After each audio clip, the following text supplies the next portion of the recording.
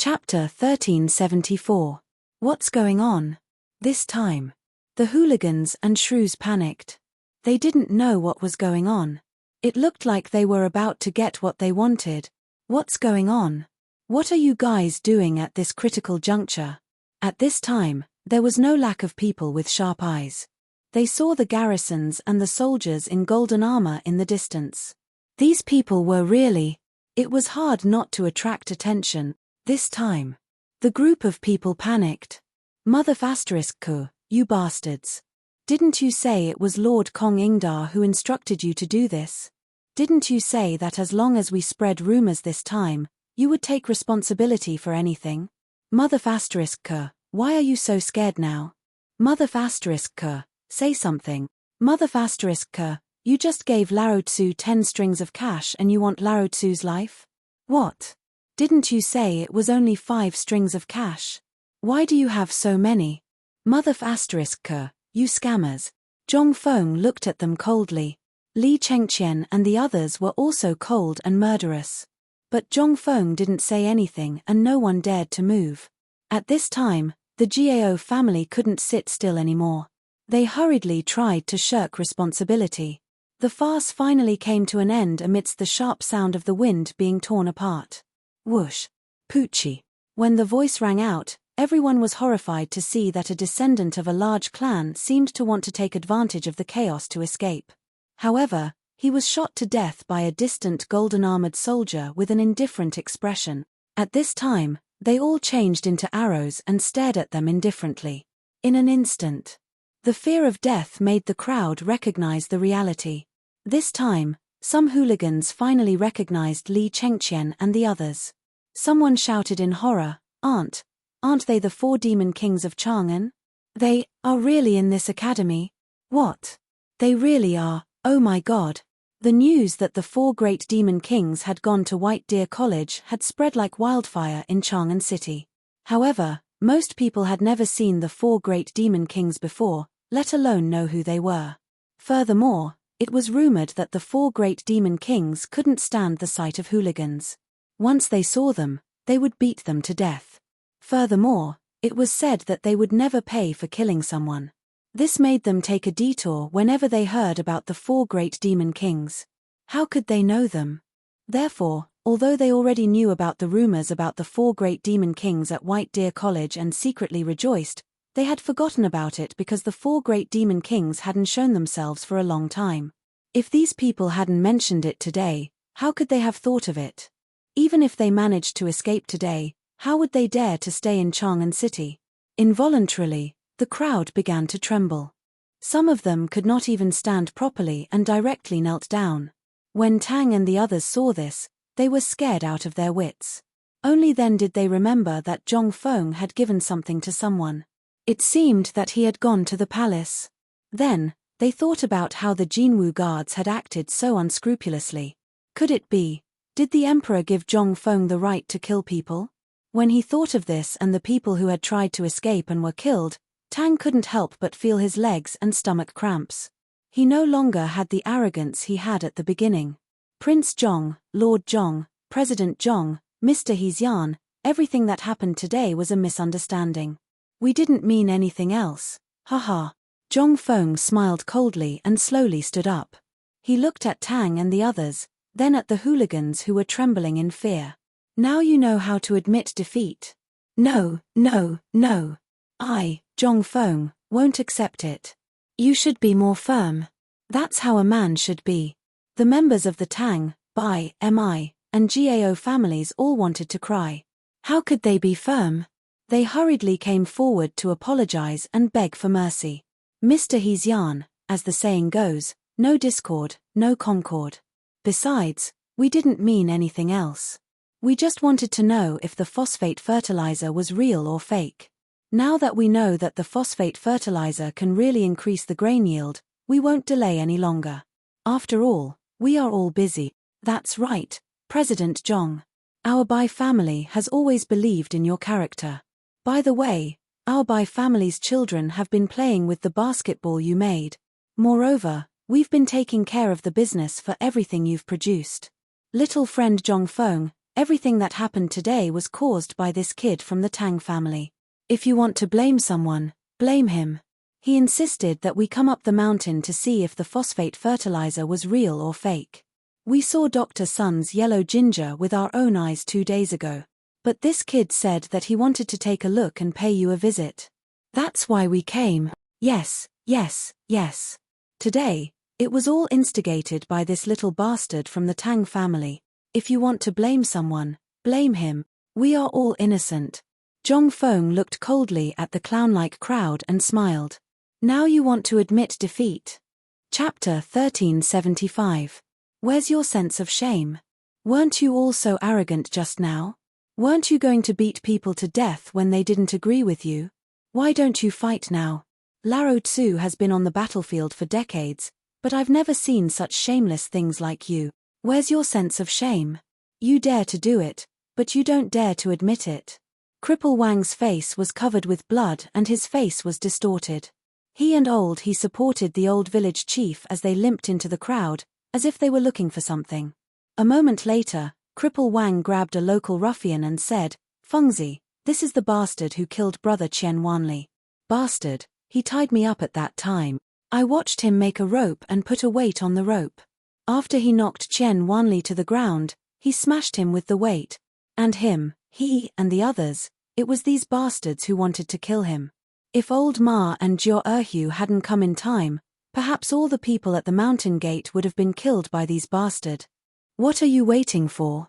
Let's kill him now. Bastard. At this moment, Jiao Khan, who had been silently guarding behind Zhong Feng, roared and rushed forward with bloodshot eyes. Zhong Feng didn't stop him. He just looked at the young man with the surname Tang and said, "Jiao Khan, kill them one by one. Cut off their heads and send them to brother Chen Wanli." This time, the group of people panicked. "Tang, say something. Young Master Tang, save us. You said that if anything happens, you'll take care of us." "Bastard, Tang, Lao Tzu will be a ghost." "Poochie." Their shouting didn't last long. Jiao Khan's head was smashed with a few punches. After all, Jiao Khan was born with great strength, and he was angry at this time. Moreover, he was dull and didn't have many brothers who could talk to him, but this Chen Wanli really treated him as a brother. If it wasn't for Zhong Feng, he would have killed them all. At this time, when he heard Cripple Wang and the others describe Chen Wanli's death, he couldn't bear it anymore. Even if he killed him later, he would have no regrets. But Zhong Feng still let him do it. This time, he couldn't bear it anymore. Cheng Chumo and the others wanted to attack, but Niu Jindar, who was hiding behind the crowd, ordered them to hold on to them. If Jiao Khan and the others wanted to kill someone, so be it.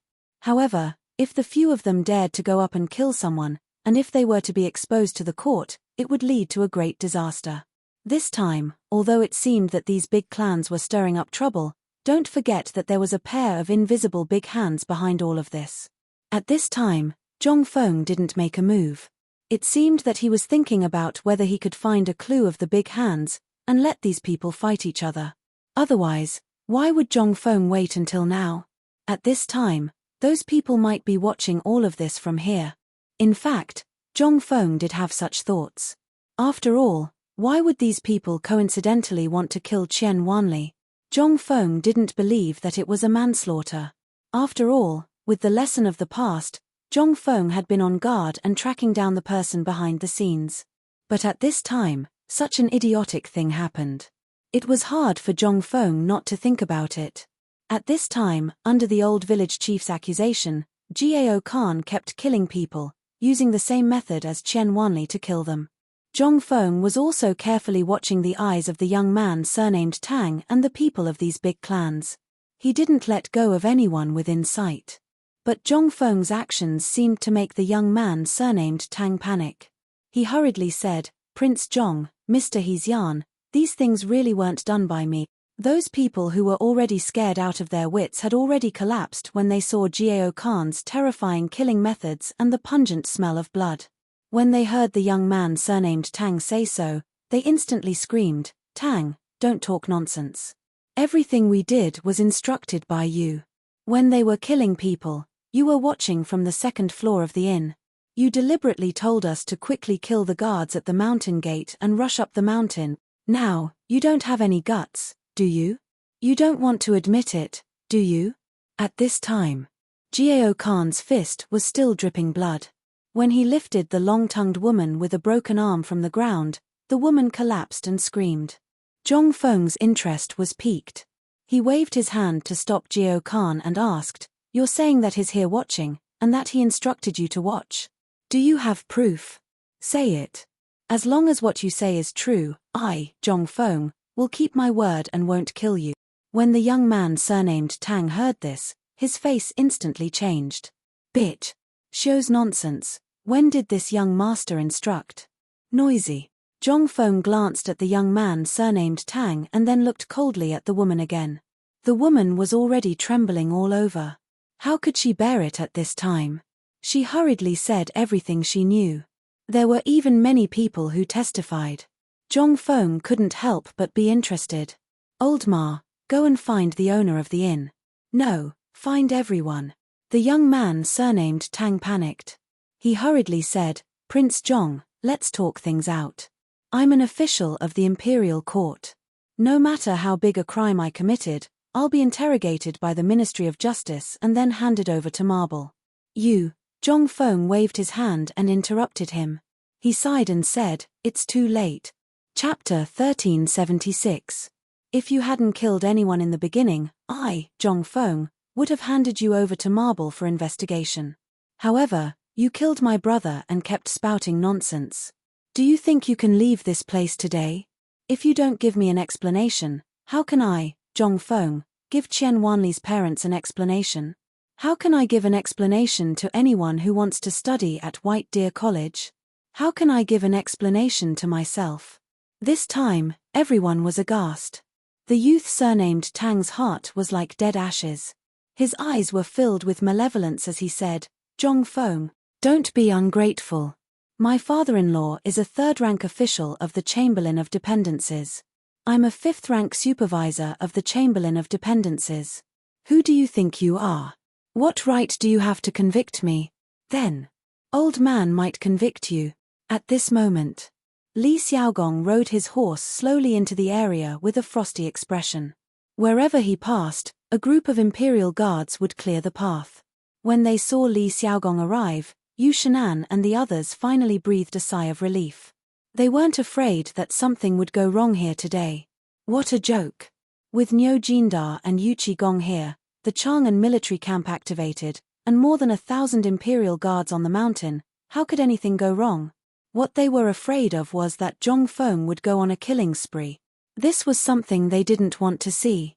Li Xiaogong's appearance undoubtedly gave the youth surnamed Tang and the others a glimmer of hope. Although Li Xiaogong had always been very strict, he also liked to do things according to the rules. At least nothing would happen here today. As long as they entered the Supreme Court, everything could be done. Zhong Feng nodded slightly at Li Xiaogong. Li Xiaogong nodded and dismounted his horse. He looked at Qian Wanli's corpse, then solemnly tidied his clothes. He looked around and said, "By the Emperor's personal decree." Instantly, everyone's expression changed greatly. They all knelt on the ground. Apart from Zhong Feng and the four great Confucian scholars, only Sun Simiao and Li Xiaogong were still standing in the market. After everyone knelt down, Li Xiaogong said, "Xiao Mountain was originally the fief that I gave to Zhong Feng. Besides, he made trouble at the academy. According to the laws of the Tang dynasty, there is a law of killing first and reporting later. I am very angry about what happened today. Please pardon him." While speaking, Li Xiaogong sighed. He looked at Zhong Feng and said, "Pardon Zhong Feng to investigate this matter thoroughly. Autumn planting is the foundation of the country, and no one is allowed to sway it. Today, Zhong Feng has developed such a divine object for the Tang dynasty, but someone wants to disregard the Tang dynasty and take it for himself. This is a matter that angers both men and gods. I am extremely angry and wish I could kill him with my own hands. Today, I pardon Zhong Feng's right of life and death until the truth is found out and justice is served to the deceased. In addition, I am very sad that the deceased was a student of the academy.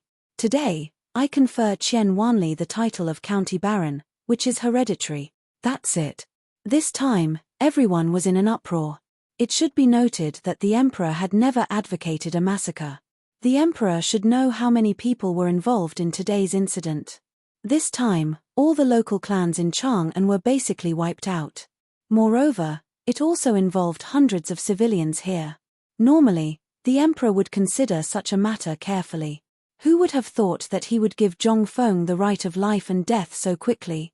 That meant, from now on, Zhongfeng would have the right of life and death no matter what happened here. At this time, the young man surnamed Tang's expression suddenly changed. The people of the Mi, Bai, and Gao families also panicked. As for those local hooligans, how could they still have a glimmer of hope? What was that? That was an imperial edict. It was an imperial edict from the emperor himself. At this moment, everyone was angry. They immediately pointed the spearhead at the young man surnamed Tang. After reading the imperial edict, Li Xiaogong patted Zhongfeng on the shoulder and said, "The emperor said that Qian Wanli's title can be inherited by anyone in his family. Moreover, he can reward the Qian family with everything you seized this time as a reward." After that, Li Xiaogong looked coldly at the people of the Tang family and said, "You all heard it clearly. What Zhongfeng said before doesn't count. What about this imperial edict and old man's words? His Majesty has said that since all of you are from big clans in Chang'an, as long as you tell us who is the mastermind behind all of this, you will be given a lighter punishment. Otherwise, it has been a long time since someone from the Tang Empire was implicated. Zhongfeng, old man will go take care of these families first. After you are done here, meet up with the Tang family." After that, Li Xiaogong left in a hurry again.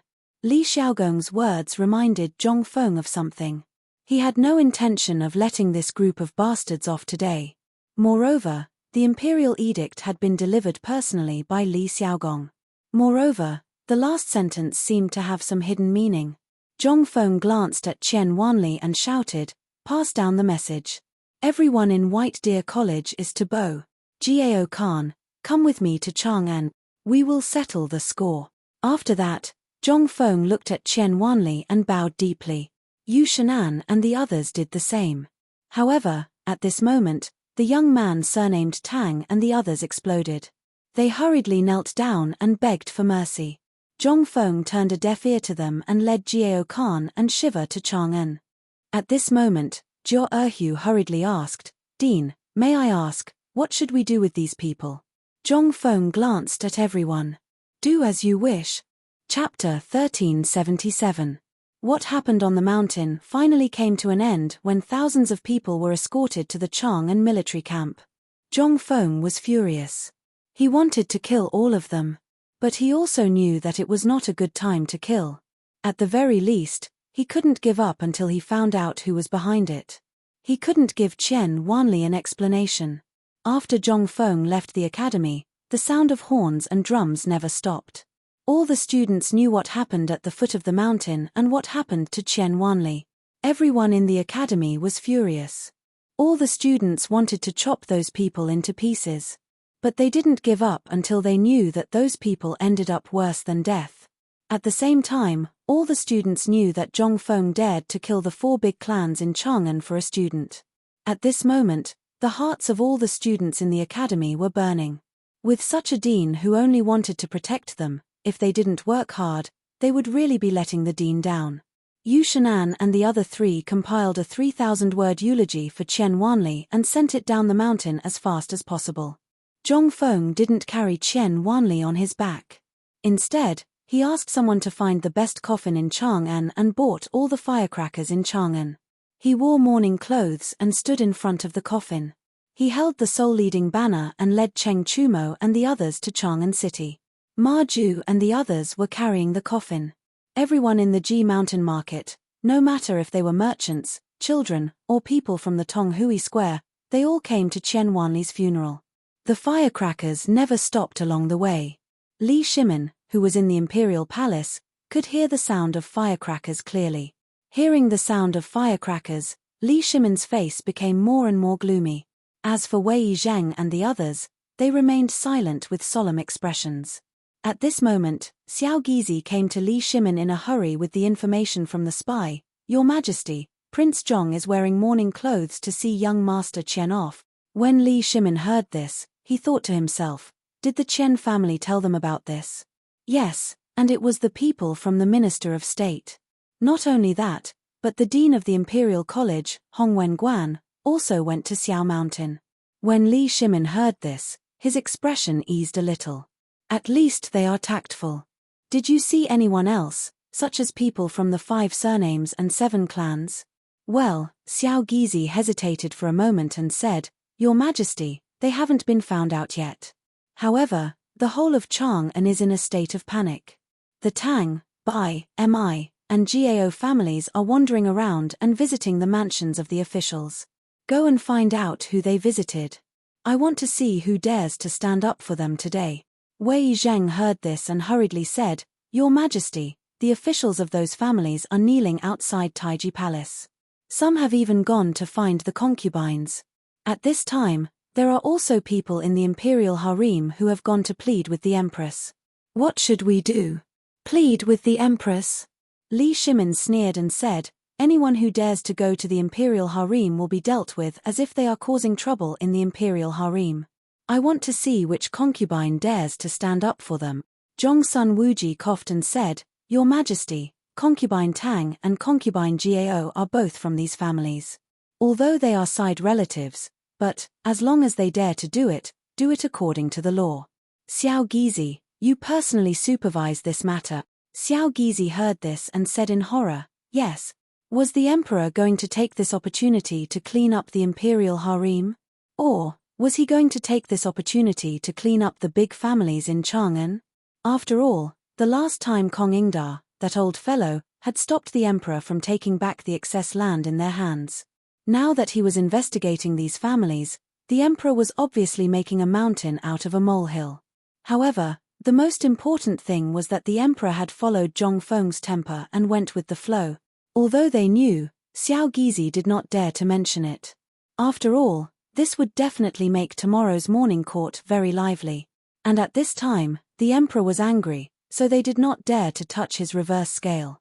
But that was just that. Zhong Feng was really angry this time. Moreover, Zhong Feng's anger really gave all of them a big fright. Li Shimin was also shocked by Zhong Feng. But after learning the truth, Li Shimin felt that Zhong Feng was being too soft-hearted. These bastards, why did he give them so much time? Wouldn't it be better to kill them all? What a waste of time. At this thought, Li Shimin thought of Kong Ingda. If this bastard did not do something superfluous and secretly went up the mountain in spite of the imperial edict, how could he have caused so much trouble? And at this time, Li Shimin did not know what would happen in the future because of this matter. At this thought, Li Shimin was furious. Pass down the imperial edict, order the Ministry of Justice, Ministry of Appointments, Dali Temple, Taifu Temple, Taichung Temple, and Guanglu Temple to cooperate to thoroughly investigate Kong Ingda. Kong Ingda is to be put in the imperial prison and all his properties are to be found. Anyone who dares to complain about his injustice is to be arrested. This. Wei Zheng and the others' faces changed instantly. He hurriedly said, "Your Majesty, Duke Kong might not know about this. These people must have deliberately framed Duke Kong." Li Shimin waved his hand and said, "I have decided." Chapter 1378. Wei Zheng and the others still wanted to say something. But when they saw the emperor acting like this, they could only sigh secretly. After all, Kong Ingda was too stubborn. Since he came back from Xiao Mountain, which one of the things he did could make the emperor happy? That thing alone was enough to make the emperor angry, but the emperor had been restraining himself. Who knew that such a disgusting thing would happen at this time? It would be strange if the emperor didn't get angry. At this time, the emperor's intention was very clear. He just wanted to kill him. At this time, it was useless for anyone to plead. After an hour, in the whole Chang'an city, firecrackers were constantly being set off in 2 places. The first place was Qian Tong's mansion. At this time, the whole mansion was full of sadness. Everyone was neatly dressed in mourning clothes and nervously arranging the mourning hall. In the Qian mansion, old man Qian knelt in front of the Buddha statue, his eyes dull.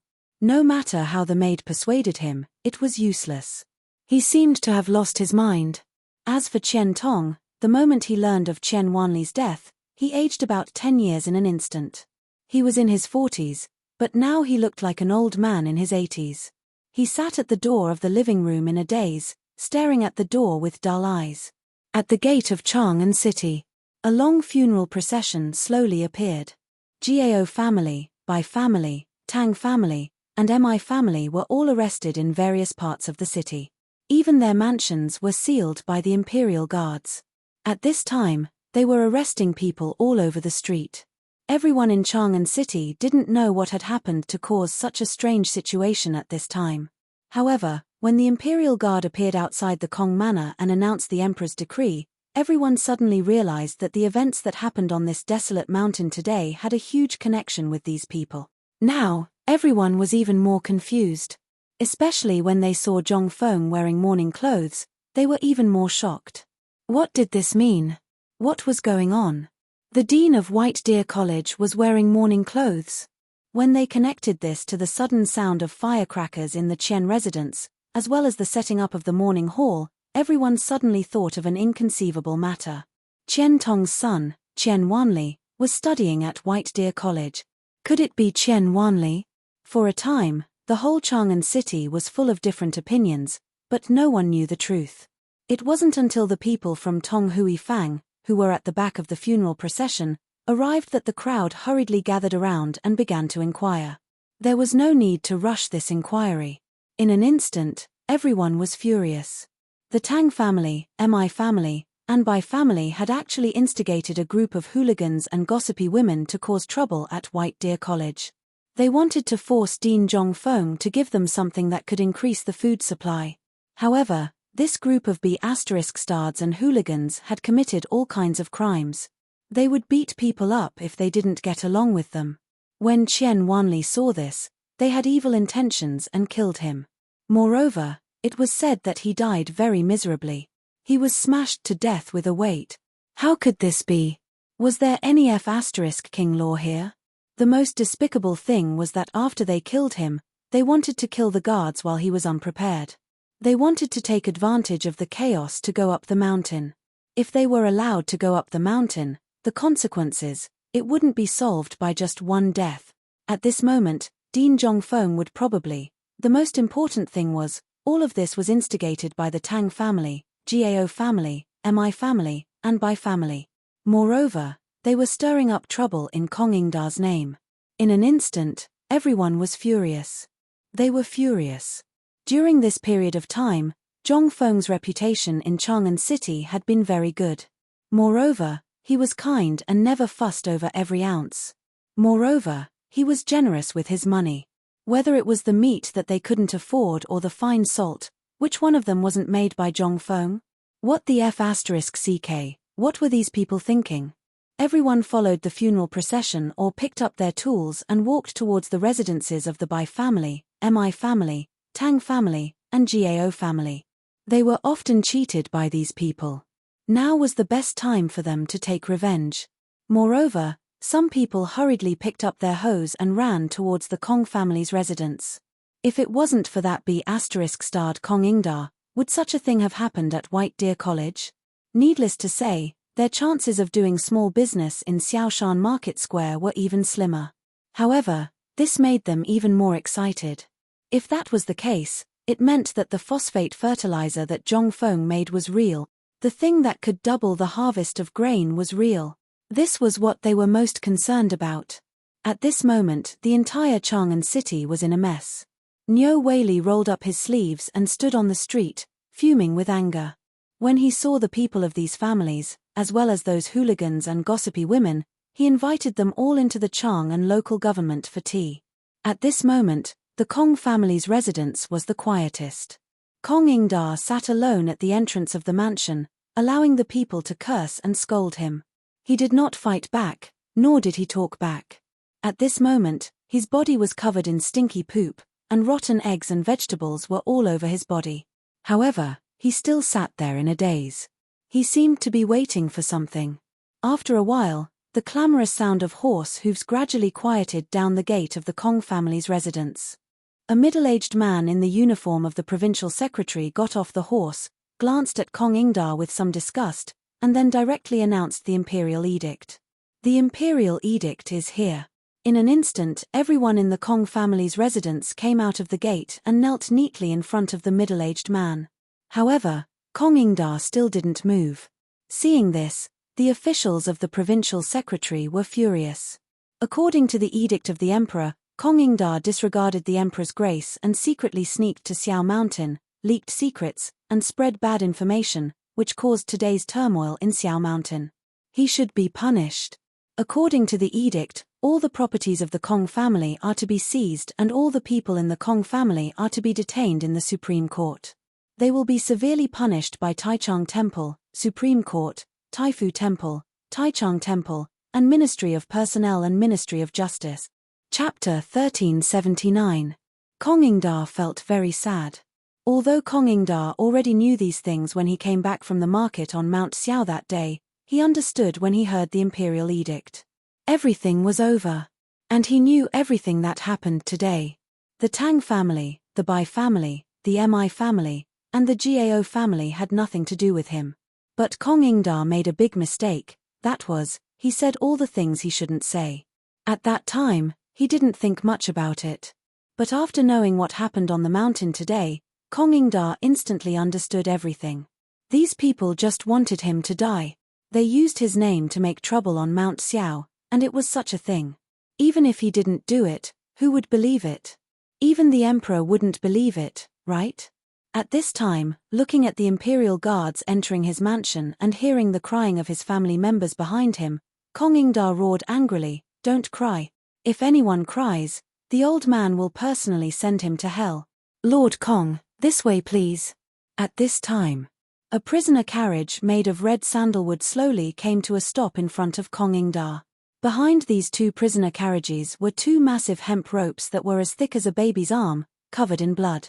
They were currently being slowly unraveled by a dozen or so imperial guards.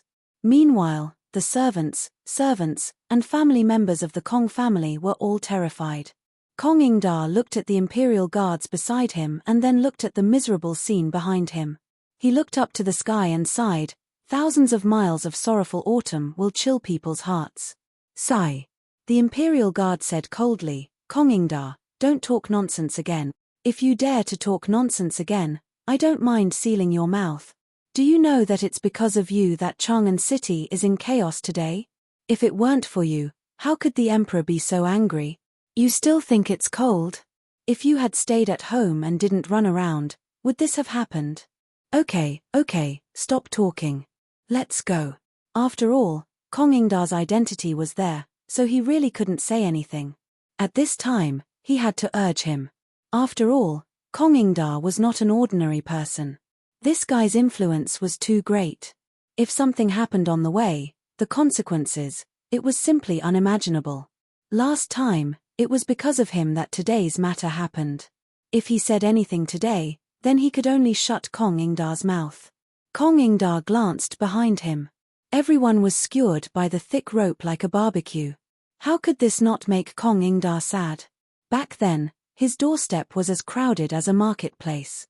Now, looking at it again, other than those who beat him up when he was down, where else could a hanger-on stand up for him? Sigh. Kong Ingda sighed and slowly walked onto the prison carriage. He allowed the imperial guards to put the heavy chains on him and a collar with barbs around his neck. After that, the long line of prisoners' wagons followed the wagons as they passed through the East Market. Then, they walked along the main street of Chang and all the way to the prison of the Ministry of Justice. In an instant. Along the way, all the citizens angrily rushed at the prisoner carriage and the person behind it. In a short while, all kinds of things were hung on the person's body. Even the imperial guards hid far away, for fear of being implicated. However, when the prisoner carriage reached the main street, Fang Xianling and Wei Zheng appeared in front of the prisoner carriage. Looking at Kong Ingda, both of them were heartbroken. "Duke Kong." Fang Xianling sighed and cupped his hands. However, Kong Ingda acted as if he didn't see or hear. He stood stiffly on the prisoner carriage and didn't say a word.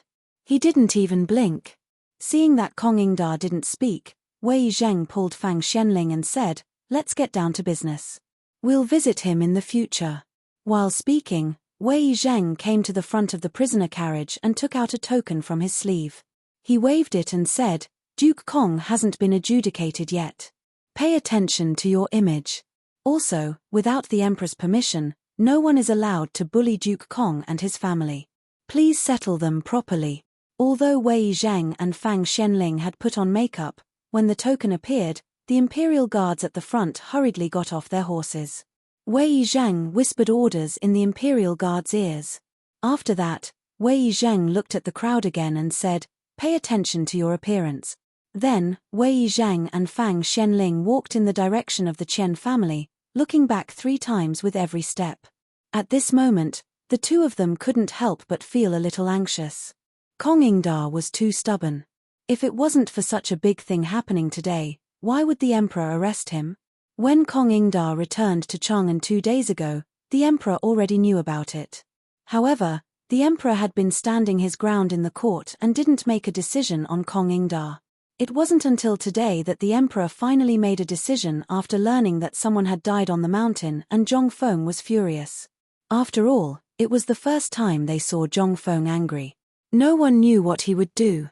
Moreover, it was the first time Zhongfeng gave Zhongfeng the pass to enter the palace and the blood jade talisman that the retired emperor didn't give out when he abdicated. This time, Zhongfeng took it out as well.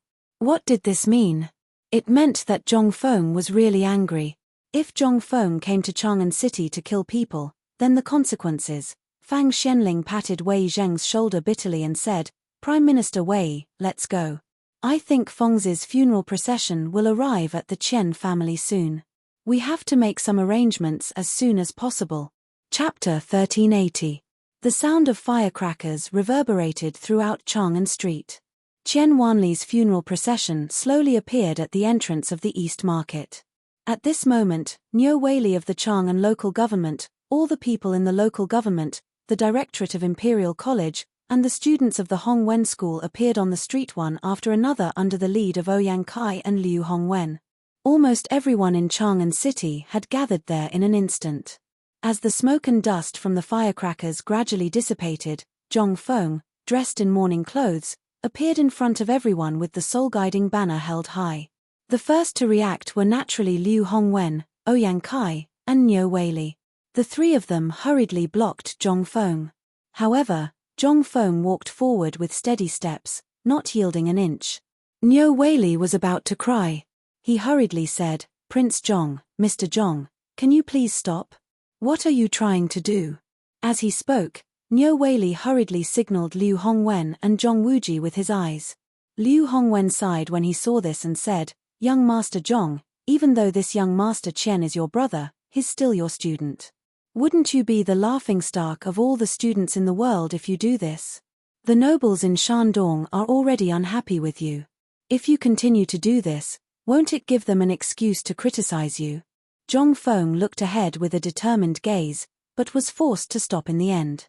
Looking at the anxious and worried faces of the 3, Zhongfeng said faintly, "The one lying in the coffin is indeed my student, but he is also my brother. My brother died in vain. As his brother, if I don't uphold justice for him and send him off, how will the world view me, Zhongfeng? How will the more than 3,000 students of White Deer College view me, Zhongfeng? If I don't stand up for them, who in the world will dare to send their sons to my college? If this goes on, won't our academy be trampled on by others?" This, in an instant. The 3 of them changed their expressions. Zhongfeng's words were very reasonable. However, there were laws in this country and rules in every family. Although the emperor had given him the power of life and death, it was still within the range of Xiao Mountain. This was Chang'an City. If you really do something out of line, then wouldn't you be giving the court officials a reason to criticize you? Under the earnest persuasion of the 3, Zhongfeng still chose to move forward. Zhongfeng shook his head slightly and said, "Everyone has a bottom line.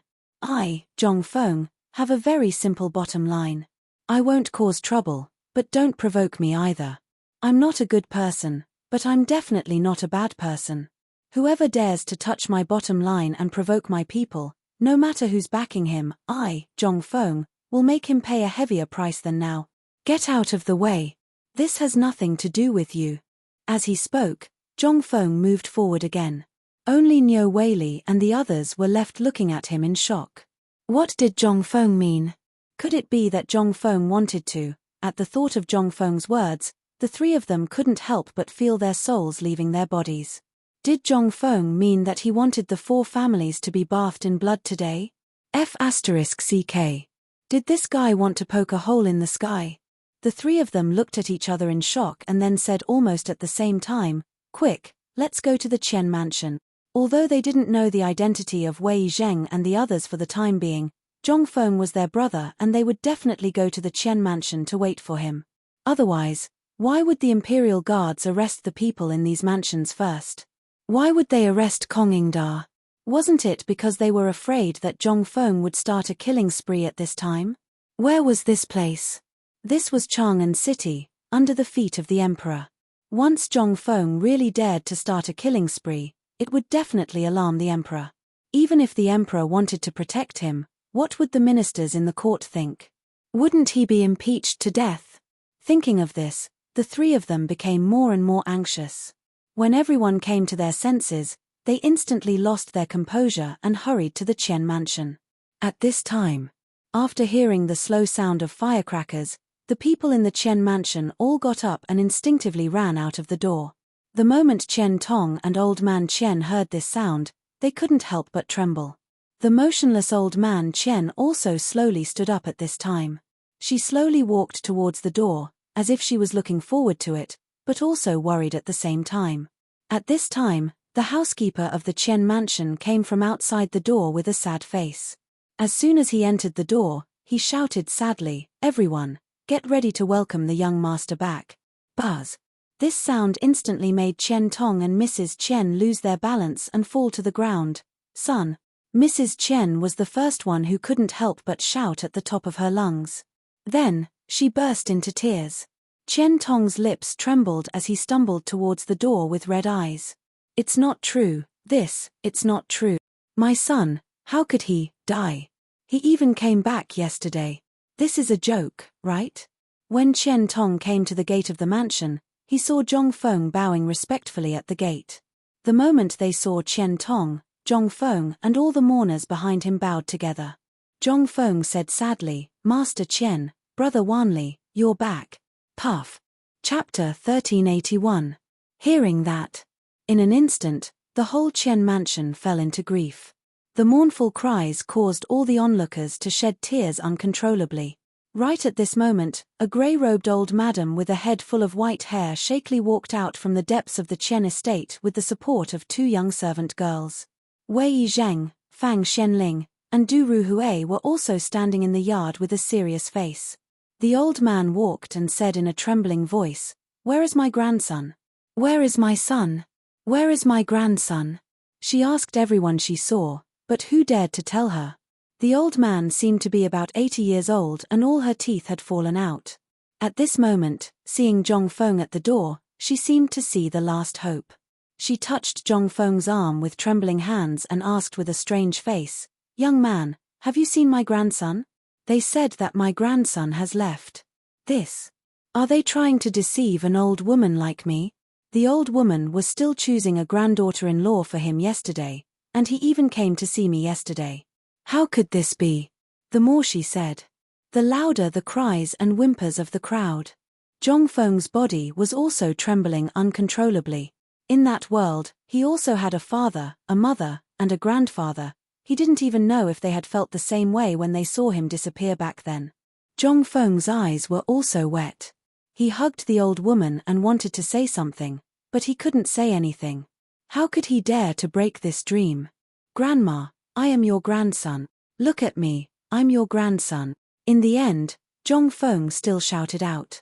In an instant, the old woman heard that and touched Zhongfeng's cheeks, hair bun, arms, and even chest with trembling hands. Originally, Zhongfeng and Qian Wanli's figures were similar. At this time, the old woman's eyes were blurred. Although their voices were a little different, their figures were somewhat similar. The old woman touched Zhongfeng's cheeks, frowning from time to time and pleasantly surprised. Seeing this, The crowd couldn't help but cover their mouths and cry. The old woman touched Zhong Feng's cheek and said, "That's not right, grandson, why do you have a beard? Did your brother mistreat you? Or is the work in the paper mill too heavy? Why didn't you dress up after coming home? What if some girl takes a fancy to you? With your appearance, why? Don't be like your father. I get angry every time I see him. Come, come, come. Granny will comb your hair. Let me tell you, yesterday, Granny personally picked a girl for you. That family. Mother, he is not your grandson, he is. Qian Tong broke down and burst into tears. The old woman glared at him and shielded Zhong Feng behind her, scolding, "Nonsense. When your grandson went to the academy, you locked him in his room, don't think I don't know. Now what, you don't even recognize your own son?" When Zhong Feng heard this, he couldn't help crying, hugging the old woman and saying, "Grandma, I am your grandson. From now on, I am your most beloved grandson. I will listen to everything you say, okay?"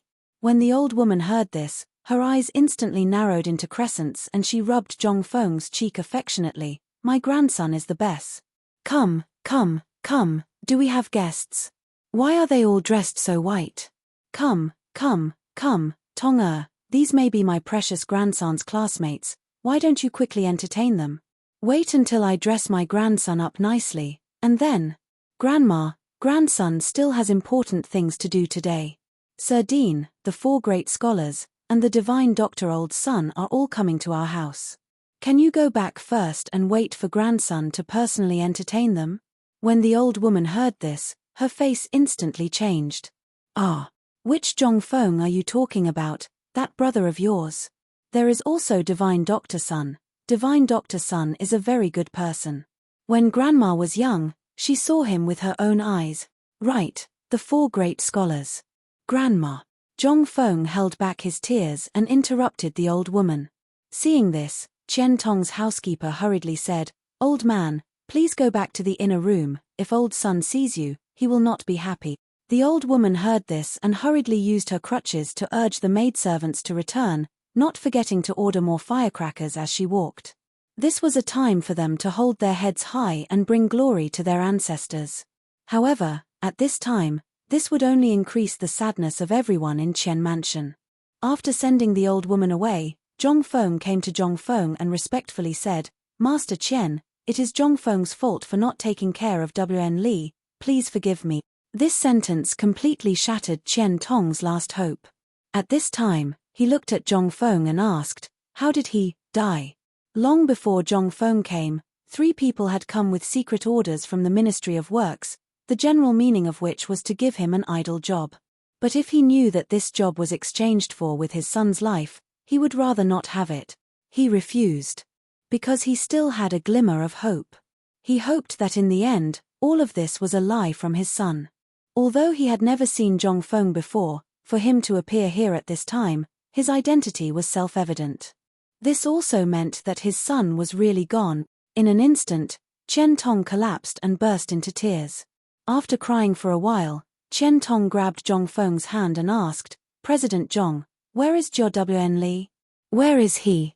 When Zhong Feng heard this, he waved his hand and said, "Let brother Wn Li's coffin return to the mansion." Chapter 1382. At this time, almost half of the people in Chang'an City came to the Qian Mansion. With the Qian Mansion as the center, the whole Chang'an City, from here to the East City, was densely packed with people. They didn't come to pay homage to Qian Wanli's death. They weren't that kind. They came to see how Zhong Feng would deal with it. Would Zhong Feng start a massacre for the sake of a student today? Among these people, there were groups of Jinwu guards in plain clothes, as well as the Imperial Guards and the Chang'an garrison. There were so many of them that it made people's hair stand on end. They only had one purpose. That was to find out the mastermind behind all this. For this matter, Li Shimin even sent out all the spies in Chang'an City at all costs. At this time, pairs of eagle-like eyes were coldly searching for something in the crowd. Even the places that people couldn't see, as long as there were suspicious places before, were basically cleaned up. Although the sun was weakly shining on Chang'an City at this time, the air was as cold as winter. The air was also filled with a thick smell of blood that could not be dispersed.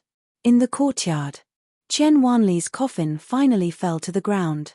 In front of his coffin, there were not 3 sacrificial animals, but 3 human head. They were the murderer who killed Chen Wanli, the long-tongued woman, and the hooligan who jumped the most fiercely and acted the most ruthlessly. These 3 heads instantly made everyone's hair stand on end from head to toe. Everyone suddenly came to a realization. At this moment, behind the seemingly calm and tranquil scene, there seemed to be a turbulent wave brewing. After paying homage to Chen Wanli, Zhongfeng again said to Zhongfeng and Mrs. Chen, "Master Chen, Mrs. Chen, I, Zhongfeng, have wronged Wanli. Although I have killed the murderer, today, I will personally go to the Bai, Gao, Mi, and Tang family to seek justice for brother Wanli. After that, Zhongfeng will personally come to ask for forgiveness. President Zhong." The moment Zhongfeng stood up and prepared to leave, Madam Chen grabbed Zhongfeng's hand and said hoarsely, "My Chen family only has Wanli, this one and only child. Although I, as his mother, was soft-hearted and allowed him to go up the mountain, after that, Wanli, this child, is more excited and happy than he has been in the past 10 years. Furthermore, we have witnessed his growth. If it weren't for your approval, I'm afraid our Chen family wouldn't have been able to run Paper Blank's business. And every time he comes back, Wanli will always tell us about what happened on the mountain. Every time this happens, Wanli will be the happiest. Today, you have done enough. If Wanli were still alive, he would definitely not want to see the person he respected the most risk his life for him. Prince Zhong, I know you are a person who values friendship and righteousness, but doing this is not worth it. Today, people from the palace also came, and these families are already being investigated by the Ministry of Justice. Moreover, you have personally avenged Wanli. This, we are content." Chen Tong let out a long sigh. "Prince Zhong, if Wanli were still alive, he would definitely not let you do this. Since he chose to do this, it was because he didn't want you to do anything stupid. I won't ask him how he died. I don't want to add to his sins, and I don't want his good brother to kill people for him. I am content with all of this. Now, we just want to accompany Wanli. I hope Prince Zhong can help us. We can't afford to be tossed around anymore. We just want to live a peaceful life." Chen Tong was able to open a pawn shop in Chang'an City for so many years, so he was already familiar with many things. At this time, how could he not see that this wasn't a simple matter? Behind this matter, there must be a shocking conspiracy. Everything that happened in Chang'an City today, he naturally knew. In addition, the people from the palace just now made him understand even more. If he got involved again, he wouldn't even know how he died. Now, he even lost his son, so he didn't want to be tossed around anymore. Losing his son was like losing all hope. What was the point of everything he had done in the past? Even if he was given a high position at this time, what use would it be? Although he was extremely strict with Chen Wanli, all of this was for the good of Chen Wanli.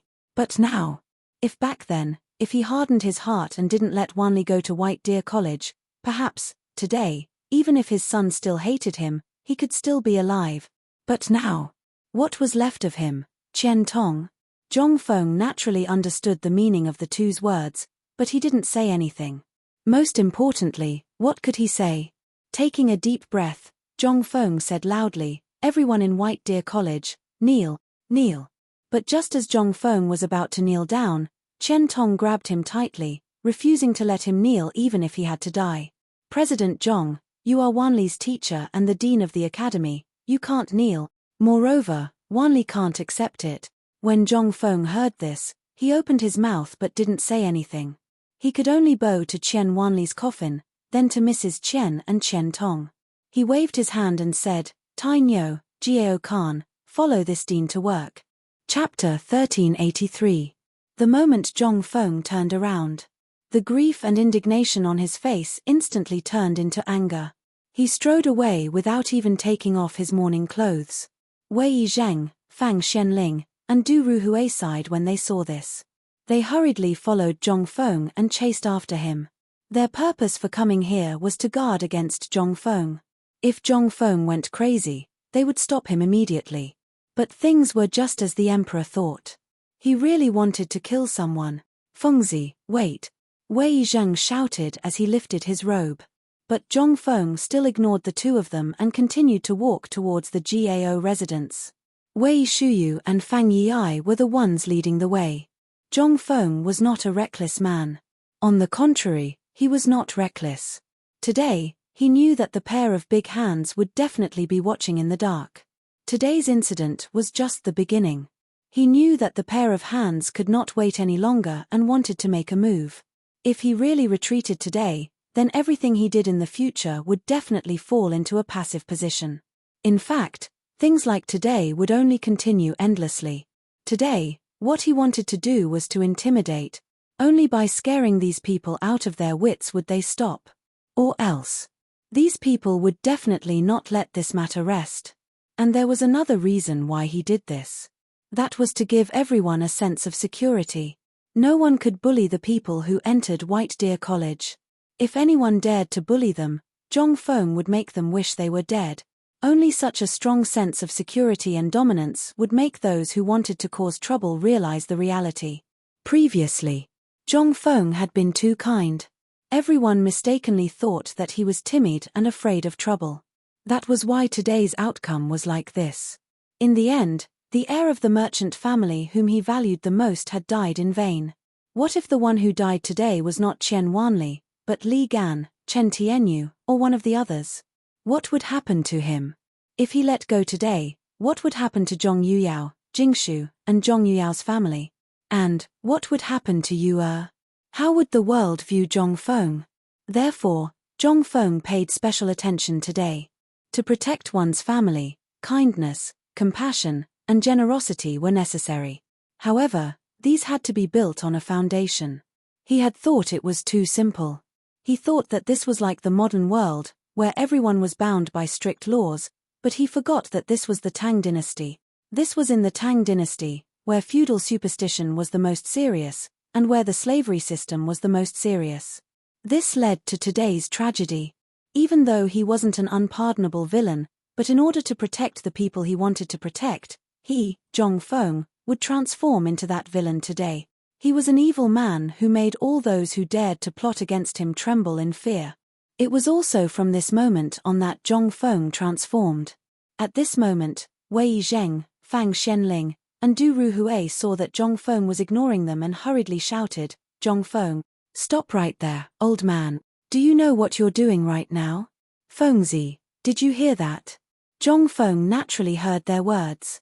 Seeing the three of them acting like this, Li Chengqian and Du Go couldn't hold back anymore. "Fengzi, why don't we listen to what they have to say?" "Fengzi," Zhong Feng sighed slightly and stopped in his tracks. When Wei Zhang and the others saw this, they hurriedly ran forward and grabbed Zhong Feng's hand, pulling him behind them. Wei Zhang asked with a serious expression, "Fengzi, the emperor has already intervened in this matter. Do you know what this means?" "How could Zhong Feng not know?" He said, "The emperor just doesn't want me to make a move in Chang'an City, right?" Wei Zhang nodded and said, "Since you already know, why are you still so reckless? Do you know how many people are watching in the dark today? In the 2 hours that we were in the Qian mansion, we heard that the Imperial Guard spies killed at least 100 people and captured more than 300 people. These people are all from unknown forces. Think about it, so many people have been captured. How many people have not been captured? Fengzi, don't be so obsessed. It's not good for you." Zhong Feng nodded and took out the Mitsubishi bayonet from his arms. He said, "You're all right. But have you ever thought that the hands hidden in the dark also think the same? Today is just a test. If I, Zhong Feng, shrink back today, what will I do in the future? If I encounter today's situation again, will I still choose to back down? After the first test, there will definitely be a second and third time in the future. Have you ever thought about how many brothers I, Zhong Feng, have? How many students I, White Deer College, have? If this continues, how will the world view me, Zhong Feng? How will they view my White Deer College? Are they saying that I, Zhong Feng, don't even have the ability to protect my own students?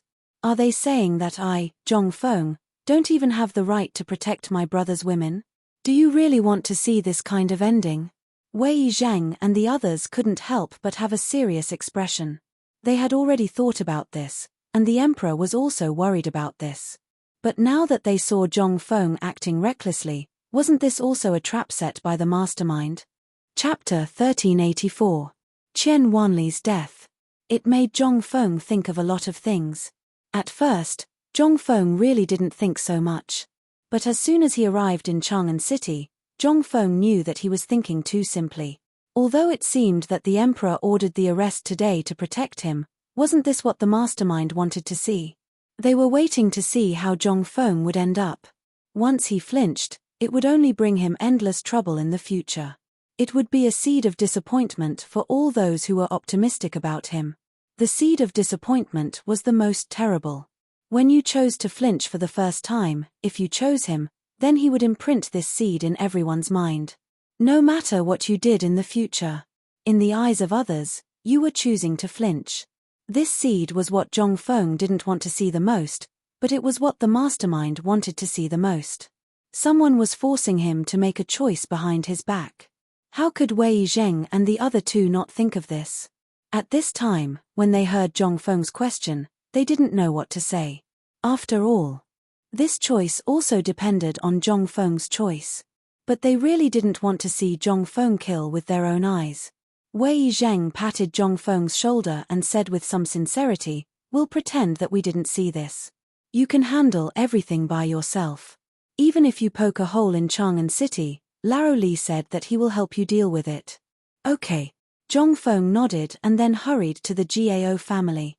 Wei Zheng and the others hurriedly stopped Li Chengqian and said, "Remember, your father said that no matter what happens, you must protect Zhong Feng and yourself.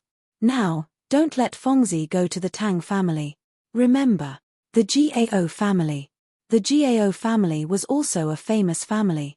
But it was not in this era. At its most glorious time, almost half of the land in the entire Guangzhou region belonged to the Gao family. But that was the past. The current Gao family was just a country gentleman. However, he was still more well off than the average large clan. After all, he still had a noble title in the imperial court and some of his clansmen who worked in the imperial court. This ensured that the Gao family could continue to survive in Guangzhou. But that was only enough for them to survive. Just like the Bai clan, the Mi clan, and the Tang clan, their focus was all on this land. In Chang'an, he was considered a local tycoon. A few days ago, they had learned that there was something on the mountain that could double the amount of food. In addition, they also learned that Zhong Feng was a kind and easy person to talk to. Thus, they had been thinking about this. After all, the Imperial College and Hongwen Guan had benefited from it first, so they couldn't help but harbor evil intentions. But who would have thought that the means they were originally proud of would be taken advantage of today? If they had known that Zhong Feng was the master of scheming and manipulating public opinion, they would never have done this. But everything was just an if. Early this morning, all the clansmen of the Gao family returned to their clan in high spirits, waiting for their share of the phosphate fertilizer. But what awaited them were the people from the Ministry of Justice and the Imperial Guard. At this moment, in the Gao residence, everyone was kneeling neatly in the courtyard. Around their necks hung a large, ice-cold blade. Their eyes were filled with fear and vexation. All of the clan's belongings were carefully taken away by the Imperial Guards. Not a single brick or tile was spared. Everything was moved out of the mansion. In the Gao family, except for a few high-ranking people, all the servants and their family members were taken away by the Ministry of Justice. No one knew what fate awaited them. But this was no longer important. What was important was that as the remaining people watched the last bit of their belongings slowly disappear, their hearts began to tighten. The emperor was furious. Their belongings were confiscated and everyone was sent to the Ministry of Justice's prison. These were all small matters, but why were they not taken away? Could it be that they wanted to kill them? They all knew that things were not that simple. Most importantly, they all knew what was going on. After all, they were the ones who personally mobilized and came up with the plan. But the more it was so, the more terrified they felt.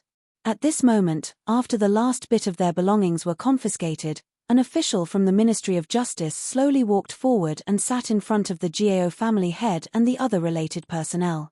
He asked, "Tell me, what happened today? Do you want to talk about it here or in the Ministry of Justice's prison? There's no need." At this moment, Zhong Feng walked in with Li Chengqian and the others. In Li Chengqian's hands, he personally held the imperial edict that Li Xiaogong had just announced in the market. And when he saw the imperial edict, the eyes of the Ministry of Justice instantly widened. Those who were about to step forward to stop Zhong Feng and the others also fell to their knees in an instant. And what shocked the Ministry of Justice even more was that, behind this young man, the Crown Prince and the heir to the Duke had all appeared. This meant that the person leading them was Zhong Feng.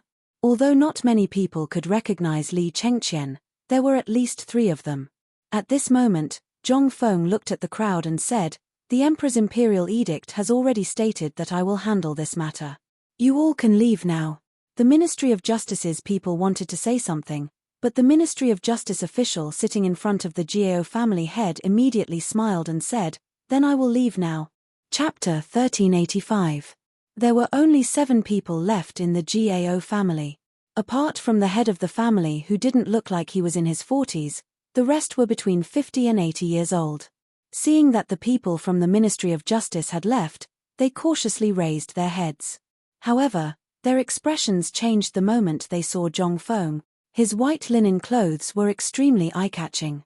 They didn't know what happened on Xiao Mountain today, but since the people from the Ministry of Justice were here, it meant that the plan had failed.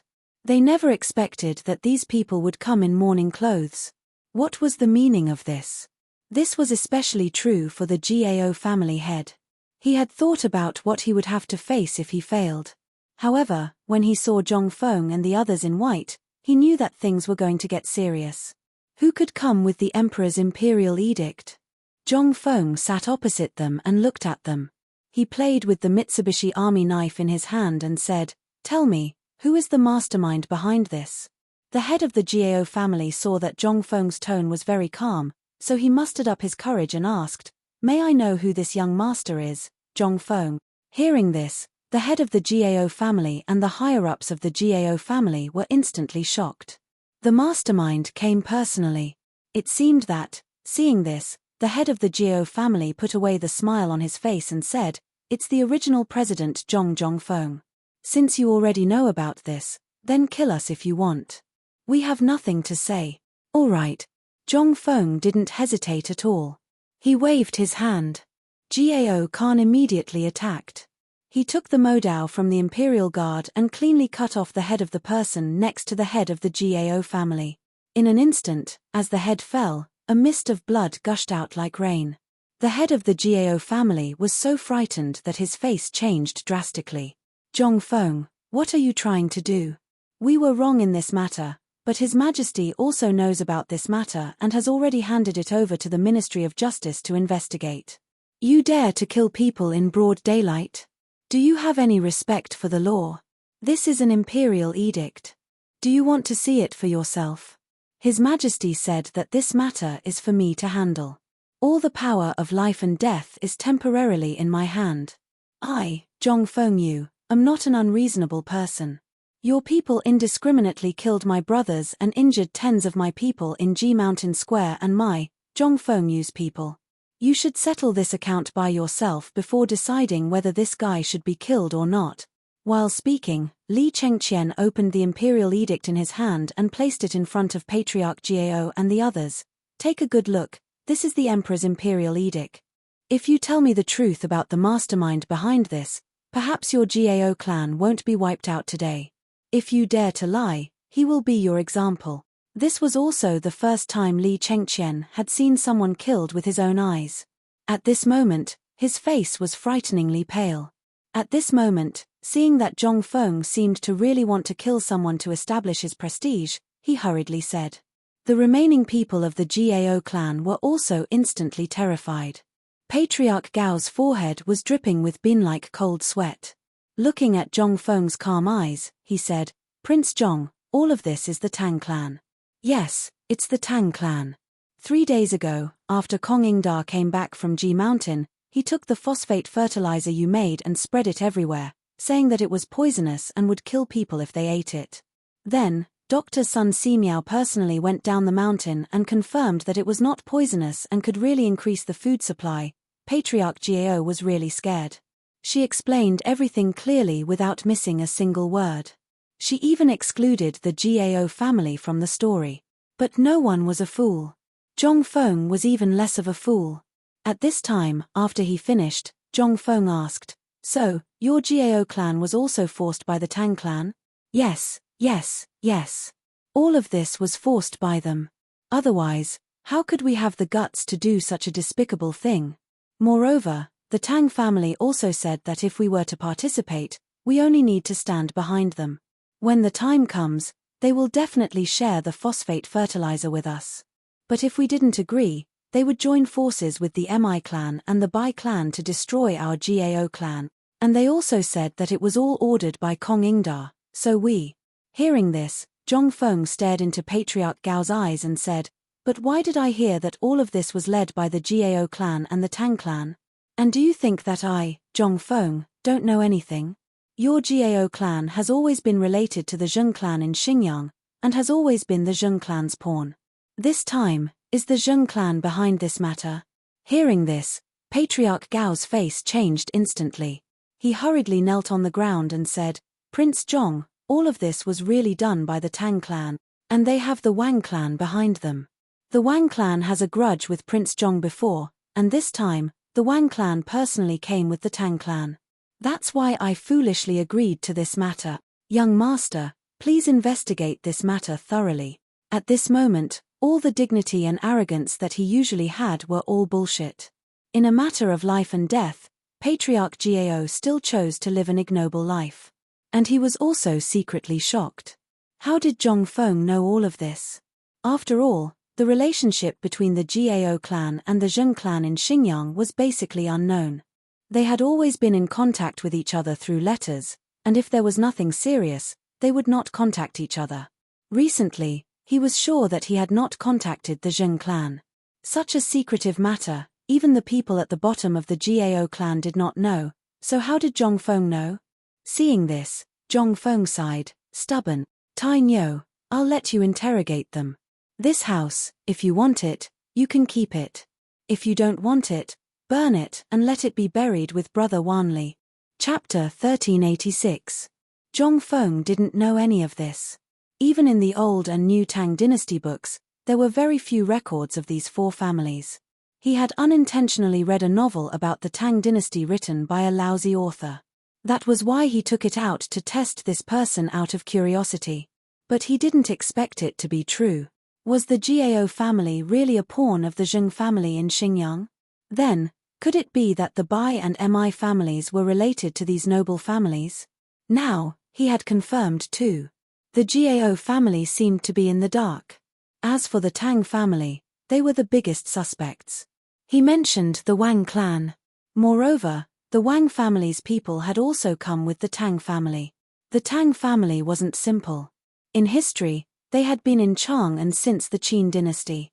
It wasn't until the Wei, Jin, and northern and southern dynasties that the Tang family started to decline. When Yang Jian came to power, the Tang family had no chance of recovery. Until now. It seemed that the Tang family wasn't simple. Li Chengqian saw that Zhong Feng was silent and couldn't help but ask, "Fengzi, do you think this incident was really done by the Wang clan's people? If that's the case, the mastermind is also the Wang clan's people." Zhong Feng shook his head and looked tiredly at the worried and fearful people in front of him. He said, "It's a little impossible. The Wang clan alone can't do this. Now, I suspect that this incident wasn't done by the Wang clan at all. On the contrary, the Wang clan's people were used by others." "What?" Li Chengqian couldn't help but be shocked. He thought for a while and said, "Fengzi, how is that possible? The Wang clan has been against us since Lantian. And the iron mine was broken by the Wang clan, isn't that right? Now you're saying that it wasn't done by him?" At this moment, Shiva, Wei Shuyu, Du Go, and the others couldn't help but look at Zhong Feng. Ma Ju, Hao Chujun, and the others also revealed confused and curious expressions. Although they knew a little about some things, they didn't know much after all. In addition, they didn't understand the various relationships between these big clans, which made them even more confused. Zhongfeng nodded. They used too much force. Think about it. If even we can think of this, then do you think that the people of the Wang clan are all fools? No one who can become a member of a big clan is a fool. On the contrary, these large clans have always prioritized their own interests. It's because of this that they don't dare to stand up against us easily. After all, they haven't swallowed us whole. So, if you were the head of the Wang clan, would you be so impatient to step out? In an instant, Li Chengqian understood everything. Ma Ju, Hao Chujun, Guo Shouyi, and the others were puzzled and had no idea what he was talking about. How could these large clans be something that they could look up to normally? However, at this moment, from the conversation between Zhongfeng and Li Gan, they understood some things. Moreover, they were even more shocked by Zhongfeng's current understanding. In the subconscious mind of an ordinary person, they would be impulsive. In a fit of rage, one would often be unusually impulsive. However, Zhongfeng was different. He was actually able to hide everything under this appearance of rage. How could they not be impressed? As they spoke, the group arrived outside the Mi clan's residence. At this moment, the people of the Ministry of Justice seemed to have known that Zhongfeng was coming. Other than the head of the Mi clan and the important members, all the treasures and people were taken away. Only a few guards were left. When these guards saw Zhongfeng and the others arrive, they hurriedly handed over their belongings and slipped away. This time, Zhongfeng only spent the time of a meal to get something useful out of the Mi clan. That was the Lanling Xiao clan behind the Mi clan. People from Shandong. How could they have dealings with the Mi clan? This caused Zhongfeng to become even more perplexed. As usual, he left the people to Chen Tianyu. This time, on the way, Zhongfeng did not say a word. He hurriedly led the group into the Bai clan's residence. The Bai clan practiced medicine for generations. It was a well-known family of physicians. In the Sui dynasty, Yang Guang's era was also his most glorious era. However, when he was treating Yang Guang's beloved concubine, he accidentally touched the arm of the imperial concubine and was almost exterminated by Yang Guang. These descendants of the Mi family were also the scattered members of the Mi family. Finally, after the founding of the Tang dynasty, they were able to recover some of their ancestral properties. However, they could no longer take back the things they had bought from the merchants. At that time, the land was the most worthless thing in the world. When Zhongfeng entered the Mi clan's residence. Of the Mi clan, only an old lady was left. She was sitting at the entrance of the residence, seemingly waiting for Zhongfeng's arrival. This made Zhongfeng a little surprised. Behind the old lady, the remaining members of the Mi clan were lying on the ground. Their faces were purplish-black. It was obvious that they had committed suicide by taking poison. Seeing Zhongfeng's arrival, the old lady smiled faintly and said, "Prince Zhong, you're here." Zhongfeng did not beat around the bush and asked directly, "Tell me, who is the mastermind behind you?" Chapter 1387. The woman from the Mi clan faintly smiled and said, "Listen to this old woman's nagging first. When I'm done, you'll know everything about my Mi clan." The Mi family was originally a prominent family. Prince Zhong should have heard about this from the Bai family and the Jiao family before coming here, right? This old woman knew quite a lot. Zhongfeng couldn't help but understand why everyone behind her had died. She was afraid that her clansmen would suffer the pain of being imprisoned. Besides, this was the prison of the Ministry of Justice. Moreover, this matter had alarmed the emperor. How could they come out after entering? Moreover, the old woman also knew about the Chen family. Since she came from the Chen family, she must have passed by these places. Since she could come here, it meant that Zhongfeng knew everything he could. There was no point in struggling at this point. The old woman continued, "But in the Sui dynasty, my ancestor touched the arm of the imperial concubine and was exterminated. We were only able to return to our ancestral home from the bitter cold when the retired emperor ascended the throne and pardoned the world. But the glory of the past was long gone. So, the Mi family had no choice but to find a big tree. Prince Zhong, do you know why the Mi family can continue to exist in Chang'an? Usually, when people who are exiled come back, they may not be able to buy these properties even if they have money, let alone these properties. Zhong Feng was not in the mood to guess. However, at this moment, there was a chance that he could catch the mastermind behind the scenes. Zhong Feng could only listen to her patiently. Tell me. The old woman chuckled and said, back in Liangzhu, which was also the border of the Tang dynasty, the Mi family inadvertently saved a businessman. This businessman lived in Zhaojun. At this point, the old woman stopped talking. Li Chengqian was shocked and said, You mean the Li family of Zhaojun? The old woman nodded. Yes. If it weren't for them, we wouldn't have any hope of returning to Chang'an. But it's also because of this that we're connected to Zhaojun. But this matter really has nothing to do with us. My Mi family didn't want to get involved with anyone or any force. After all, there's a precedent. But when my Mi family came back, we owed a lot of favors, and this Tang family took the biggest share. So this time, it's also the people of the Tang family who asked us to come forward with the favor.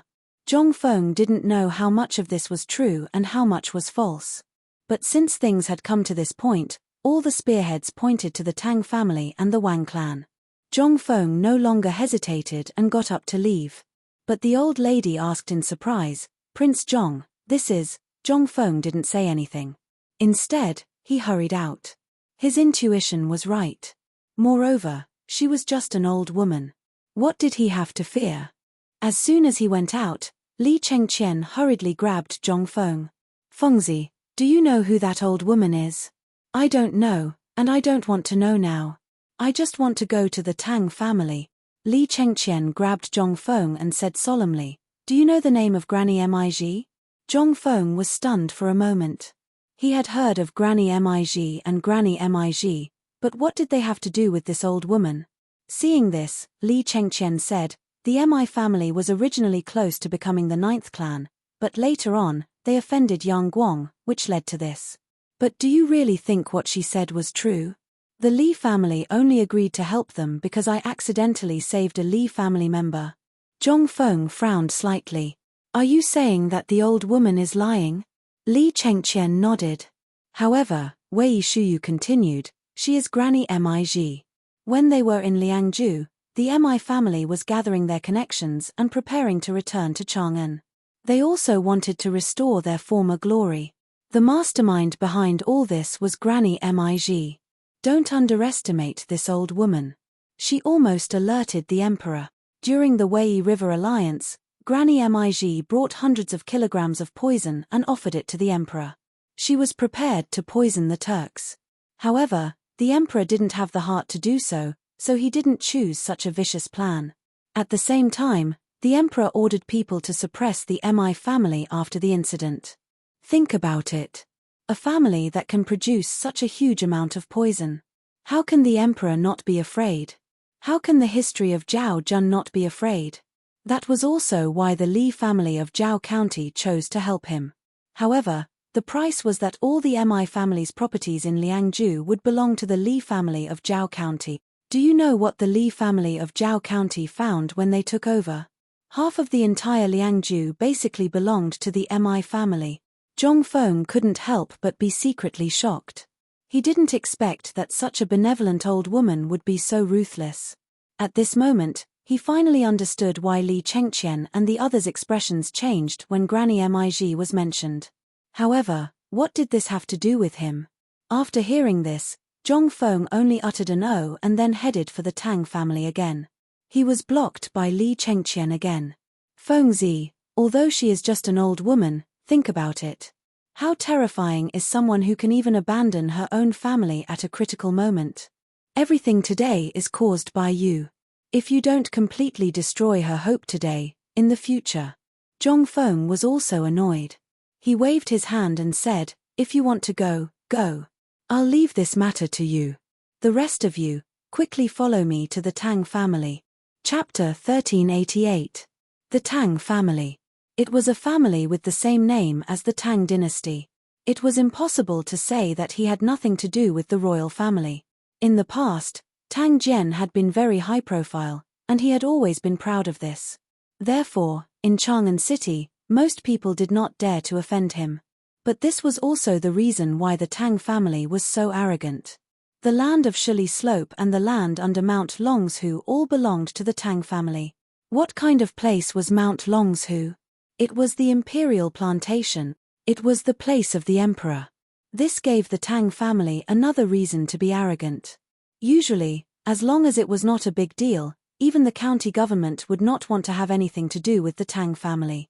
They were afraid that the Tang family would settle accounts with them in the future. But today, the Tang family, who used to be so arrogant and domineering, had set off a huge wave in Chang'an City. The emperor had personally issued a decree to confiscate all the Tang family's belongings and put all the members of the Tang family in jail. At first, no one knew what was going on. Moreover, the people from the Tang family had a group of hired thugs and even injured dozens of bailiffs. In the end, when the imperial guards and the Ministry of Justice appeared, the Tang family finally behaved themselves. But that was only obedience. They did not admit to their crimes. It was not until Zhong Feng led the funeral procession into Chang'an City that what happened in the marketplace of Xiao Mountain caused an uproar among the people. The Tang family was so bold that they dared to send a group of hooligans and gossips from Chang'an City and the surrounding areas to make trouble for White Deer College. Where was White Deer College? It was a sacred institution that was appointed by the emperor to be on the same level as the Imperial College. Moreover, it was founded by Zhong Feng, the youngest Confucian scholar in the Tang dynasty and history. Zhong Feng's status in the hearts of the people of Chang'an City was no different from that of a god. But the Tang family actually dared to attack Zhong Feng. Moreover, he had violently forced Zhong Feng to hand over the phosphate fertilizer formula in his hands. He had even beaten to death the son of Chang'an's manager Qian, who was also the direct disciple of Dean Zhong Feng. In an instant, everyone in Chang'an City was furious. What is this? They were simply a bunch of bandits. As for the people from the Ministry of Justice, they grew even more furious. With a single order, they joined forces with the common people who had been oppressed by the Tang family and smashed the Tang family's estate into smithereens. Even the Tang family's businesses in Chang'an were completely destroyed by the angry common people. Faced with so many commoners and officials from the Ministry of Justice, the people from the Tang family were still unwilling to leave the matter at that. They continued to evade the important matters and dwell on the trivial matters as they questioned the Ministry of Justice on how to punish the commoners. Meanwhile, at the entrance of the Tang family's residence, the patriarch of the Qian family, Tang Hao, sat boldly at the entrance of the residence, drinking tea while looking at the angry commoners. He said to the officials from the Ministry of Justice, "Old man has said that you can enter the Tang family's residence today, but if you don't hand over this group of unruly commoners to the old man will definitely accuse the Ministry of Justice of corruption and conniving with the murderer." The person who came to the Tang family's residence this time was the second-in-command of the Ministry of Justice, Feng Ang. He was well aware of these matters, as well as the relationship between the emperor and Zhong Feng. Coupled with what had happened in Xiao Mountain, as well as the high-profile style of the Tang family, Feng Ang could not help but feel extremely angry. "Tang Hao, do you know that everything that the Tang family has done on Xiao Mountain today has already infuriated the emperor? We will act according to the law. If you continue to be obsessed and obstruct us, it won't be us who will come later. It will be the imperial guards, the emperor's personal guards. Do you want to be executed by the emperor on the spot, or plead guilty?" "Plead guilty?" Tang Hao laughed. "The Tang family has always been above board. How can we plead guilty just because you say so? You said that you were acting according to the imperial edict. Fine, I won't make things difficult for you. First, tell me, how are you going to deal with these rioters? If you deal with these rioters first, we'll talk about our business." Feng Ang gritted his teeth and said, "The people of the Chang and local government will investigate these people." Ha ha ha. Tang Hao laughed out loud. "So you're saying that the Tang family is so easy to bully? First, you came to our door to falsely accuse the Tang family of causing trouble on Xiao Mountain. Can you produce evidence? If you can, that old man will definitely plead guilty. Even if the emperor comes in person today, If you don't have evidence, I, Tang Hao, will definitely not allow you to frame me unjustly. Moreover, the Tang family is a contributor to the founding of the country. Is this how you treat a contributor to the founding of the country? Feng Ang was so angry that his face turned red and he could not say anything. At this moment, Niu Jindar and Yu Qigong's voices slowly appeared at the gate of the Tang family's residence. Tang Hao, your mouth is still as foul as before. Hearing that, in an instant, Feng Ang hurriedly bowed to them. However, he was stopped by Yu Qigong and Niu Jindar's attire. Tang Hao looked at the two of them in surprise. He had a feeling of déjà vu, but he could not tell if he knew them or not. At this moment, Yu Qigong said coldly, "Your Tang family's young master is now in the military camp and has confessed everything. Why are you still standing here?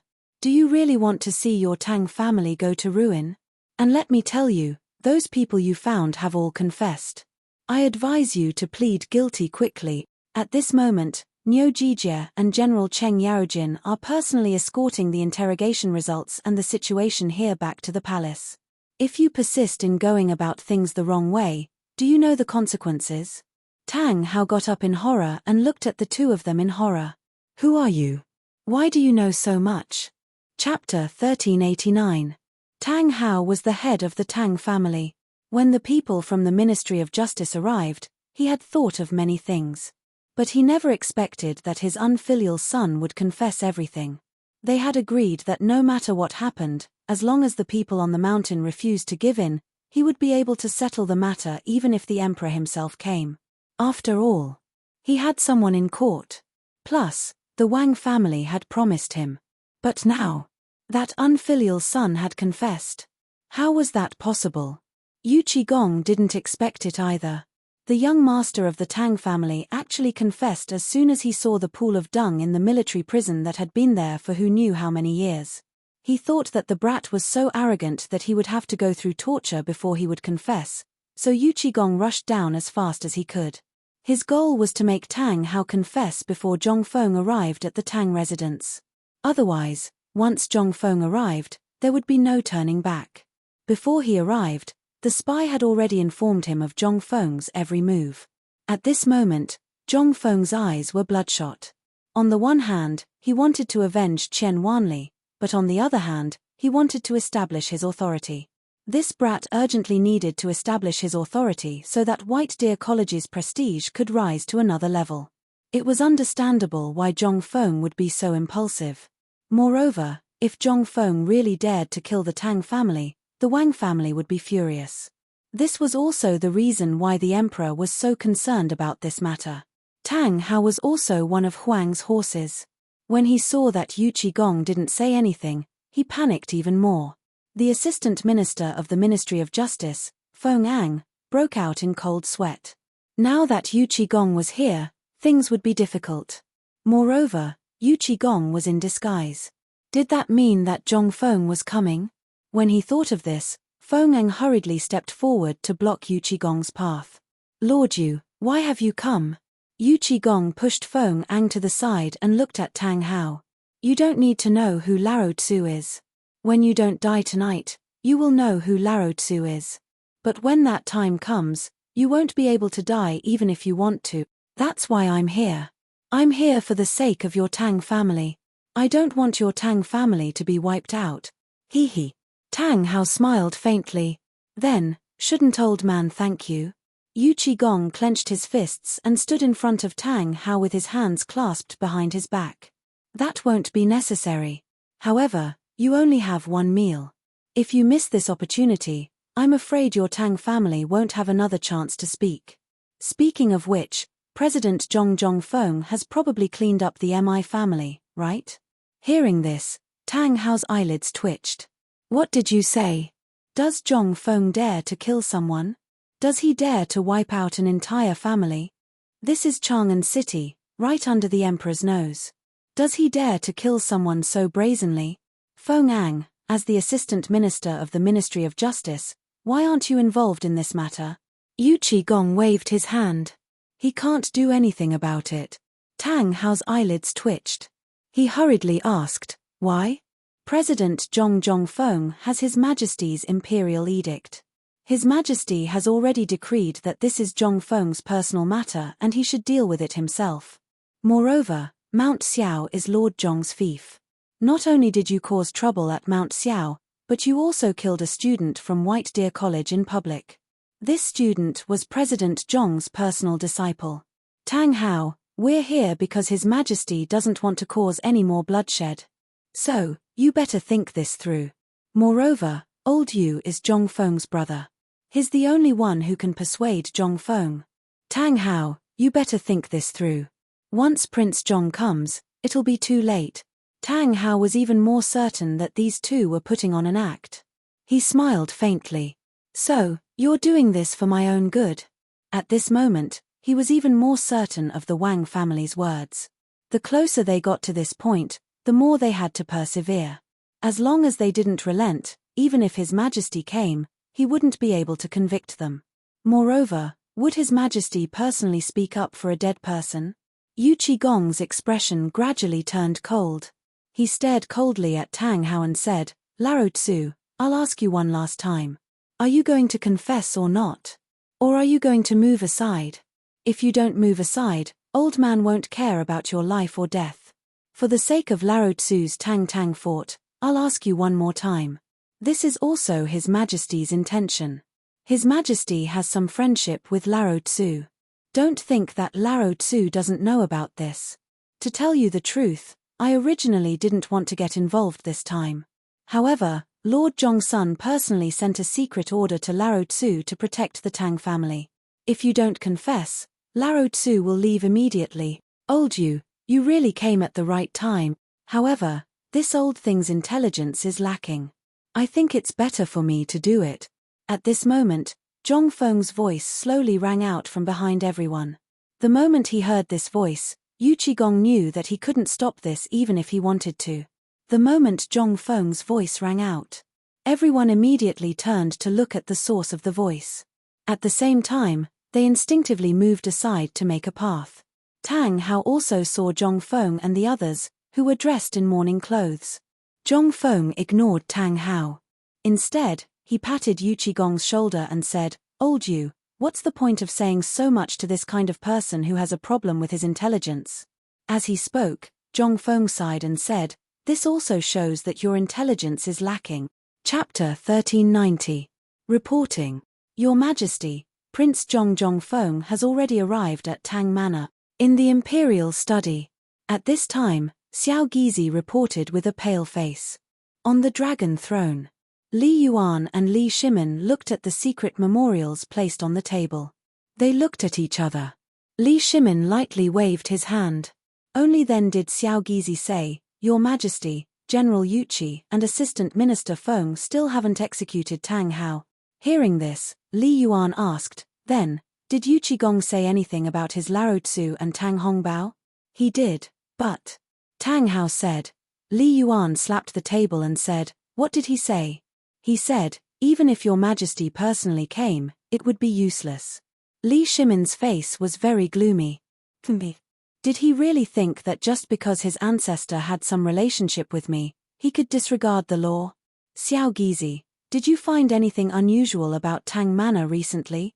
Xiao Gizi hurriedly took out a gilded booklet from his bosom and handed it to Li Shimin, saying, This is all of the Tang family's abnormal behavior in the past month that the Ministry of Justice, Ministry of Rights, and Ministry of Works have gathered today. While speaking, Xiao Gizi said again, Just now, news came from the military camp, saying that Tang Jingtian has been executed.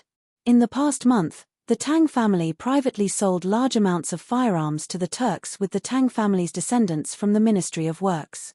Moreover, most of the Tang family's properties in Longyu Road have been transferred. However, as to where exactly they have been transferred, this is unknown. Li Shimin's eyes narrowed slightly. This we know. In the past month in Chang'an, there hasn't been the slightest bit of news about the arrival of a large amount of family property. Then, Father Emperor, do you know if this Tang family has any other properties in other places? Li Tang, why was it called Tang and not Li? There was still a lot of explanation for this. At the time when Taiyuan started the war, this title of the country was controversial. It was only until Li Yuan proclaimed himself emperor that it was decided to use the name Tang. However, what this had to do with the Tang family, Li Shimin really didn't know. At that time, the Tang family had the closest relationship with the Li family. It could also be considered a family supported by Li Yuan who wanted to contend against those large families, but it seemed that even after so many years, the Tang family could only be considered a local second-rate power. If it weren't for the huge incident today, Li Shimin would have almost forgotten about the Tang family. Moreover, he had just received news from Li Chengqian that the Gao, Bai, and Mi clans were all related to those large clans. What about the Tang clan? He actually had dealings with the Wang clan. It was no wonder that even when he had been cracking down on the encroachment of these great clans and forces on Chang'an, these forces were still able to infiltrate without a sound. He had originally thought that these local forces of Guanzhong were truly united, and these families had always kept a low profile, so he had never thought of this matter. If it wasn't for today, he really wouldn't have known that the four great clans had actually caused so many things in silence. Li Yuan also did not expect that this tiny Tang family that could not be helped up would actually cause so many things under his eyelid. Today, after learning about the incident at Xiao Mountain, he was also unusually angry. Seeing this, he said somewhat angrily, "Back then, when I established Liangju Prefecture, I had sent a secret order for their people to infiltrate other clans. However, this Tang Hongbao had not made any progress, so I did not take it seriously. After that, when I saw the results of the Tang family these years, I was bitterly disappointed and chose to give up on them. However, this Tang Hongbao really made a good move."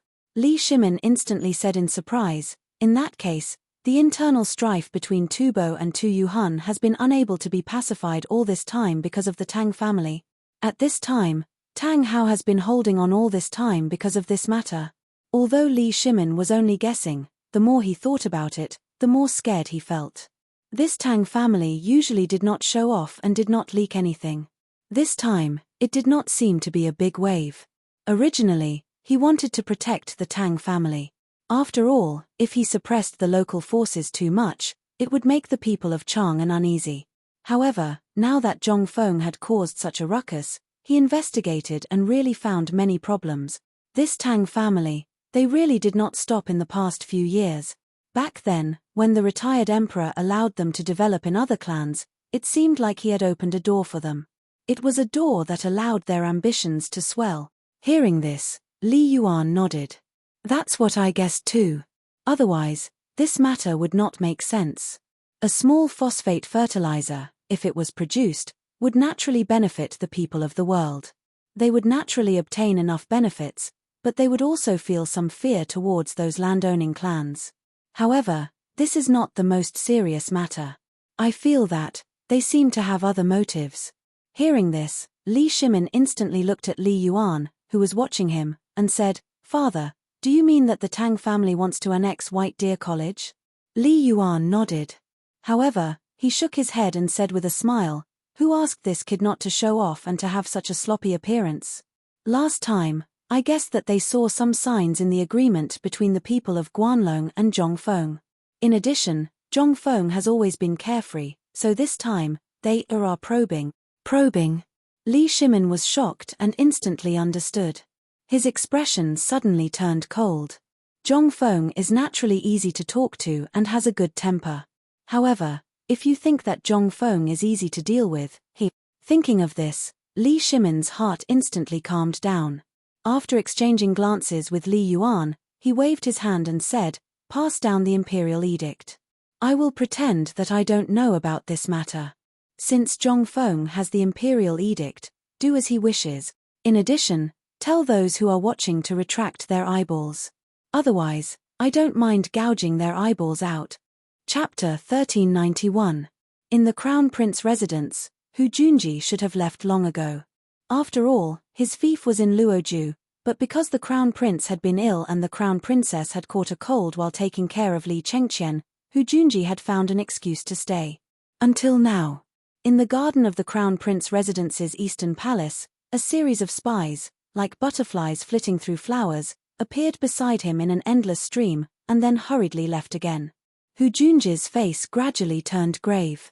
At this moment, the crown princess, dressed in a pink robe embroidered with golden threads, calmly looked at Hujunji.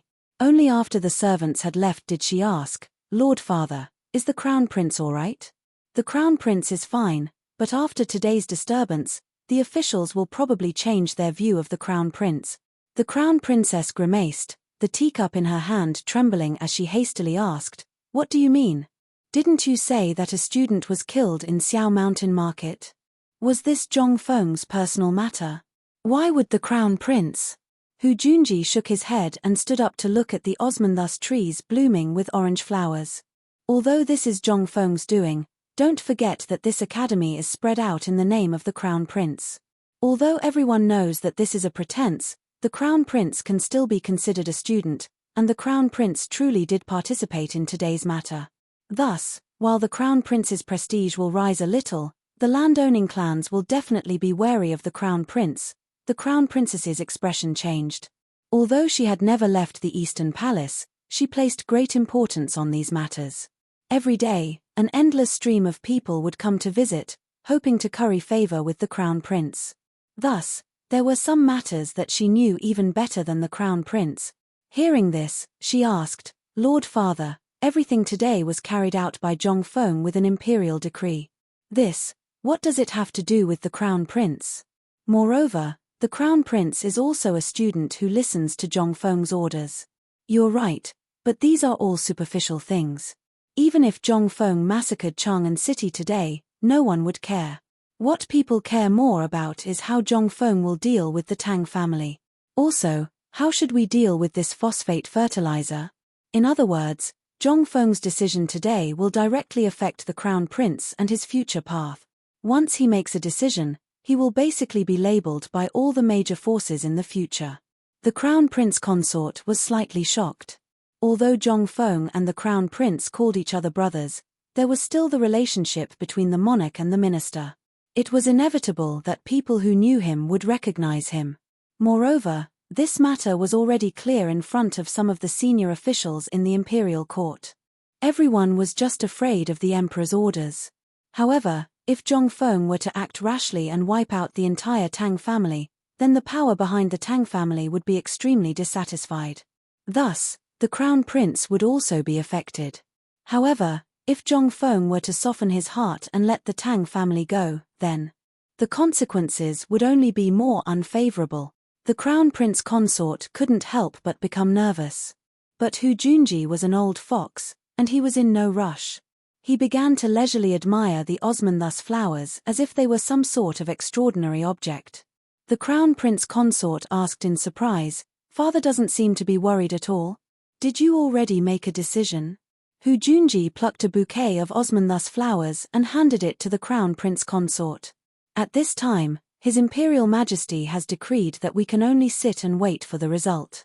It all depends on what Tubo and Tu Yuhan think." "What? How could this matter have anything to do with Tubo and Tu Yuhan?" The crown prince consort was alarmed. Hu Junji smiled. "Do you still remember the several thousand craftsmen that His Imperial Majesty sent to Tubo and Tu Yuhan to deal with the drought and locust plague? In truth, these people are called craftsmen, but they are actually spies of my great Tang. But not even His Majesty knows of this. It was because of their infiltration that the Tang clan's foreign faction, which was on the verge of death, was revived. This is the Tang clan's trump card, but it seems like old Tang House plan is about to fail." The crown prince consort was even more confused. "What's going on here? Could it be that His Imperial Majesty sent someone from the Tang clan?" Hu Junji said nothing. Instead, he looked up at the setting sun and said, "If my guess is correct, His Imperial Majesty should have received a memorial by now, right?" At the same time, the Secretariat had also received an urgent memorial. The moment they received the memorial, they were alarmed and hastily sent someone to invite Fang Xianling back to the Secretariat. As soon as Fang Xianling entered the Secretariat, everyone in the Secretariat gathered outside his office. Fang Xianling frowned and asked, "What is the meaning of this?" "Master Fang, you should first take a look at this urgent memorial from the Longyu Circuit." Fang Xianling was shocked when he heard this. He hurriedly took the memorial from the man's hand and read it carefully. Fang Xuanling's face suddenly changed. He hastily shouted, "Quickly prepare a sedan chair. Old man wants to enter the palace to meet His Imperial Majesty." Chapter 1392. At the Tang residence near the Gate of Golden Light in Chang'an West City. At the Tang residence. Because of Zhongfeng's arrival, all the people in Chang'an quickly gathered around. Tang Hao seemed to be in no hurry at all. Along with hundreds of servants, he surrounded the residence and confronted Zhongfeng. Cheng Chumo and the others let loose, pointing at Tang Hao's nose and cursing him. How could the Tang family members take it? They started cursing at each other as well. They looked like shrews cursing on the street. However, Tang Hao still ignored him. Zhongfeng also ignored them. Zhongfeng could vaguely sense that Tang Hao was too calm. He frowned and asked, "Old Yu, Li Gan, do you know if the Wang clan will stand up at this time?" Yu Qigong thought for a moment and said, "I don't think so. As long as the Wang family has a brain and doesn't want to make an enemy of the emperor, he won't stand up." Zhongfeng nodded and pointed at Tang Hao. "Then tell me, who is he waiting for?" Yu Qigong, Li Gan, and the others immediately realized where the problem lay. However, even though they knew a lot of secrets, they did not know what other methods the Tang family possessed. If there were any, it would be because of their friendship with the retired emperor. However, at this time, the retired emperor did not say anything. In other words, what their Tang family had done this time around had indeed caused the retired emperor to be furious. Otherwise, the retired emperor's men would have sent a secret memorial to him by now. At this moment, two people hurriedly squeezed through the crowd. The person in the lead was Li Shimin's eunuch, Xiao Gizi. Xiao Gizi and Zhongfeng bowed, then looked at Yu Qigong and Li Chengqian. "Young Master Li, Old Master Yu, Second Master has something to tell you. He wants you to hurry back." The three of them were shocked when they heard that. Something to tell them at this time? What could it be? Zhongfeng didn't think much of it. In his opinion, the two of them were called back because the emperor had something important to tell them. Could it be that the emperor and the retired emperor wanted to protect the Tang family? After all, in his opinion, if the emperor didn't want to protect the Tang family, then there was no need for him to send people to investigate the Tang family before he came. Zhongfeng couldn't help but ask, "Hey, did Laro Li mention anything about this place?" When Xiao Gizi heard this, he looked at Zhongfeng strangely and then looked at Li Chengqian. He then said, "Prince Zhong, Second Master said before that you have full authority to handle the matters here. However, this is just the beginning." Later on, he suddenly received something and hurriedly had Elder Yu and young Master Li return. "As for the matters here, you should wait first." "All right, I'll wait." When Zhongfeng heard this, he instantly understood most of the situation. Something had happened to the emperor. In other words, the emperor wanted to protect the Tang family. After they left, Zhongfeng glanced around and saw that Feng Ang from the Ministry of Justice was still standing to the side. He couldn't help but ask, "Lord Feng, you heard what they said just now. Then what about the matters here?" As he spoke, Zhongfeng glanced behind Feng Ang. How could Feng Ang not understand Zhongfeng's meaning? He gritted his teeth and said, "Prince Zhong, after all, this official still has some matters to attend to, so I'll take my leave first.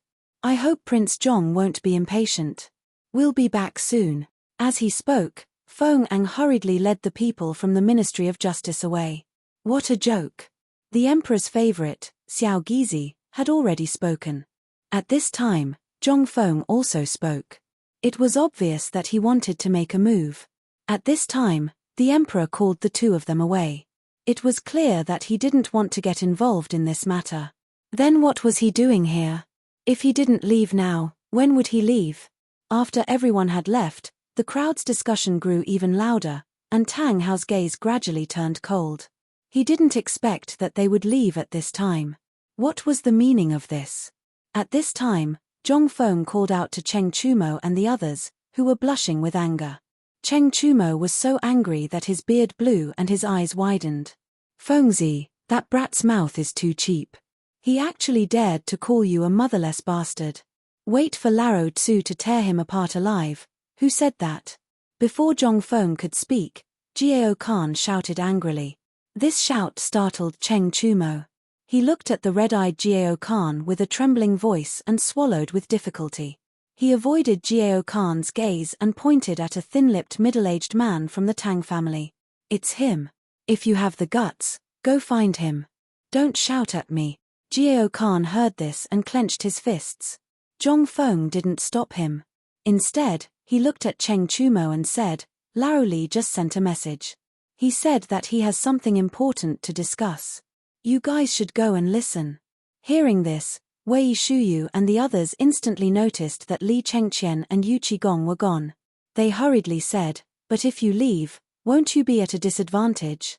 Zhong Feng pointed at Old Ma and the others behind him and said, "Don't tell me you think that Old Ma and the others can't crush this group of ants.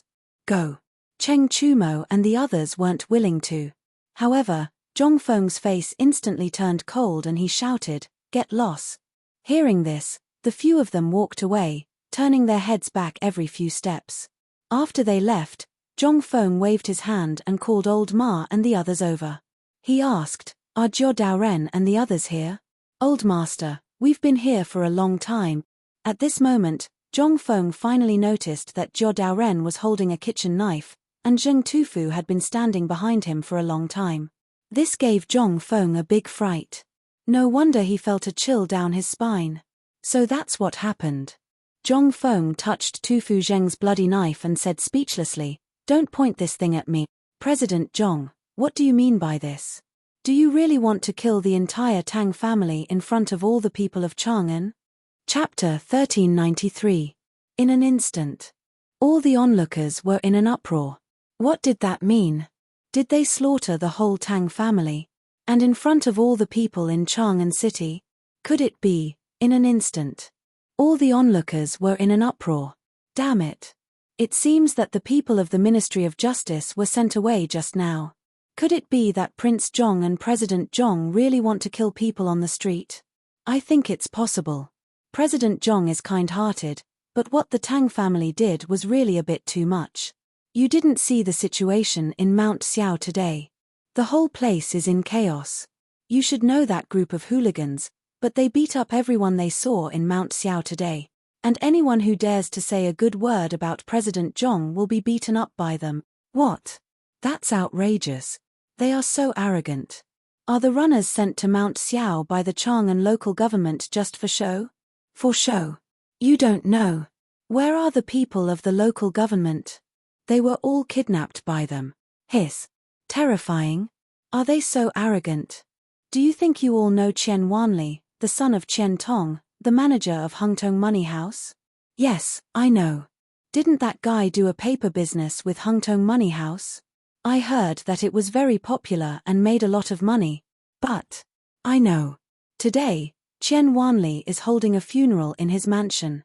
Now President Zhong is wearing mourning clothes in person. Is Qian Wanli gone? In an instant. All the people knew the cause and effect of the matter, and the people of the Tang family also heard the discussion. In an instant, some of the people of the Tang family panicked. And more of them wanted to leave. At this time, Tang Hao's face became a little gloomy. Yi Fe raised his sleeve and said, "Shut up, all of you. What does the death of Qian Tong's son have to do with old man? Didn't I transmigrate from Mount Yi some time ago and someone died of poisoning because he was tinkering with that phosphate fertilizer? Is this also because of me? This matter wasn't done by that brat of yours." Zhong Feng interrupted Tang Hao. Instantly, Tang Hao's expression changed drastically. Before he spoke, Zhong Feng did not speak. At such a crucial moment, Zhong Feng interrupted him. What was the meaning of this? Instantly, all the citizens began to discuss again. Zhong Feng shouted, "Everyone! I'm sure everyone knows about the mask that has been circulating recently, right?" "That's right. That thing was indeed created by me, but do you know what it is used for? That thing is used to isolate poisonous things. Only when the poisonous things are broken down will the remaining things be non-poisonous and useful to the Zhuang family." Tang Hao laughed and said, "What a glib tongue. What's poisonous is poisonous. How can this thing be decomposed? Brat, if you want to impose a crime, just say it. Why do you have to do this?" Zhong Feng already knew that he would say this. He smiled coldly and said, I'm sure everyone knows about latrines. And they're latrines that are always closed.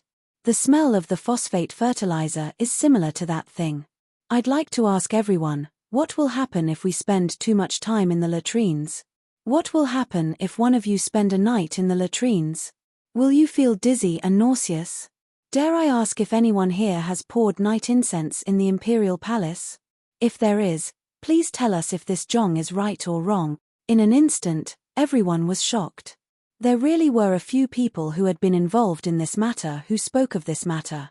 In an instant, Tang Hao's face gradually darkened. He looked at Zhong Feng and said, even if your phosphate fertilizer really doesn't poison people, how can you prove that the grain grown from your phosphate fertilizer isn't poisonous? Zhong Feng waved his hand and said, I'd like to ask if Patriarch Tang has ever used farm fertilizer on your crops. In other words, night incense fertilizer. If you have used it, is Patriarch Tang well? If you haven't used it, have you ever used the latrines? Has that place ever poisoned Patriarch Tang? In an instant, everyone was in an uproar. After all, they were all farmers who dealt with the Zhuang family. How could they not know about this matter?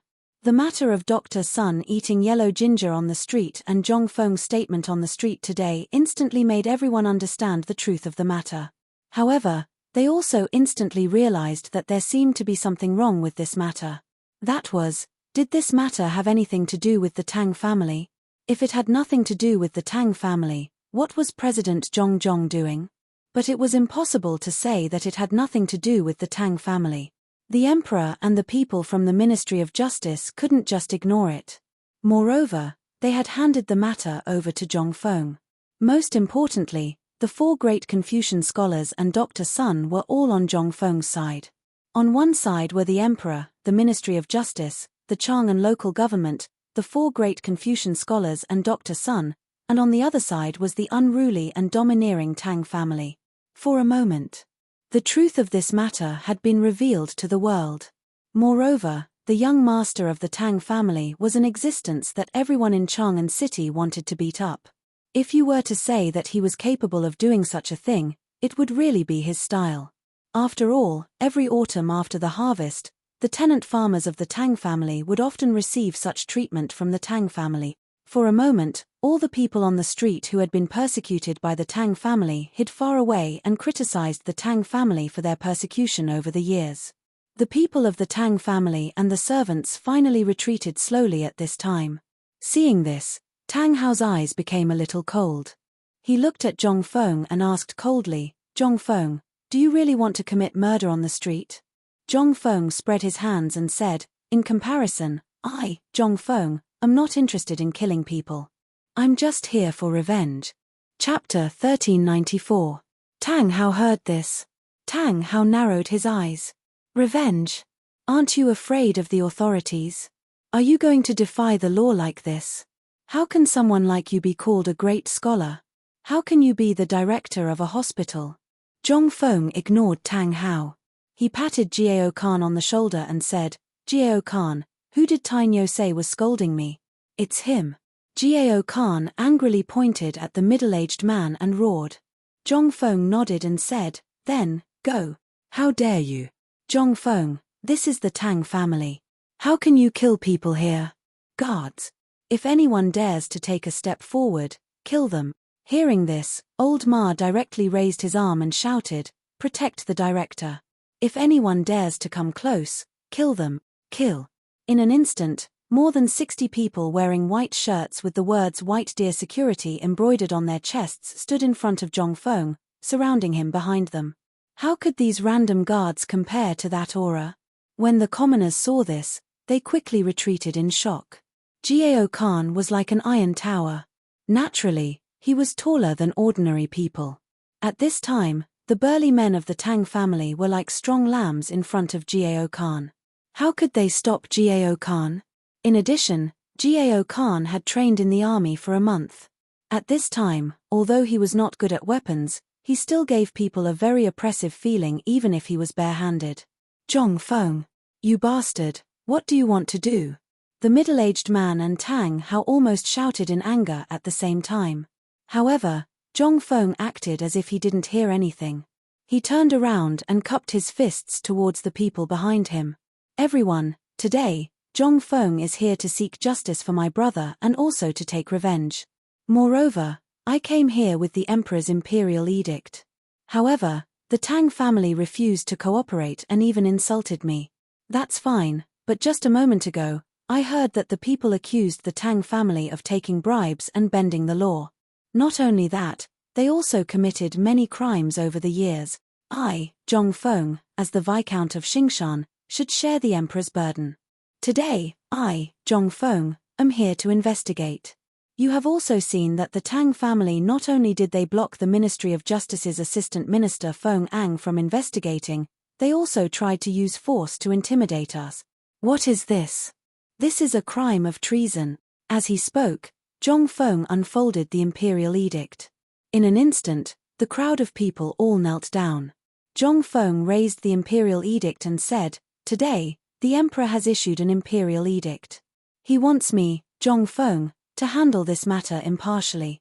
The people who have been bullied by the Tang family in the past can report to me. Today, I, Zhongfeng, will redress the grievances of the people." Wow!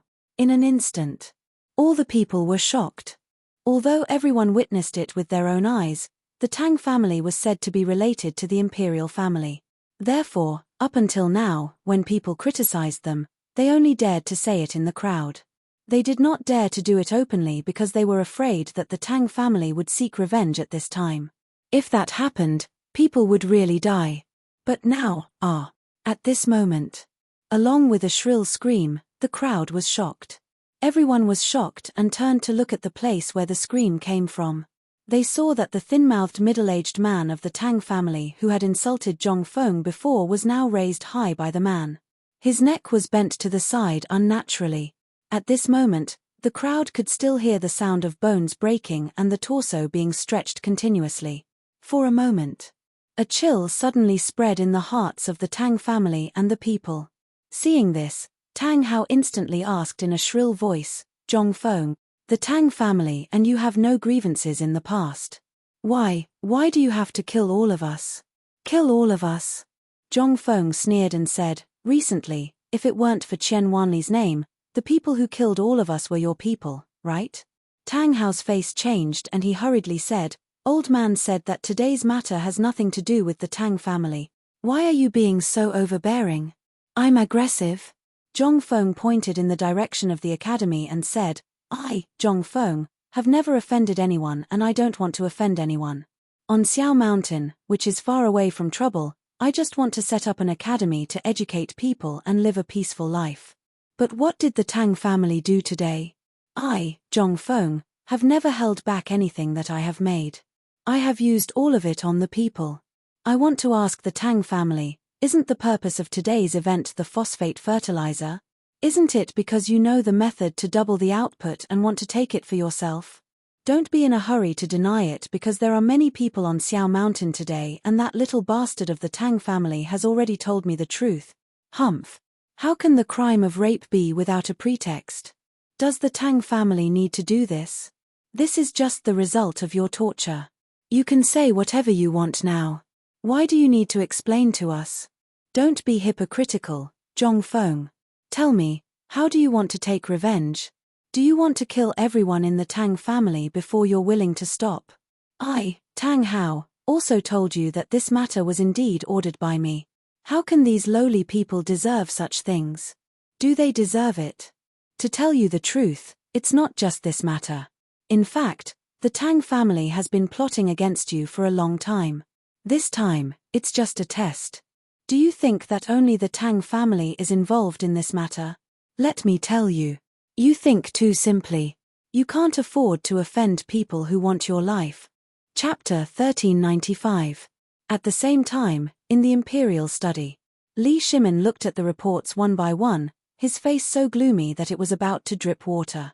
Tubo, Harry City's Tang dynasty informants were exposed. Lhasa City, the stronghold was destroyed, all of the informants were killed. Chilean's spies were burned by a mysterious person, all of the important documents in the past few years disappeared. Many of our colleagues in Tuyuhungirmu, Domar, and other places have been annihilated, and it all happened in one night. Li Shimin heard this and angrily slammed the table, shouting, "When did this happen? Why did the news only come out today?" Seeing this, those small yellow doors were instantly scared half to death. They hurriedly said, "Your Majesty, this all happened 5 days ago, and it all happened overnight. Overnight, all the important secret memorials and other things in these places disappeared, and the remaining things were all burned down. Even the method was the same." Hearing this, Wei Zheng, Li Chengqian, and the others' hearts sank. In one night, the method was the same, and all of the important and confidential documents disappeared. They had come prepared. Who could it be? Li Shimin lit a cigarette and asked with trembling hands, "Did you find out who did it?" Replying to Your Majesty, there were no clues left in the places where the families were destroyed, but there was a strange thing. There was a businessman surnamed Tang who would open his business in a high-profile manner the next day, and it was all grain at half price. Tang family. Tang family again. I should have thought it was the Tang family. Li Shimin's face was instantly filled with killing intent. "All of you, leave." After everyone left, Li Shimin once again wandered around the imperial study. After a while, he asked, "Everyone, have you ever thought about whether this Tang family is this Tang family?" Previously, if Li Yuan hadn't told Li Shimin some of the secrets of the Tang family, Li Shimin really wouldn't have guessed. But now, combined with what he was doing and what Yu Qigong had said, this Tang family seemed to be waiting for something, not afraid of Zhongfeng, and not even afraid of the imperial edict. He had a guess. Now, the truth was out. Thinking of this, Li Shimin asked, "Du Ruhui, quickly investigate, from the drought to the plague of locusts, how many spies were sent to Tubo and Tu Yuhan, and how many of them were from the Tang family?" Hearing this, Du Ruhui hurriedly went to investigate. A moment later, Du Ruhui entered the imperial study with a list of names and said, "Your Majesty, in total, more than 3,000 people have been sent out. Most of them are from the local factions of Guanzhong and people loyal to Your Majesty, but this Tang family seems to have less than 100 people. 100? This time, Li Shimin finally understood. Although there were only 100 people, it seemed that these 100 people had linked the plan together. Moreover, if they were to interact with these people, it wouldn't be difficult to find out who was sent this time. As long as there was someone who wanted to do something, then, in addition, he had just received a secret report that the Tang family had been selling firearms in recent years, so there was no need to think about it. "Your Majesty, this subject has something to say." Zhongsun Wuji stood up and said. Li Shimin waved his hand and said, "Speak." This subject thinks that the Tang family might be the ones who destroyed the secret outposts in Tubo and Tu Yuhan. This subject agrees. This subject also agrees. Hearing this, Fang Xianling, Du Ruhui, and the others all stood up and said. Li Shimin frowned slightly. Such a big matter couldn't be a coincidence, but more like someone was planning something. Cheng Yaojin saw this and hurriedly said, "Your Majesty, I don't think this is Kong Ingda's doing. Although he is usually a little arrogant, he wouldn't be able to do something like this." But under Li Shimin's glare, he hurriedly took back his words. Li Shimin nodded. "You're right. As long as Kong Ingda isn't crazy, he wouldn't do something like this." Reporting. At this moment, a Jinwu guard rushed into the imperial study. Seeing that the officials were hesitating, Li Shimin said unhappily, "Speak. We just received news from the Tang residents. The head of the Tang family, Tang Hao, said in public that the Tang family wasn't the only one who dealt with Prince Zhong. Moreover, the head of the Tang family admitted his guilt in public." Li Shimin was shocked when he heard this and hurriedly asked, "Jinwu guard, did you find any strange or suspicious people outside the Tang residence?" The Jinwu guard cupped his fists and said, "We haven't found anything yet." This matter was a little strange. What exactly was Tang Hao thinking? Why was he so sure? Where did his courage come from? Li Shimin couldn't suppress his killing intent anymore. He said indifferently, "What did Zhongfeng say?" Prince Zhong said that he was just following the law and investigating Chen Wanli's murderer and the real culprit. Moreover, that person called Jiao Khan has already killed the person who insulted Prince Zhong. Prince Zhong is now seeking justice for the people and seems to want to. Li Shimin heard this and asked, "Everyone, what do you think should be done? Should we stop them?" This, Wei Zheng and the others were in a difficult position. It was reasonable to stop this matter and hand it over to Marble for interrogation. But if they left it alone, the academy wouldn't have a moment of peace in the future. They would fall into the Tang family's trap again. After thinking for a long time, Li Chengqian said, "Imperial Father, I think that this matter can't be delayed." Chapter 1396. In fact, when Li Shimin discussed this matter with Li Yuan, he had thought about the possibility of this. However, he never expected that such a thing would happen at this time.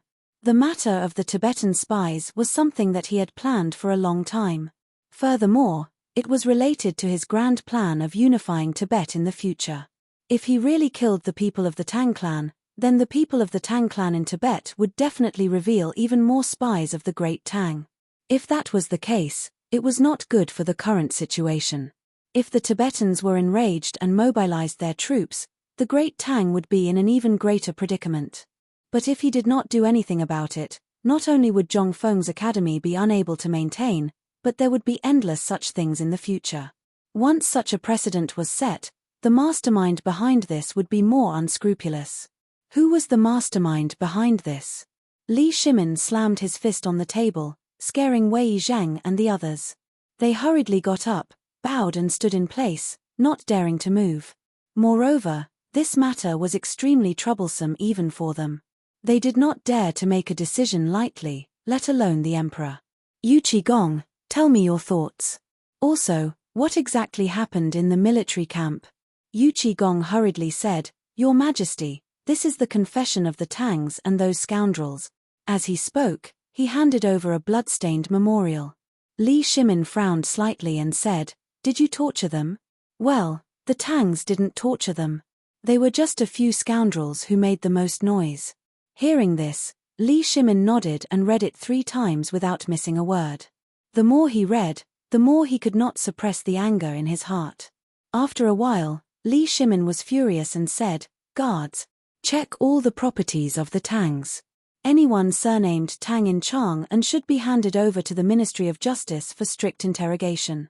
Everyone related to this matter should be investigated. Anyone who dares to stop me should be killed. As for the Tangs, let Fengzi deal with them himself." When Wei Zhang heard this, he hurriedly asked, "Your Majesty, you can't. The Tang family is involved in a lot of things, and there must be a mastermind behind all this. It will only make things worse. Moreover, the Tang family members who are scattered outside are even more numerous. Your Majesty, please reconsider. How many can there be?" "Catch as many as you can." Li Shimin waved his sleeve and said, "Zhen has decided. Hurry up and do it." Wei Zhang sighed bitterly. Fang Xianling hurriedly asked, "Your Majesty, Kong Ingda was wrongly accused in this matter." Did Kong Ingda? Speaking of Kong Ingda, Li Shimin felt a headache coming on. If you want to kill him, then so be it. He really couldn't kill him. Let's not kill him, right? This old fellow really likes to jump around.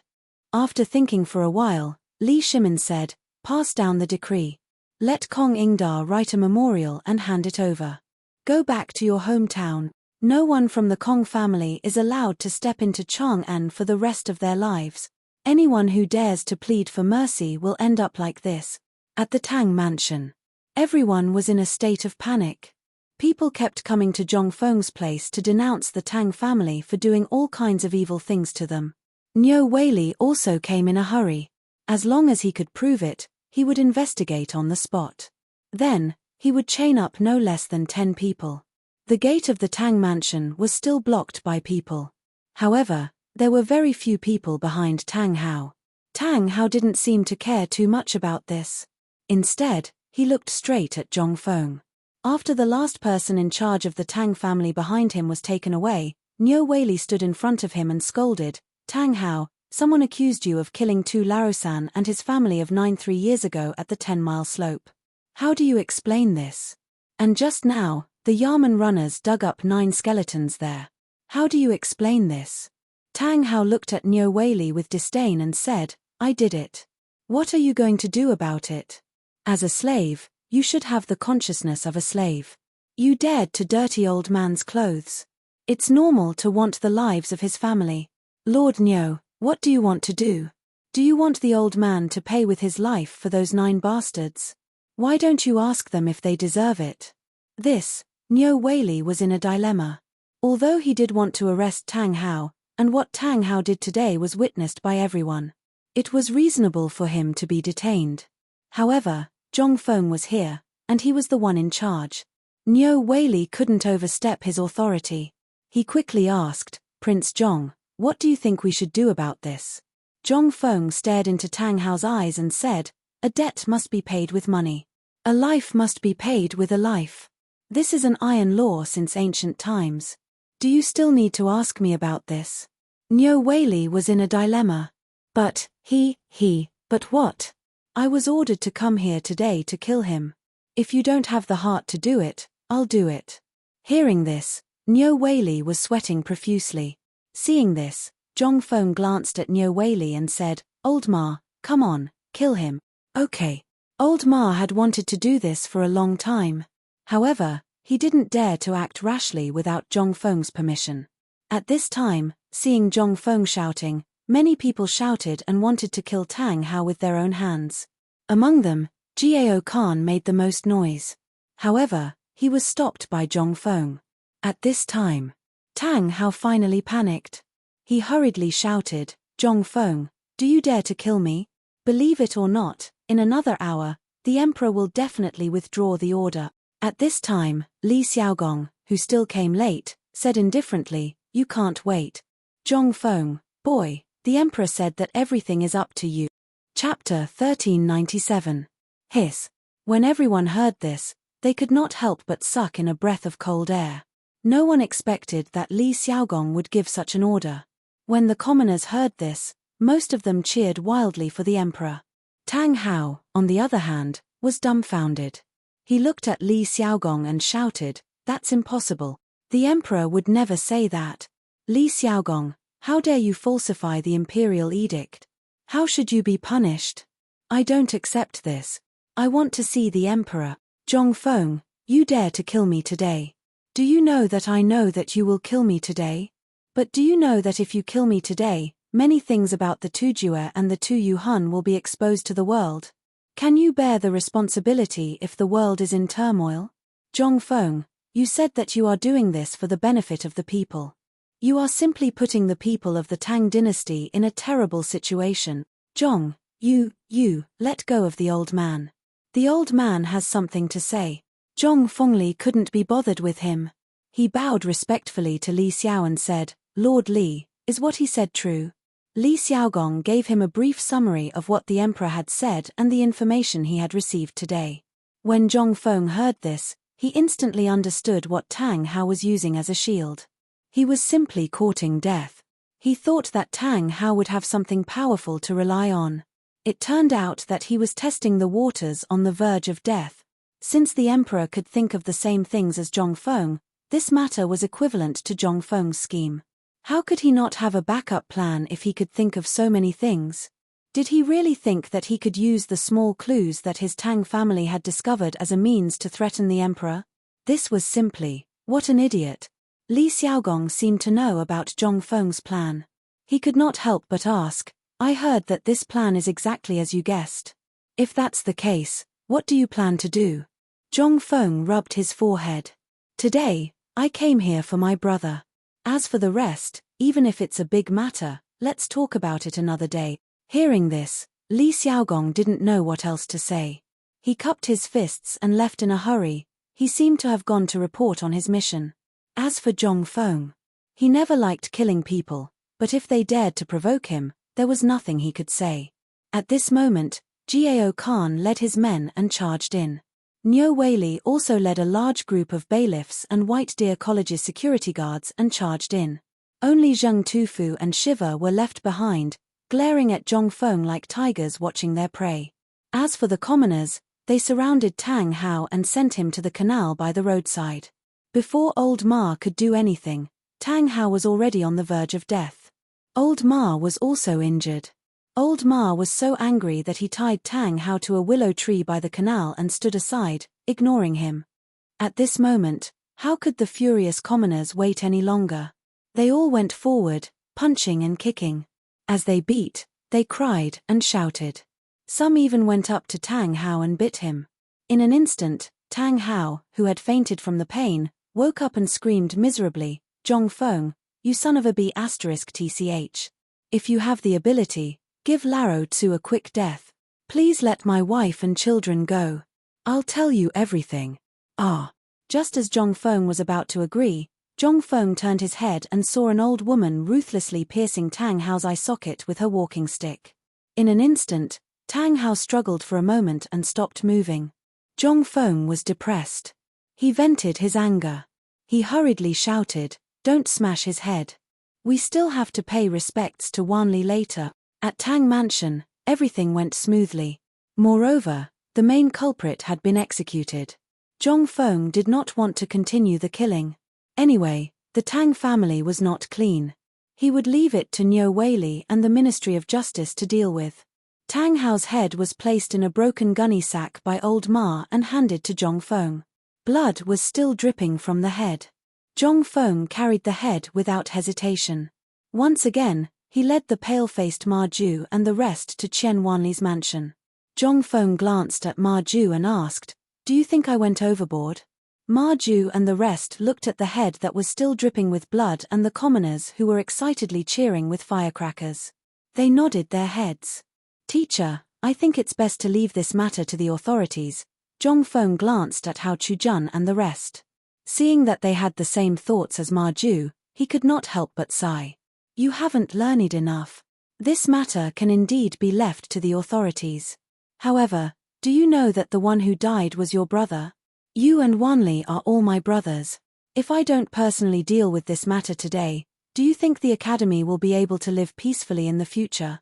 It won't. Because those with ulterior motives will think that the people of the academy are easy to bully. What happened today will happen again. As for who will be next, I don't know. However, I don't want to lose any of you. This is the main reason why I took action today. Firstly, it is to seek justice for Wanli. Secondly, it is to tell the world that White Deer College is under the protection of me, Zhong Feng. Whoever dares to cause trouble will have to go through me, Zhong Feng. Chapter 1398. Master, someone just said that President Zhong killed Wanli personally. Now, the Tang family has been massacred by President Zhong and Zhong Feng. Tang Hao was also beaten to death by the people. At this moment, Zhong Feng is rushing here. Should we? No. My nephew can't die in vain. This is all because of that bastard Zhong Feng. If it weren't for him, how could Wanli be in such a mess? Beat Zhong Feng to death to avenge my brother. After the butler told them about what had happened to Zhong Feng, the Chen family, who heard the news, were instantly furious. Basically, they didn't allow Zhong Feng to come. After all, before, Chen Wanli was just an ordinary person. But now, Chen Wanli was equivalent to the hope of the Chen family's rise. Moreover, Chen Wanli's business was not limited to just this little bit. One had to know that although the higher-ups had already given him the title of Baron of County, compared to the glorious road that Wanli could bring to the family in the future, this title was nothing. Chen Tong listened to the angry voices, looked at the crying madam, and then looked at the coffin. He sighed and said, because of Prince Zhong's care, the Chen family can be said to have risen to the clouds. If it weren't for Prince Zhong's approval, for Wanli's sake, do you think that the Chen family would be qualified to touch the sales of white paper? He had stayed in Chang'an for a long time. Naturally, he knew some of the secrets. Although he didn't know who was selling white paper in the other shops, those shops were all owned by the royal family and the dukes. One could only imagine who would be able to buy these shops.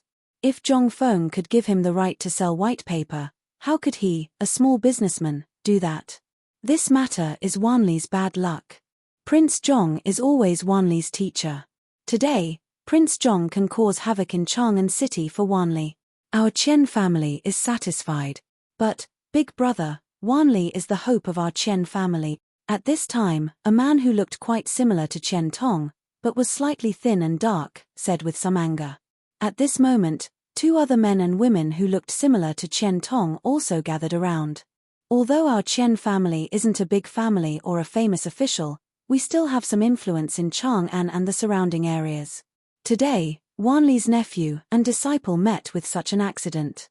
We really can't take this lying down, and big brother, you only have Wanli, alas. Qian Tong at this time, when he thought of this matter. Let's not talk about this anymore. Besides, even if my Wanli is no longer around, don't we still have the skewers? Hearing this, everyone's eyes couldn't help but burst into a burst of bitterness. That was right. Qian Wanli did Wanli. He was only 3 years away from Wanli. Wanli was a child Qian Tong had when he was away, but this child had some problems with his IQ. Although he was brought back to Chang'an in his early years, he had been unable to enter the family tree. This was also a person the Qian family didn't dare to mention. They were afraid of losing face. At this time, Qian Wanli was so outstanding that no one dared to mention the Qian family. But now, Qian Tong took the initiative to mention it. How could everyone not be sad? Brother, why do you have to do this? Alas. Qian Tong waved his hand and sighed, okay, everything is fine. Zhong Feng is the benefactor of our Qian family. He was, is, and will be. I don't want today's matter to happen again.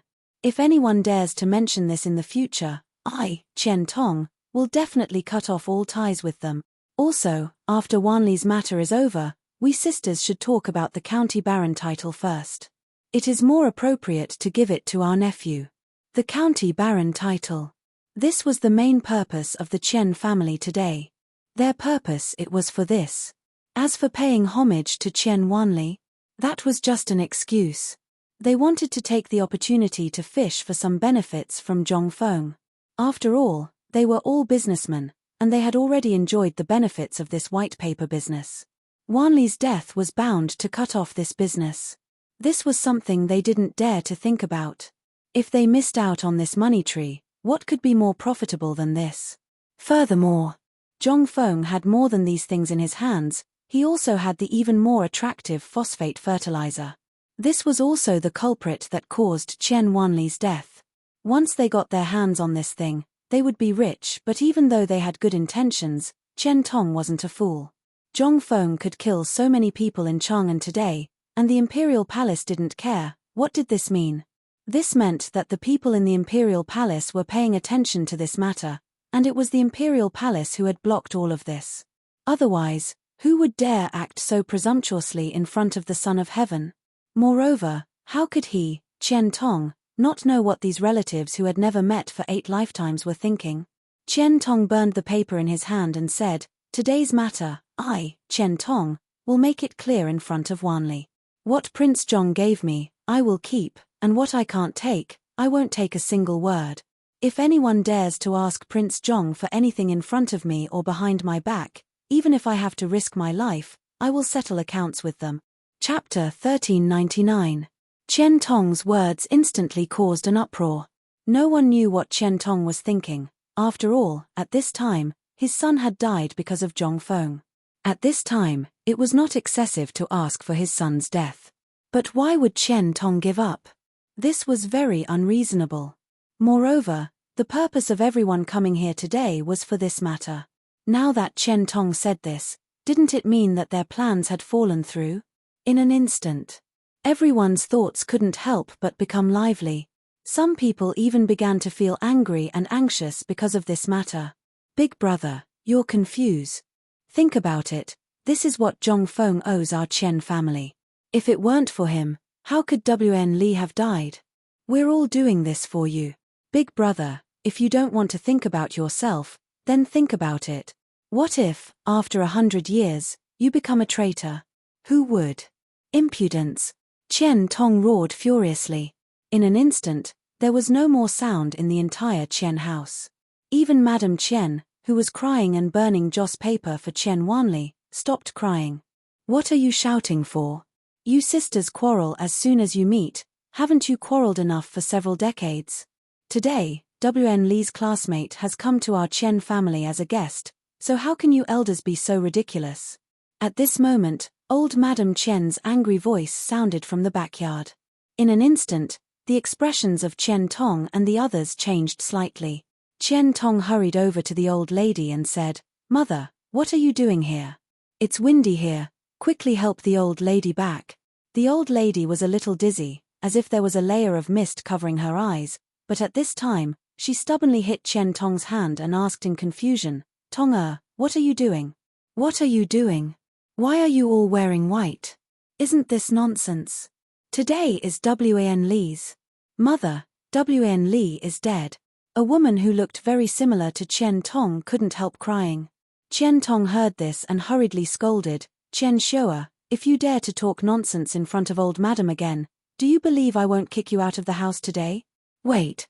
When the old lady saw this, she hurriedly interrupted Chen Tong's words, staring at Chen Tong with her turbid eyes as she asked, "Little goose, tell me, what happened to Wan Li?" The old lady's eyes were blurred. But she was not confused. At this moment, she was puzzled. Why did they all come back when it wasn't the New Year or any holiday? Moreover, they were all wearing mourning clothes. What was this for? Chen Tong glared at everyone, then hurriedly said, "Mother, you heard wrong. That child Wan Li is going to worship his ancestors. He said that the emperor bestowed upon him the title of baron, so I called all of them back and prepared to worship our ancestors." Chen Tong spouted some nonsense. Finally, the old lady calmed down. However, the old lady wasn't muddle-headed. When she heard this, she asked even more suspiciously, "Wan Li? Where is Wan Li? Where's Wan Li? I want to hear from Wan Li. That child Wan Li wouldn't lie. Wan Li, where are you? Come to Granny." Chen Tong heard this and tears poured out of his eyes. Mrs. Chen directly lay in front of Chen Wanli's coffin and cried silently. The Chen family finally realized that something was wrong at this time. They hurriedly tried to dissuade the old lady. The more they tried to dissuade her, the more suspicious the old lady became. Regardless of everyone's attempts to stop her, the old lady waved her crutches and let two young maidservants help her to the front of the hall. Just when everyone mistakenly thought that things couldn't be concealed anymore, Zhong Feng's voice sounded in a timely manner. "Granny." After hearing this voice, the old lady finally calmed down. She followed the voice in surprise and walked towards Zhong Feng. Everyone in the Chen family looked at the bloody sack in Zhong Feng's hand and were shocked. Chen Tong hurriedly stepped forward, wanting to say something, but was stopped by Zhong Feng. "This is the sacrifice I just asked for from the Tang family." While speaking, the old lady had already arrived in front of Zhong Feng. Zhong Feng grabbed the old lady and said, "Granny, let's go to the backyard and talk." "No." The old lady refused and shook her head again and again. "I heard that you were rewarded by the emperor."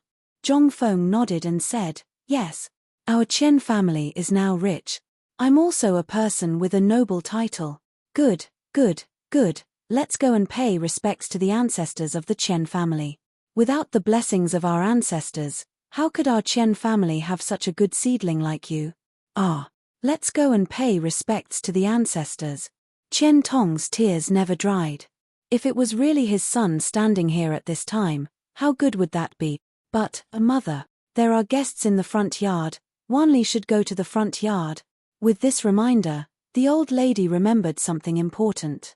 She quickly pushed Zhong Feng and said, "Oh right. Our Chen family owes a lot to your dean. You have to go and take care of him. Don't leave him out in the cold. By the way, Tong, for such a big matter, we must be willing to spend money. We have to invite all the neighbors over to join in the fun." Zhong Feng suddenly saw the old lady's words and actions when he was admitted to the university. His heart ached and he said, "Grandma, grandson wants to talk with you." "No. There are so many guests." Zhong Feng took the old lady's hand and said, "It's okay. The dean said that filial piety is the most important. If we are filial to grandma, the dean will only praise us. Moreover, I also miss grandma." Hearing this, the old lady smiled and her wrinkled face opened up. She hurriedly pulled Zhong Feng to her backyard. At this time, Chen Tong and the others looked at the direction Zhong Feng and the old lady went and then looked at the sack in their hands that was still dripping blood. They didn't need to think to know that it was a head. Being brought here by Zhong Feng, who else could it be but Tang Hao's head of the Tang family? Chen Tong sighed and looked at Zhong Feng's back as he left. What should come will come in the end. Chapter 1400. To put it bluntly, the backyard of the Chen family was just a small farmyard. There were 3 thatched cottages. Although the thatched cottages were incompatible with the splendor of the front yard, the interior was quite comfortable and elegant. The old lady sat on the bed and kept telling Zhongfeng about Chen Wanli's childhood, as well as listening to Zhongfeng's anecdotes about the academy on the mountain. Zhongfeng even personally made a dessert for the old lady. This time, the old lady was so happy that she kissed Zhongfeng's face again and again. After a while, the old lady said, "Wanli, why do I feel that you have something on your mind?" Zhongfeng was shocked and hurriedly said, "Grandma, I don't. You can't hide it from me. Besides, you are a little different today, but I can't tell what is different. Maybe you are thinking about the teacher and students in the front yard." The old lady sighed with some annoyance and said, "That's right. How can an old lady like me let you accompany me all the time? It is more important for you to accompany the guests. In the future, come back to see me more often. By the way, this dessert, when did you learn how to make it?" Zhongfeng was shocked when he heard this. He didn't think about this matter, so he had to talk nonsense. "Grandma, this is what the dean made for me when I was on the mountain. I memorized it and made it for the first time today. Hee, my grandson has made a name for himself. Later, I will find a marriage for you. She is from my family. I heard that although she is only 15 years old, she is not much worse than the concubines in the palace. I also heard from your great-aunt a few days ago that there were officials who came several times and wanted your cousin to go to the palace. But I stopped them," the old lady said excitedly. "How can I give such a good granddaughter-in-law to others? We are all family, of course we have to, Grandma." Zhongfeng was ashamed, and he felt even more uncomfortable in his heart. He hurriedly interrupted the old lady. "Grandma, the teacher said that a man should put his studies first. The dean also said that 3 years later, I will definitely be a jinsha. That's why your grandson wants to wait until we've brought glory to our family before sitting down and waiting." When the old lady heard this, her eyes narrowed into slits. After a while, under the old lady's guidance, Zhongfeng pried open a loose stone. The old lady fumbled around and took out a palm-sized wooden box. She carefully opened it and said, "Wanli, this thing is a keepsake from when your grandfather and I first met when we were young. Rumor has it that it's an antique that has been passed down for hundreds of years. It's also a family heirloom of our Chen family. You also know what your father does, so I've never been willing to take it out. I've been thinking of giving it to you when you become successful and get married. But after hearing what you said, Grandma's memory is getting worse day by day. So, Grandma wants to give it to you now. I'm just afraid that we won't be able to wait for that day. That would be troublesome. This was an antique." Although Zhongfeng didn't know much about jade, this piece of jade that was as white as sugar and as transparent as glass was still shocking. This was definitely an antique, but the guilt in his heart was even more indescribable. "Grandma, are you confused again? You're in such good health. You'll definitely wait until your grandson gets married. Moreover, your grandson wants you to hold your great-grandson." "Really?" The old lady smiled even more kindly. She grabbed Zhongfeng's hand and leaned on Zhongfeng's cheek. She talked about Chen Wanli's childhood until the old lady fell into a deep sleep. Seeing this, Zhongfeng heaved a deep sigh of relief. He put the jade in the old lady's hand and covered her with a quilt. Then, he walked out of the room quietly. He looked at the farm tools in the yard. Zhongfeng couldn't help but feel a little frustrated. Today, he wanted to avenge Chen Wanli. Although it was said to be impulsive, this was what he wanted to do. He wanted to tell the world that he, Zhongfeng's people, even if the heavenly king Lao Tzu came, he couldn't touch them. He really didn't dare to bear this kind of life and death parting. Leaning against a stone roller, Zhongfeng lit a cigarette and pondered. And at this moment, suddenly, a stone was thrown from a thatched cottage towards Zhongfeng. However, it didn't hit him. Instead, it fell beside Zhongfeng's feet. But this time, it scared Zhongfeng half to death. He hurriedly took out the tri-edge bayonet and was on guard. He remembered. The entire Chen mansion, as well as the surroundings of the Chen mansion, should have been sorted out by old Ma and the others. What was this situation? Could it be? Was there an assassin hiding in this place?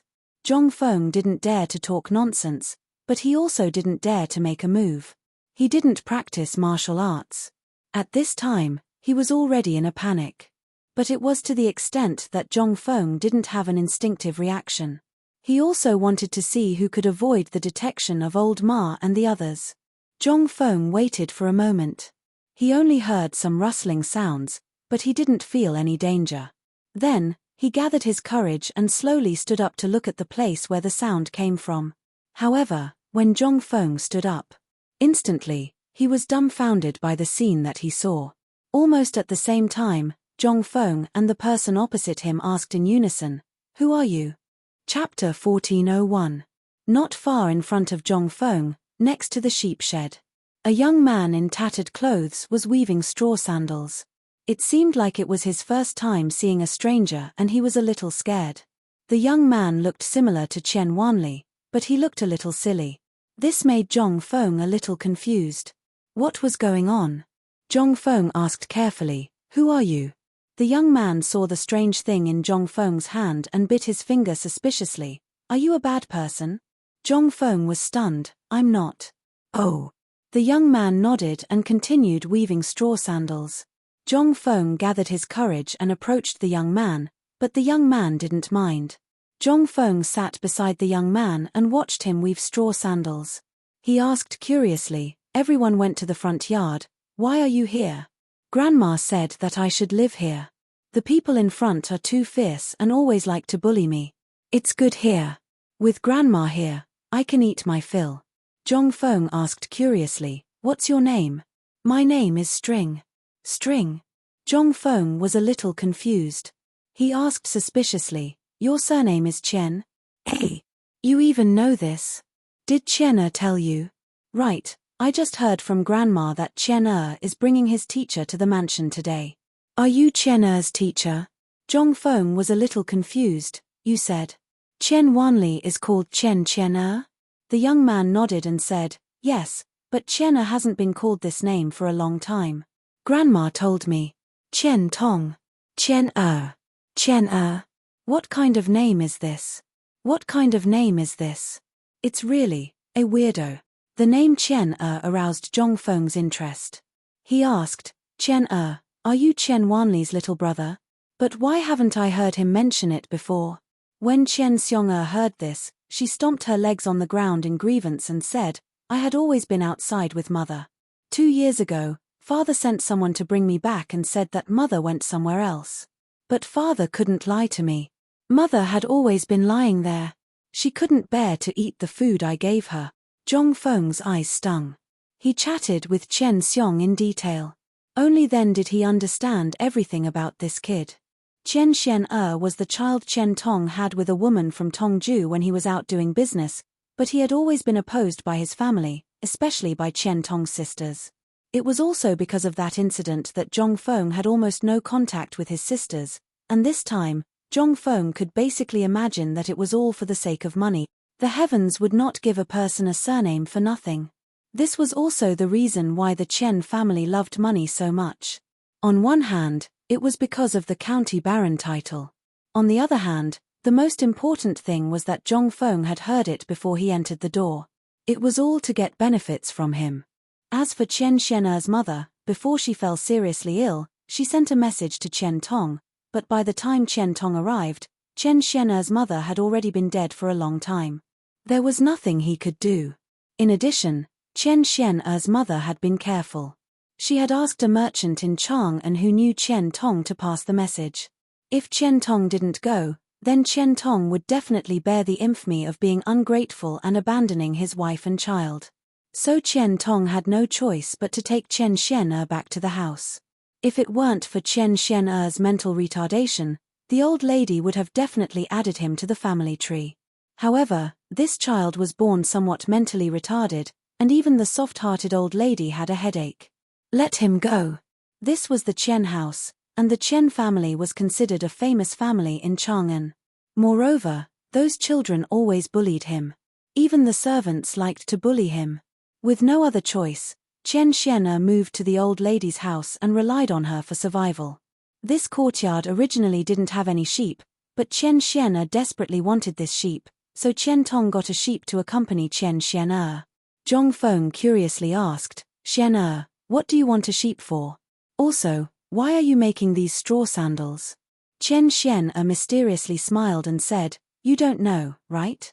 Our sheep will be able to give birth to a litter of lambs in half a month, and one lamb can be sold for 10 strings of coins. If they grow up, one lamb can be sold for 30 strings of coins. Take a guess, if I raise a large flock of sheep, how much can I sell them for? Zhong Feng was a little surprised. He pointed at the straw sandals and asked, then why are you making these straw sandals? To exchange for fodder. A lot of brothers don't have any shoes to wear. Moreover, last time when the sheep were in heat, I asked them to help me steal the sheep next door, so I have to help them. Besides, these sandals aren't for free. They promised to cut grass for my sheep. A pair of sandals and a basket of grass. Isn't it worth it? Zhong Feng was shocked. He couldn't help but pinch his thigh. God, this joke of yours is really too big. This is a talent bestowed by the heavens. Is this the so-called when the heavens close a door, they will open a window for you? Chapter 1402. In the eyes of the world, Qian Xiong was a bit of a fool. But this was all on the surface. This was because this child had been isolated from the world since he was a child. Coupled with the fact that he lacked fatherly love since he was a child, and in this era, this kind of child was the most despised by the world. Because he was casual, he closed himself off. What he showed was not because he ate something, but because he was mentally immature. If such a person was properly trained, in less than 10 years, he would definitely be a blockbuster to the world, because he longed for recognition and love. In later society, this kind of personality was called autism. What Qian Xian had unintentionally displayed in front of Qian Tong was simply to gain Qian Tong's approval. After all, his father was a person who played with money. This was the best way to get Qian Tong's approval, but Qian Tong seemed to have labeled Qian Xiong as a fool from the beginning. So, thinking of this, Zhong Feng subconsciously asked, Xiong, let me ask you something. Qian Xiong asked indifferently, is it about Guan? No, let me ask you, if you had 3 white sheep, how much could you sell them for? Qian Xiong looked at Zhong Feng suspiciously and asked, if I had 300 sheep, why would I sell them? Zhong Feng was stunned. He asked, I'm just asking, tell me, what do you think? Qian Xiong heard this and said, if it was me, I would only choose the best and strongest sheep among these 300 sheep. Even if there were only 50 sheep, I would still have 300 sheep next year. As for the remaining 250 sheep, I would sell their sheepskin to the Hu merchants. I heard my mother say that a sheepskin sold for 20 copper coins. When the time comes, I will rent a butcher shop in Chang'an. I will sell 1 jin of meat for 5 copper coins. Even if there is only 30 jin of meat in a lamb, I can sell it for 150 copper coins. If there are 250 sheep, I can sell them for 37,000 copper coins. Including the bones and offal, I can sell the lamb for 40,000 copper coins, which is 40 taels of silver. If one piece of sheepskin is worth 20 copper coins, 250 pieces of sheepskin can be sold for 5,000 copper coins. And this is only in Chang'an. If I were to go to the Tufan Turks, the price would be even higher. When talking about this, Qian Xiong was abnormally excited. It was as if at this time, in front of him was not a field of grass, but a field of silver coins. This made Zhong Feng even more curious and asked, Xiong, who did you learn this from before? Qian Chuan looked at Zhong Feng suspiciously and said, do we still need to learn this? This time, Zhong Feng was stumped. At this time, Zhong Feng wished that he could drag Li Gan and the other idiots here and let them see what kind of prodigy this was. Compared to Qian Xiong, what the hell was Li Gan? What the hell was Du Da Bing? Those were all trash. This was simply a natural-born fortune-teller, and a natural-born merchant god. After losing Qian Wanli, Zhong Feng felt very guilty. This was because, as a brother, he had always wanted to help the Qian family, but he could not find a way. But now, seeing Qian Xiong like this, Zhong Feng could not help but have a bold idea. Xiong, don't you want to go somewhere with me first? There are many brothers at my place, and there are many, many delicious and fun things. No. Chen Xiong'er shook his head and rejected Zhong Feng without thinking. This was somewhat unexpected to Zhong Feng. Prince Zhong. President Zhong? At this time, Chen Tong's low voice sounded at the door of the small courtyard. It interrupted Zhong Feng's thoughts. Zhong Feng shook his head helplessly and glanced at Chen Xiong'er. The moment Chen Xiong'er heard this voice, his eyes flashed with excitement, but a moment later, it dimmed down. Zhong Feng's heart ached. Don't you want to see your father? Chen Xiong'er shook his head fiercely. Father said that I'm not allowed to go out of the courtyard. After saying that, Chen Xiong'er lowered his head in grievance, not daring to look at Zhong Feng. Seeing this, Zhong Feng shook his head, stood up, and walked towards the courtyard door. As soon as he saw Zhong Feng, Chen Tong was instantly relieved. But when he saw Zhong Feng coming from that direction, he could not help but worry. President Zhong, how could you stoop to such a desolate place? This old man was rude. Uncle, what are you doing? Zhong Feng hurriedly helped Chen Tong up. As the two walked towards the front yard, they discussed the next steps. Zhong Feng said, Uncle, the matter of WN Li is still my academy's fault. I also heard that the Ministry of Justice will send some of the Tang family's wealth to you soon. After the Ministry of Justice checks the properties of the 4 families, someone will send them to you. But, while speaking, the two paused. Zhong Feng said, the academy is, after all, just the academy. I don't want to take care of other things right now. I'll leave them to Laro Li and the others. When the time comes, I'll send someone to personally talk about the future of the white paper business. I've decided, before WN Li's business will still be handled by your Chen family, President Zhong. Chen Tong knelt down in front of Zhong Feng and sighed, President Zhong, my Chen family is unable to repay the kindness you have shown to my Chen family. Now that WN Li's revenge has been avenged and we've given you enough, if you continue to give this old man more, I'm afraid you'll remember it. Zhong Feng helped Chen Tong up from the ground. Chen Tong was right. After thinking about it for a while, Yang Kai gave up. Fine, since Uncle says so, I'll drop the matter. But there's something I want to ask Uncle. Is that Chen Xiong'er in the backyard your young master? Chen Tong naturally knew that Zhong Feng and Chen Xiong'er had met for the new year and was shocked. I've frightened Dean. My unfilial son was born stupid. I hope Sir can forgive him. Zhong Feng said, No, I mean, I want to accept him as my direct disciple. Chapter 1403. Chen Tong was stunned and hurriedly asked, Dean, what did you say? Zhong Feng patted Chen Tong on the shoulder and said, Giving a man a fish is not as good as teaching him to fish. I have been thinking about how to compensate you, and brother WN Li, coupled with the fact that old madam is so good to me, I was deeply moved. Before seeing Chen Xiong'er, I really didn't know what to give you, but after seeing Chen Xiong'er, I made up my mind to accept Chen Xiong'er as my successor. What do you think? Chen Tong was stunned.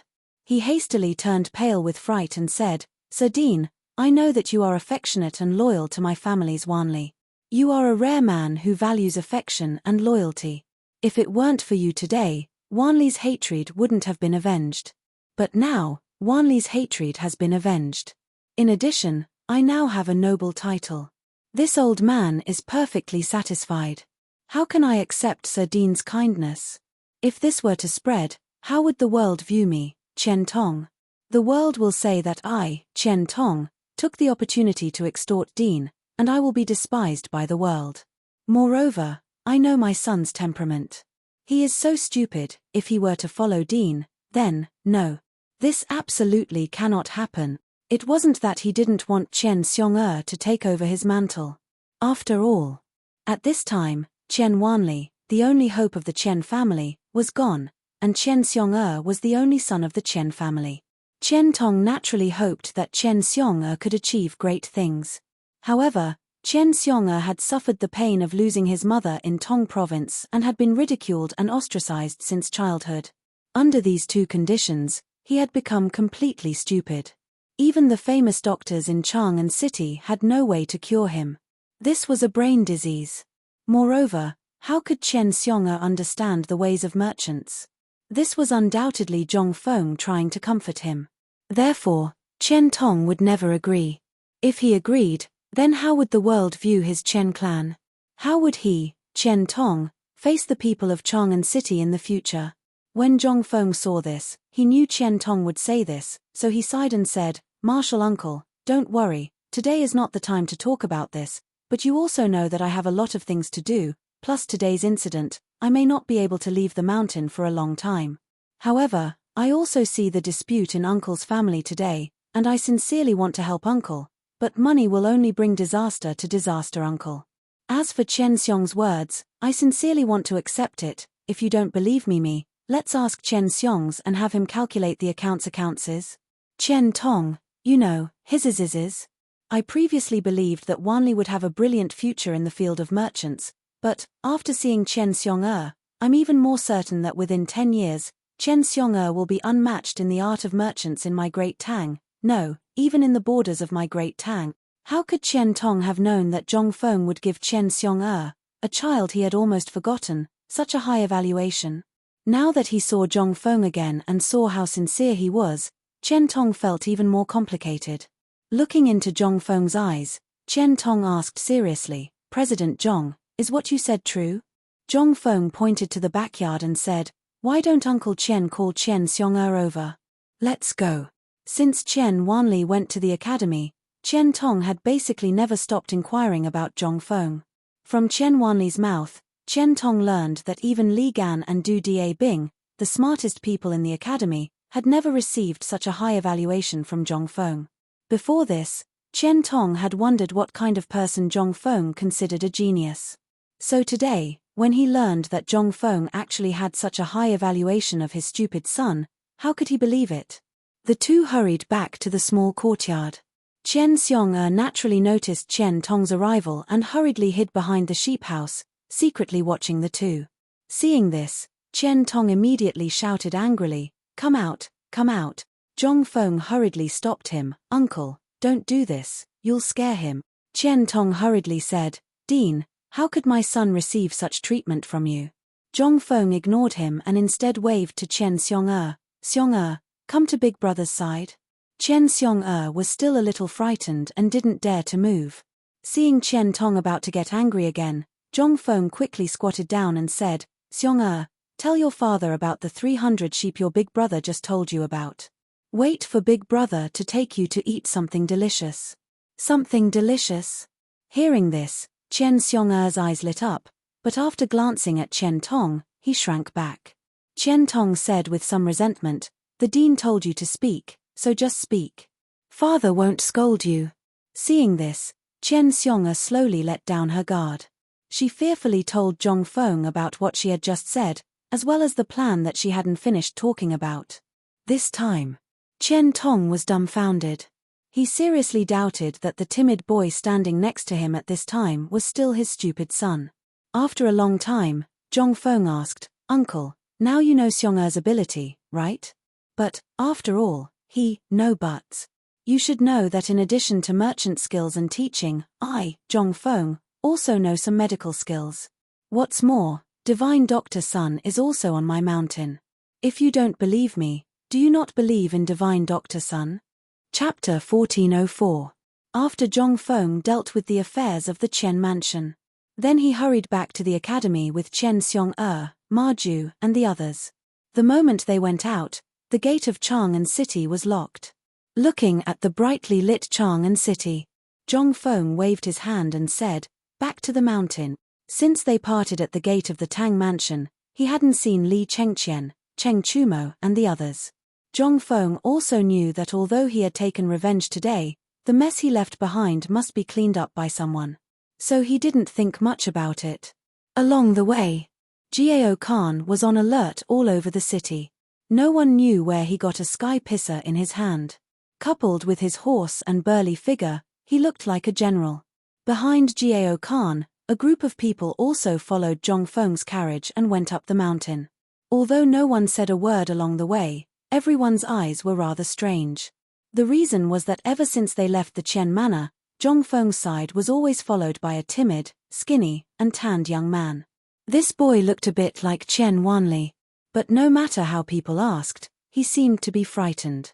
He clutched Zhong Feng's robe tightly and hid behind Zhong Feng without saying a word. And Zhong Feng didn't explain much. After all, it was useless to explain anything now. And Zhong Feng was also thinking hard about the next countermeasures and the way to go in the future. Such a big thing happened today, but the big hand behind the Tang family still didn't come out. Even the people of the Wang clan didn't have much reaction, let alone the big families behind the Bai family, the Gao family and the Mi family. It seemed that they didn't know anything about what happened today, and it had nothing to do with them. But the more it was like this, the more Zhong Feng felt that things were a bit tricky. At this time, no one came out to say a word of justice for the four families. What did it mean? It meant that they had already thought of all the consequences. That was to say, they had already thought of the countermeasures for all the consequences of what they did today. This was the scariest part. They had been planning from the beginning. What were they planning? Phosphate fertilizer? This thing was just an excuse to deceive the world. This thing was bound to be implemented in large quantities, and whoever dared to stop it would be defying the decree and becoming the enemy of all the people in the world. No one dared to do such a thing. Then, what were these people planning? This was what Zhong Feng didn't understand the most. It was said that this was the best time to deal with him. The reason why Zhong Feng dared to come to the Qian residence was because he wanted to use himself as bait to see if these people would take the bait. However, the result disappointed him. These people still didn't move. Then what exactly were they plotting? Medical skills? Steel smelting? Or was it his business path technique? The reason why Zhong Feng thought of the business skills was mainly because of Qian Wanli's death. If Qian Wanli wasn't dead, Zhong Feng wouldn't think too much. But Qian Wanli was dead. That meant that the key now was to find out whether Qian Wanli was killed by accident or deliberately set up. This was the breakthrough point. There was also the Mi family. Why would Granny Mij let all the important people in the family die before he went? As long as someone confessed, the Mi family wouldn't die. But everything was buts. At this moment, it was like a huge mountain pressing down on Zhong Feng, making it hard for him to breathe. However, there was one thing that Zhong Feng knew. What he did today would definitely serve as a warning. Those who wanted to kill him or coveted Pyrolite Mountain would definitely not dare to come here again. The following dangers would definitely be more dangerous. This time, all his plans, from firearms to crossbows to composite bows to armor, had to be sped up. Zhong Feng also thought of an even more important point. That was the little idea he had in mind before. Now it was time to arrange it. That was to form a special battle team. When he thought of this, Zhong Feng lifted the curtain and was about to call Old Ma to ask him. But before he opened his mouth, he heard Old Ma say, "Dean, we've arrived at the academy." With this, Zhong Feng realized that they had unknowingly arrived at the entrance of White Deer College. At the entrance of the academy, Yu Shenan and the others were already holding lanterns and torches, waiting with all the students of the academy. The light of the torches lit up the entire Mount Yi Red. Turning around, it was the same in the marketplace at the foot of the mountain. All the merchants, as well as the Hu merchants, seemed to spontaneously hold up their torches and stood on both sides of the dark road. At this moment, Zhong Feng slowly lifted the curtain of the carriage. When the crowd saw Zhong Feng, they heaved a long sigh of relief. "The Dean is back. Welcome back, Dean. Welcome back, Dean." Excited and loud roars exploded on Mount Yi like thunder.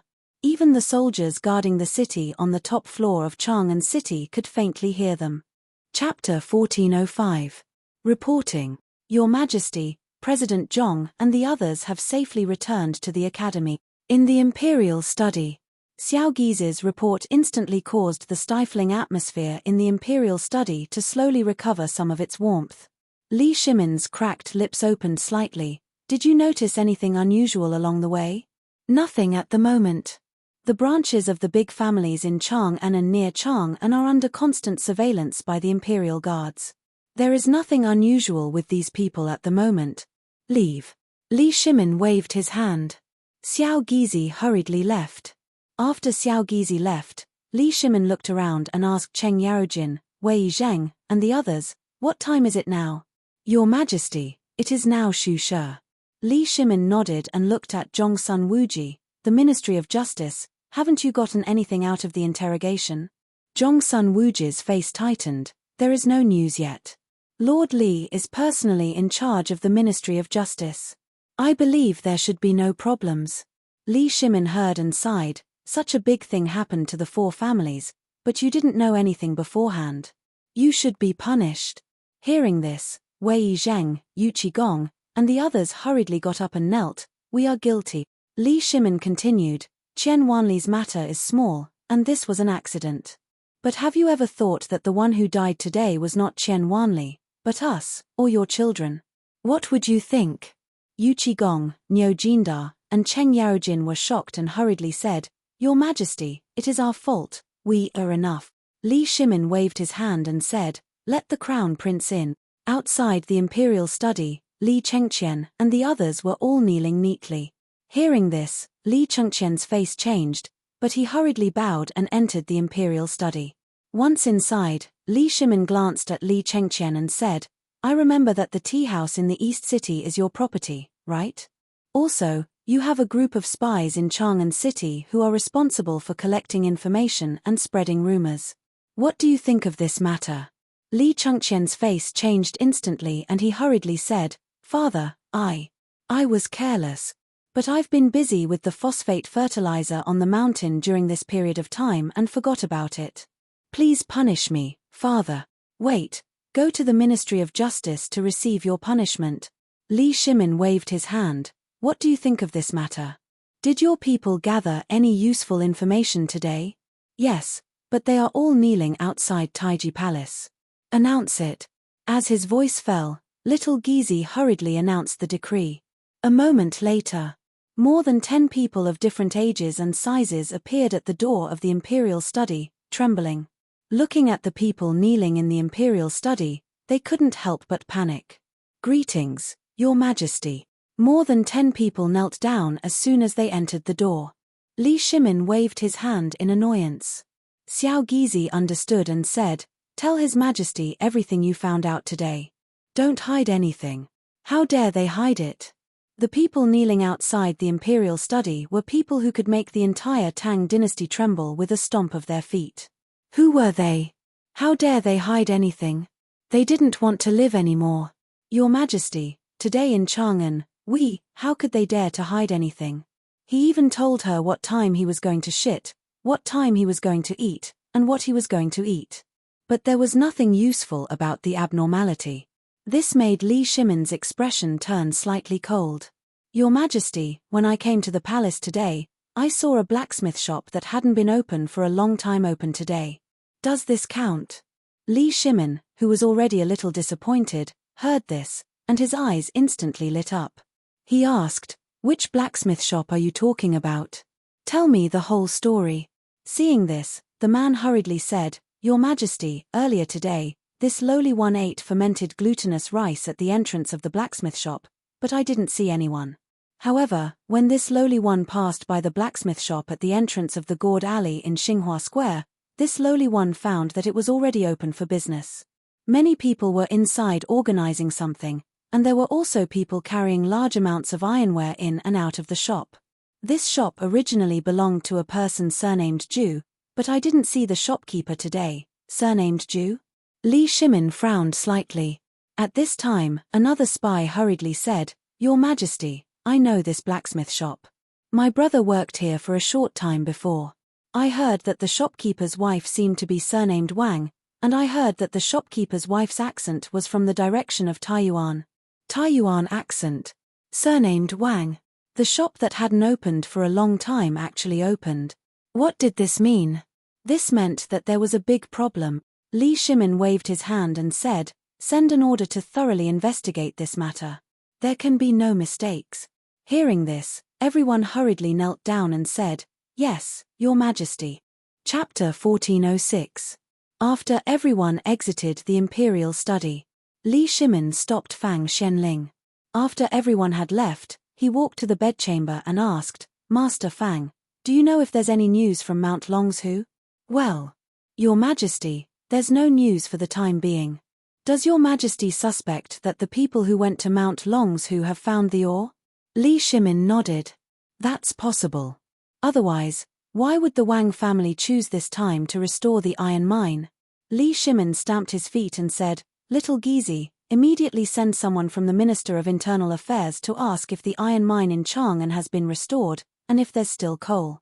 "Yes, Your Majesty." Li Shimin didn't leave. Instead, he called Wei Zheng and the others back to the imperial study. As soon as they entered, Li Shimin asked, "Yu Qigong, did the people you sent to Mount Longzhu have any news?" "No." Yu Qigong shook his head and said, "But we haven't returned home for the time being." "Does Your Majesty think that the iron mine on Mount Longzhu has been found?" Li Shimin nodded. "That's right. Otherwise, there really isn't such a coincidence in this world. You all just heard that the Wang family actually reopened the ironware shop that had been closed for half a month. Moreover, it wasn't as good as yesterday, not tomorrow. Why must it be today?" With this question, Yu Qigong and the others instantly sensed the problem. Why today? Why not tomorrow? Was it a coincidence? Or was it premeditated? In an instant, the imperial study fell into silence once again. Groups of palace maids were trembling in fear as they poured sweet tea for the few of them. Occasionally, they would bring in boxes of cigarettes. The imperial study was once again shrouded in fog. Cheng Chumo and the others escaped from the palace as if they were running for their lives. After they left the palace gate, they breathed a deep sigh of relief. Just now, they had knelt for more than 2 hours and almost lost their knees. But in the end, they didn't know if the emperor forgot or what, but he didn't punish them. It would be strange if they didn't run. Once they left the palace, they couldn't help but be stunned. After looking at each other, Wei Shuyu asked, "Are we going back to the mountain or going home separately?" Why don't we go back to the mountain? Right now, none of our family members have left the palace. Who knows what happened? If we don't run now, we will inevitably become a punching bag when we return. Cheng Chumo agreed, yes. Although the insect's words are a bit harsh, it makes sense. Besides, Fengzi made such a big noise at the foot of the mountain today, so he must be very angry now. If we go up and accompany Fengzi, we will be disobeying the emperor's order. Everyone basically hit it off, and then hurriedly rushed out of the city. Other people might not be able to leave the city at this time, but who were they? They were the sons of the Duke and had the Academy's token to enter and exit the city. As long as they had the token, they would turn a blind eye and let them out of the city as long as there were no major incidents. The moment they hit it off and hurriedly ran away, a team of Jinwu guards in golden armor rushed out of the palace. Then they scattered and rushed to the mansions of the Duke. Teams of imperial guards shuttling between Chang'an City and the imperial city were still like hawks shuttling back and forth in Chang'an City. This kind of thing didn't stop until it was almost midnight. But just as the clock was about to ring, the clock was ticking. At the Tonghua gate of Chang'an, a rider holding a torch galloped over. When the guard on the city gate was about to speak, the rider on the horse shouted, "Open the gate quickly. Good news, on the mountain." In Zhongfeng's villa. Zhong Yuyao and Jingshu stopped crying when Zhongfeng came back, and then went to the room on the second floor. In the living room on the first floor. At this time, a group of big shots on the mountain gathered together. Although the old village chief and he had already explained the matter clearly, Scholar Lai and the others still asked Zhongfeng to explain the matter again. Everyone furrowed their brows and slowly walked away. But when they reached the door, Scholar Lai noticed Qian Xiong huddled in the corner of the door and asked, "Fengzi, his name is Qian Xiong Qian Wanli's half-brother. Xiong come and greet your teacher," Zhongfeng hurriedly introduced. However, everyone was also stunned by this name. It took them a long time to react, but when they saw Qian Xiong's timid expression, they thought that he was frightened today. Moreover, they were too lazy to ask about the person Zhongfeng brought back. After all, this mountain belonged to Zhongfeng. How could they ask about it? They were too lazy to ask. After such a big thing happened today, they had been tense and wanted to rest early. After all, the results would only be out tomorrow. After the few of them left, Zhongfeng immediately called Old Ma in and asked seriously, "Old Ma, you saw what happened today. I want to get a special force. Go back and pick a few smart people for me." Old Ma was stunned and asked, "What soldiers are you talking about? You want to raise a private army?" "No, no, no, it's a special force. It's similar to the security guards on the mountain. But they're just there to learn the new military tactics and fighting methods that I came up with. But the prerequisite is that they have to be young." Chapter 1407. It was not the first time that Zhong Feng had such an idea. He had had such an idea a long time ago, but because of some things, he had not decided until now. Until today, Zhong Feng was really sure. Today, the mastermind behind the scenes did not make a move, which meant that there would be a bigger move. This was what Zhong Feng was most worried about. After all, if this bastard really did something, it would be really troublesome. Zhong Feng was not afraid of trouble, but he was also afraid of being annoyed. Instead of waiting for others to come, why not take the initiative himself, Zhong Feng? Take the initiative to lure the mastermind out? However, Old Ma did not know this, nor did he know the meaning of special forces. He quickly asked, "Dean, what do you mean by special forces? What's the use of it?" Zhong Feng knew that Old Ma would ask this, so he said, "In fact, special forces are also a kind of soldier. This kind of soldier actually has the ability to fight together and has quick reaction. However, in the case of an individual soldier, they can also complete a 1,000-mile raid alone or scout the enemy camp at night. This kind of soldier has very strict requirements for the soldier's physical fitness and endurance. As for tactics and fighting, I don't know much about these, so I'll have to rely on you. However, it's best to have some foundation." This Old Ma was instantly in a dilemma. "Dean, these people you mentioned can be found in the military camp, but if you look for retired veterans, it's really, based on the current manpower in the academy and the public house, we can gather at most 30 people. However, if you look for people who were screened out by the military due to some things, this is not a problem. However, don't get your hopes up. It's not easy to find such people." Zhong Feng raised his eyebrows and asked, "Are there very few people like this?" "Not very few, but none at all. Most of the people who came out of the military, as long as they are good and not disabled, have gone to those rich businessmen's houses to guard the house. How many of the remaining people do you think are good enough?" Zhong Feng had really forgotten about this. Although ordinary people hated military personnel, to the rich and influential families, such people were the most suitable to be guards. Thinking of this, Zhong Feng suddenly thought of old Niu. Didn't this batch of people instigate a few hundred guards and servants when they were in Lantien? Presumably, the people who were chosen by them were all experts, right? Moreover, he had promised Chen Tianyu and the others that he would forge the 4 of them. Now, it seemed that it was time. "Old Ma, let's not consider your men for now. Let me ask you, what do you think of Iron Bull, Idiot Wei, Sun Chong, the Yu Baolin brothers, and Jiao Khan?" Speaking of which, Old Ma also remembered these little fellows. His eyes couldn't help but light up as he said, "If these fellows were in the army, they would definitely be fierce generals." "Could it be that you want to?" Zhong Feng nodded. Old Ma's expression changed instantly.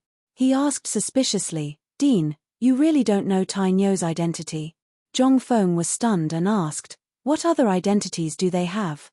When Old Ma saw Zhong Feng's expression, he instantly knew that Zhong Feng still didn't know the real identity of Chen Tianyu and the others. This was easy to handle. If Zhong Feng really knew their identity, then Zhong Feng's arrangement would be problematic. After all, these fellows' fathers, except for Jiao Khan, were all high dukes. Letting them do this at this time? If the dean hadn't discussed this with the high dukes in advance, then it would be strange. In fact, in the Chang'an military camp, Zhong Feng had already known about the training method that he had come up with. Not to mention training, just hearing about it made his scalp tingle. Carrying dozens of kilograms of stones on their backs every day, they couldn't even sleep well. This was simply the devil's training method. In the Chang'an military camp, there were at least 50,000 soldiers stationed there. Those who could stay in the Chang'an military camp were basically the elites of the elites. However, there were not even 5,000 people who could pass the training method so far. From this, one could see how terrifying it was. But once they got through this level, it was really like what Zhong Feng had said. It was not a problem for them to be able to fight 10 people at once. Besides, they were not given any tools or food, not even a fire starter, and were asked to fight with the beasts in the Qinling Mountains for 10 days. The person who could come up with such a training manual was either crazy or a god. At first, old Ma Huanzi had lamented that this thing had been created by that perverted general. However, when he found out that this thing had been created by Zhong Feng, he was completely dumbfounded. With Zhong Feng's weak body, how could he come up with such a thing? Now, when Zhong Feng said this, he suddenly understood that this thing was really made by the Dean. Was it just for this moment? Old Ma was dizzy listening to this. His mind was still thinking about this matter. After talking for a long time, Zhong Feng found that Old Ma was in a daze. He couldn't help but ask, Old Ma? Old Ma?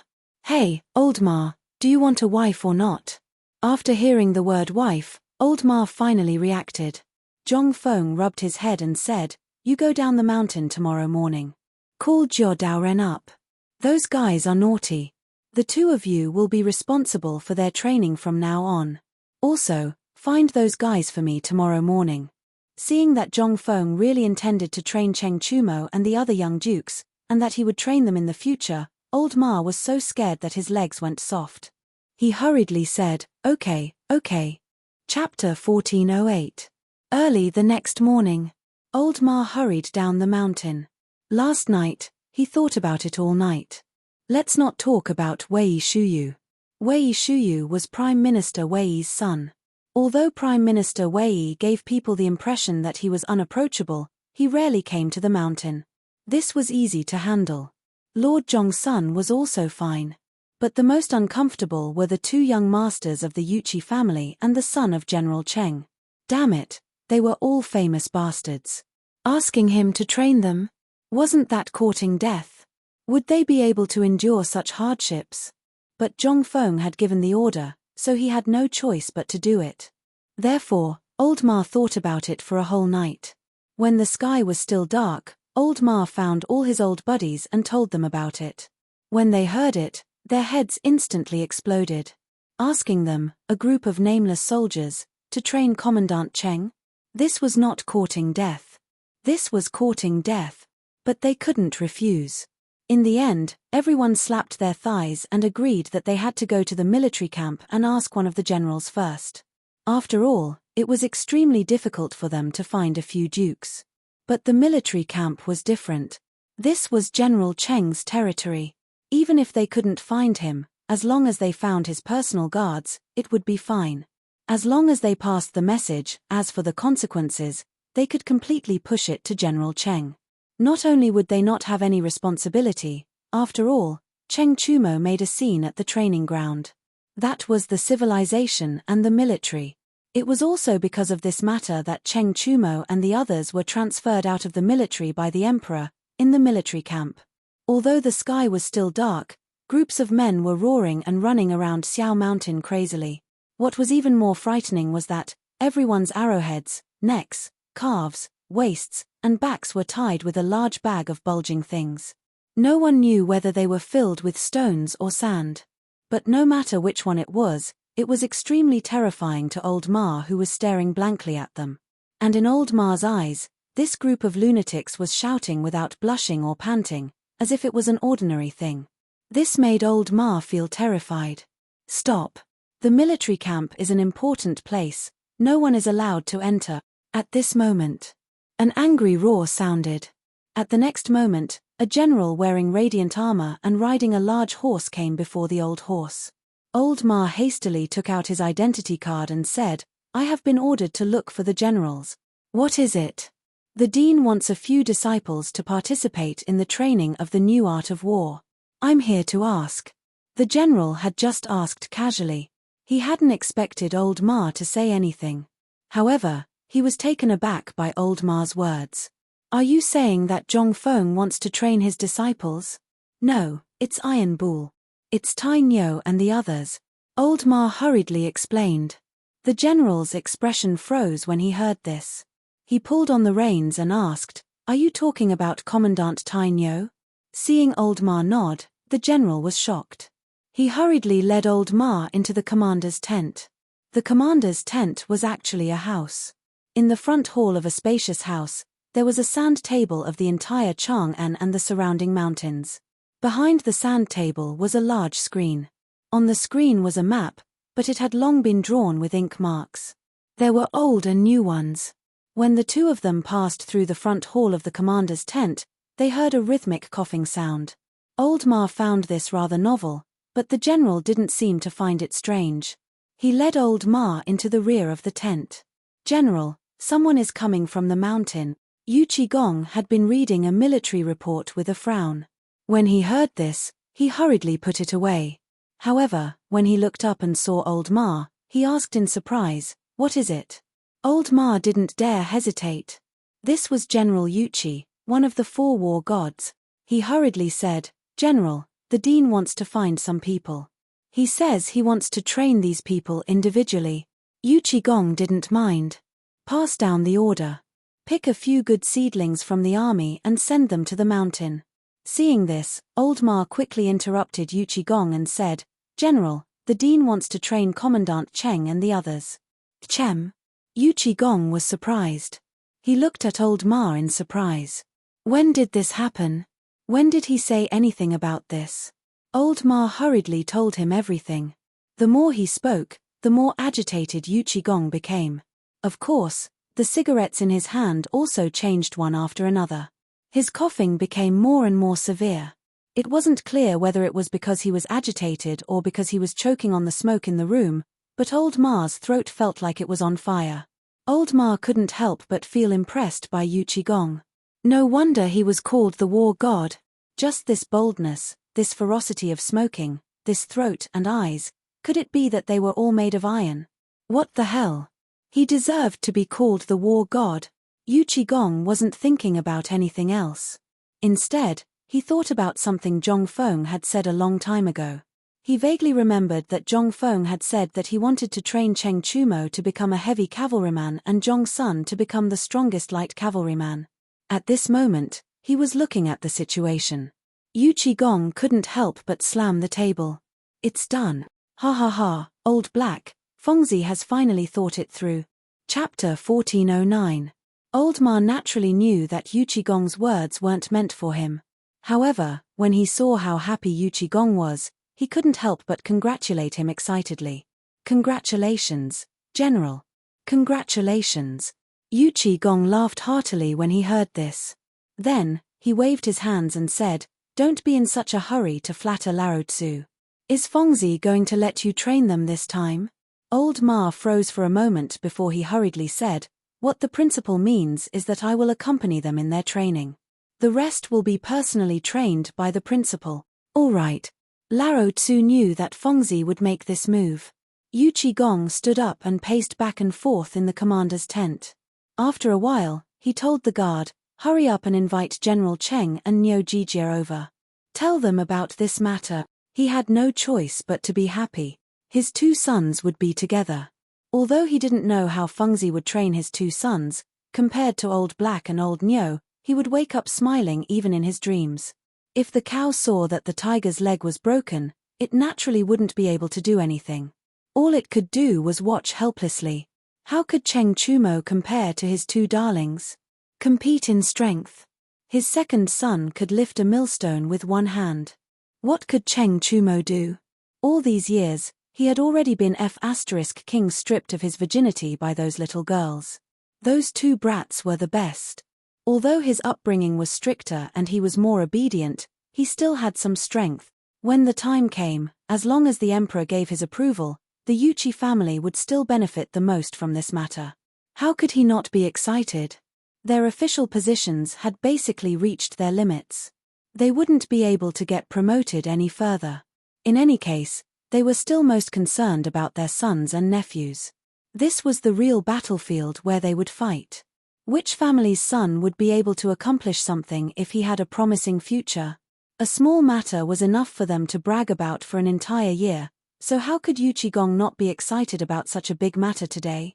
However, before he could get too excited, Cheng Yaojin and Niu Jindar rushed in with red eyes. As soon as they entered, they saw Yu Qigong's annoying look.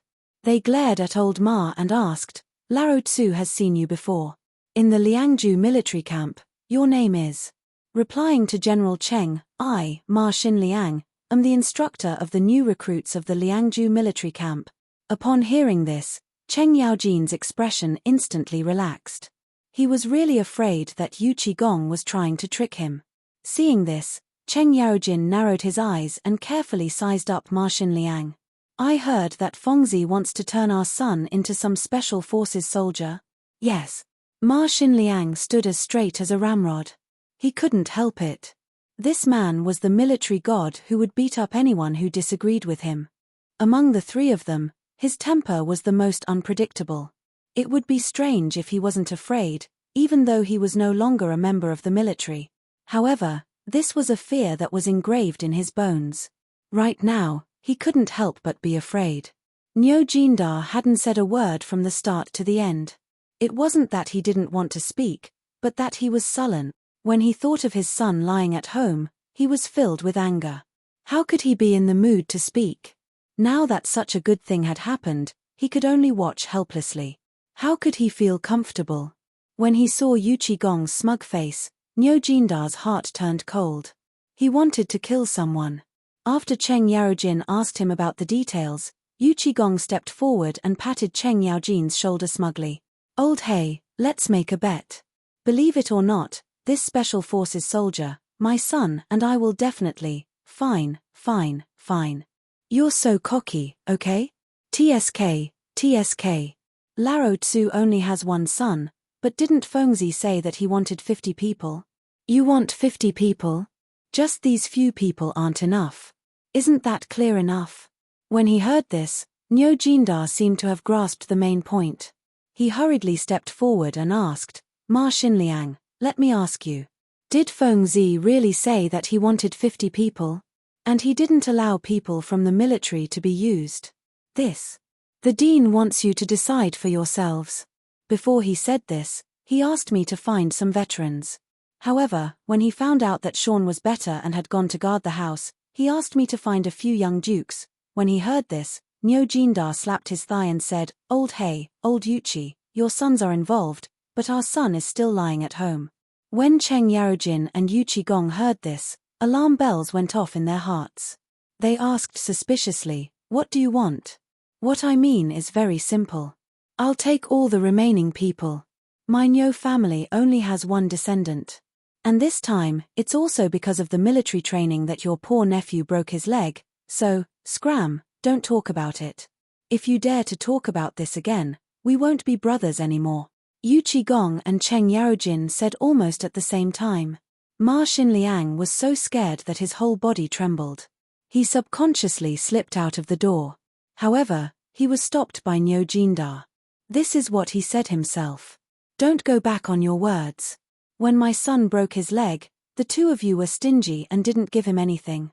Instead, you secretly forced my son to drink. Don't think that I don't know. You promised to see the tiger and said that if there were any benefits in the future, you would all think about it. Fine, now I don't want anything. I just want the remaining quota. Cheng Yaojin grinned and said, you can dream a little better. Chapter 1410. Niu Jindar was stunned. Instantly, his face twisted. Cheng Yaojin, what do you mean by this? Back then, when you were in my manor, that child Zhenhu was closer to you than to me when he was in Longyu. He poured tea for you and called you uncle. Now, you're starting to act shamelessly? Seeing Niu Jindar explode, Yu Qigong hurriedly comforted him.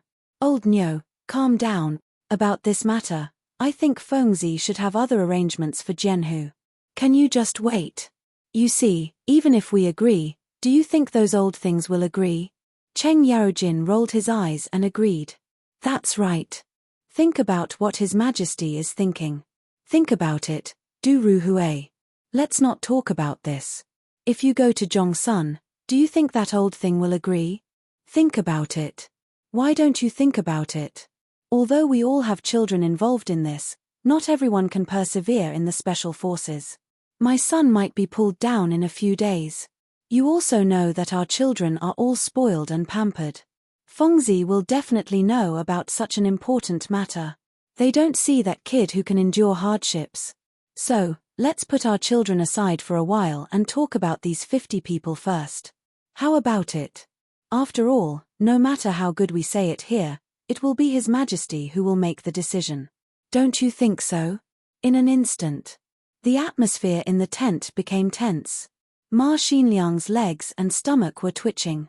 He wanted to leave, but at this time, his sleeves were torn by Niu Jindar. He didn't dare to speak or move. The cold sweat on his face couldn't stop flowing down. Finally, he couldn't bear it anymore. Ma Xinliang shouted bitterly, "Generals, I still have to go find a few young dukes to quickly go up the mountain to report. This matter is still early. Can't you talk in private first?" Hearing this, Yu Qigong hurriedly said, "Old Niu, why are you pulling his clothes? After all, Fengzi has other arrangements." "You! All of you, shut up for Laro Tzu." Niu Jindar was furious. How could he not know that at this time, if Ma Xinliang went to find someone to go up the mountain, then his son would really be fine? Seeing this, Yu Qigong and Cheng Yaojin rolled their eyes and tried to persuade Niu Jindar, but Niu Jindar didn't listen to anything they said. Laro Tzu just wouldn't listen. The two of them couldn't help but get angry. Yu Qigong pointed at Niu Jindar's nose and said, "Old Niu, do you have any shame? Just because your son can't go, you want to take up so many spots. What are you trying to do?" "What am I doing?" Niu Jindar glanced at Laro Tzu and said, "Since Fengzi wants to make this thing at this time, he must want to deal with that thing. Do you think Laro Tzu cares? Laro Tzu just thinks that my soldiers are all good. Look at your family, you." Without waiting for him to finish, Cheng Yaojin said sourly, "But I heard that when you went to look for a mine, most of your men died on Longshu Mountain. How can you gather so many people at this time? Even if we have enough, the quality is still worrying." Seeing this, Yu Qigong hurriedly poured cold water on him and said, "Yes, yes, yes. Look, both of us are doing this for your own good. You also said that Fengzi wants to train this thing this time because he wants to do that thing. That will cost him his life.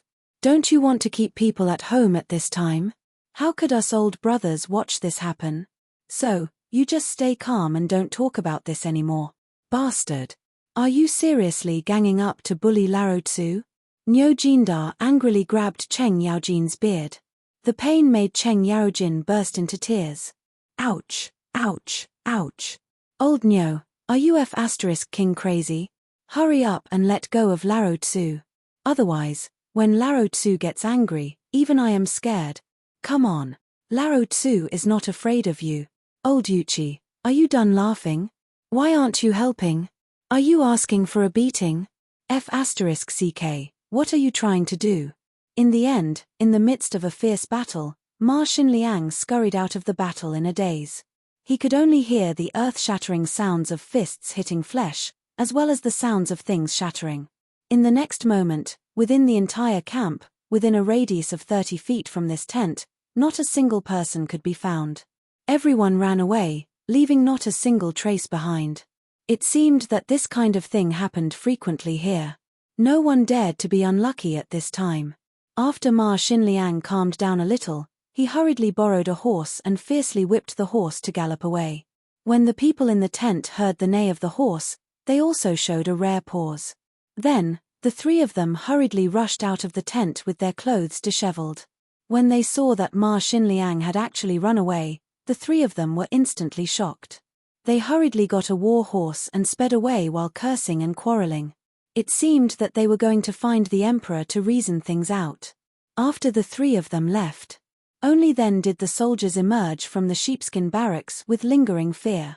After ascertaining that the three of them had left, a few of the generals scolded loudly, "What are you all standing there for? Go do what you need to do." Chapter 14:11. In the palace. Li Shimin looked at the reports on the table about the blacksmiths that suddenly appeared in Chang'an these 2 days with a worried face. Since yesterday afternoon, the original 12 blacksmiths in Chang'an City had reopened one after another. What did this mean?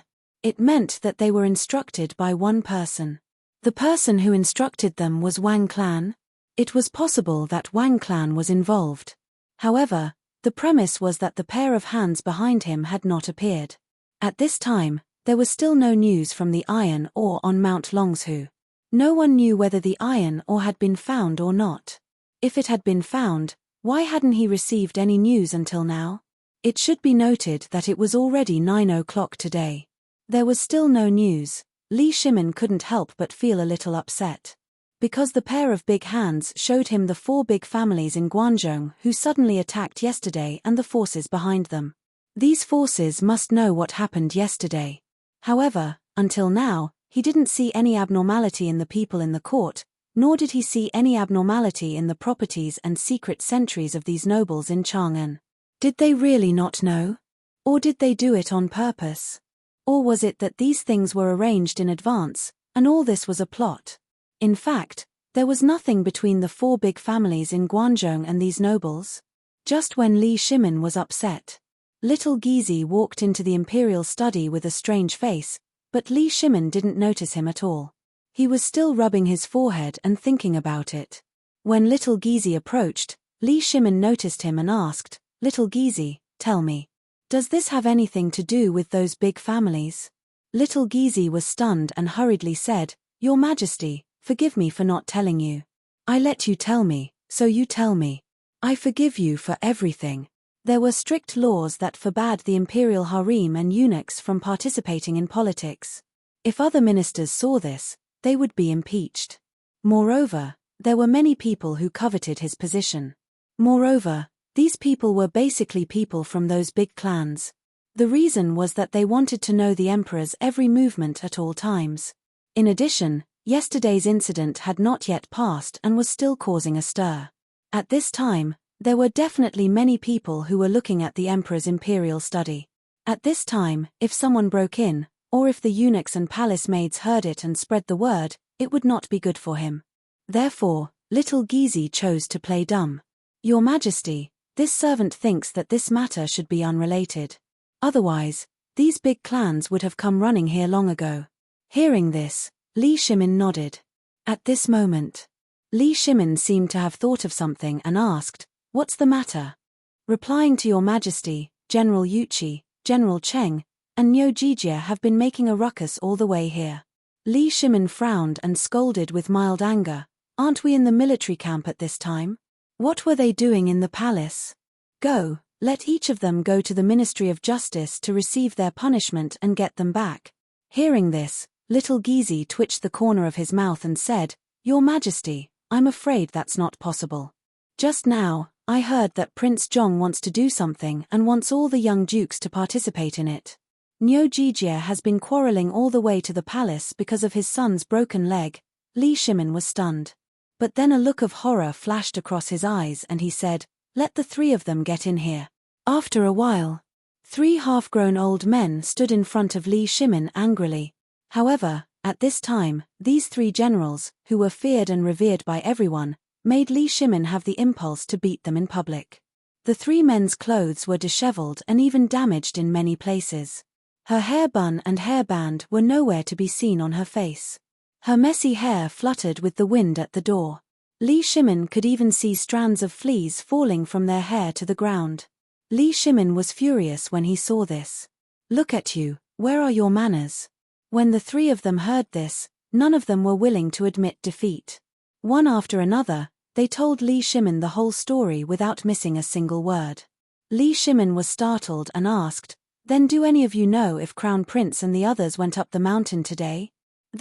When the 3 men heard this, they remembered the most important thing. Where was their son? After arguing for so long, they didn't seem to have seen their son since last night. When Cheng Yaojin heard this, he asked carefully, "Your Majesty, was the Crown Prince in the morning court today?" Li Shimin frowned slightly and said, "He was in the morning court." "Why are you asking this?" Cheng Yaojin and the other 2 men looked at each other strangely and said, "My son went up the mountain after hearing that he left the palace last night." "Mine too. Mine seems to have disappeared last night." In an instant, how could the 4 men not know? They were so angry that their beards blew and their eyes widened. If there were people on the mountain, would Fengzi send people down the mountain to look for them? He must have gone to the brothel to spend the night again. Li Shimin waved his hand and said, "Leave them alone. You have seen Zhong Feng's new Mitsubishi knife. I just got the news that the iron mines and ironware shops in Chang'an are all open again. At this time, Fengzi chose to do this. What does it mean? It means that Fengzi wants to take the initiative to attack. Although Cheng Yaojin and the other two men knew it, they were still in an uproar at this time. Seeing this, Li Shimin sighed speechlessly and took the lead to walk out. When he reached the door of the imperial study, he said, "Accompany me to the mountain to ask Fengzi clearly." Yes. Chapter 14:12. Prince Zhong, have a cup of hot tea first. In Zhong Feng's villa. Jingshu looked at Zhong Feng quietly and handed him a cup of hot tea.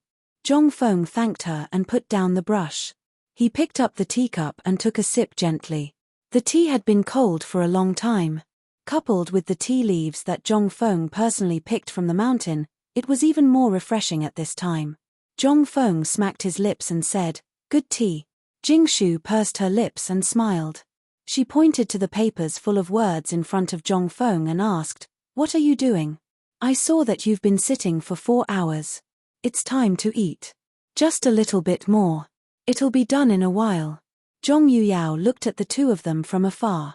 She pouted and said with some jealousy, "It's already midnight. Can't you do it after eating? You didn't even have breakfast." Zhong Feng smiled faintly. He got up and pulled Zhong Yuyao over. Then, he took Jingshu's hand and said, "This is very important. You all know about what happened yesterday, right? I've also thought about it clearly. I don't have any desires. I just want to follow my heart and live a rich life. Although it's a little tacky, this is my dream.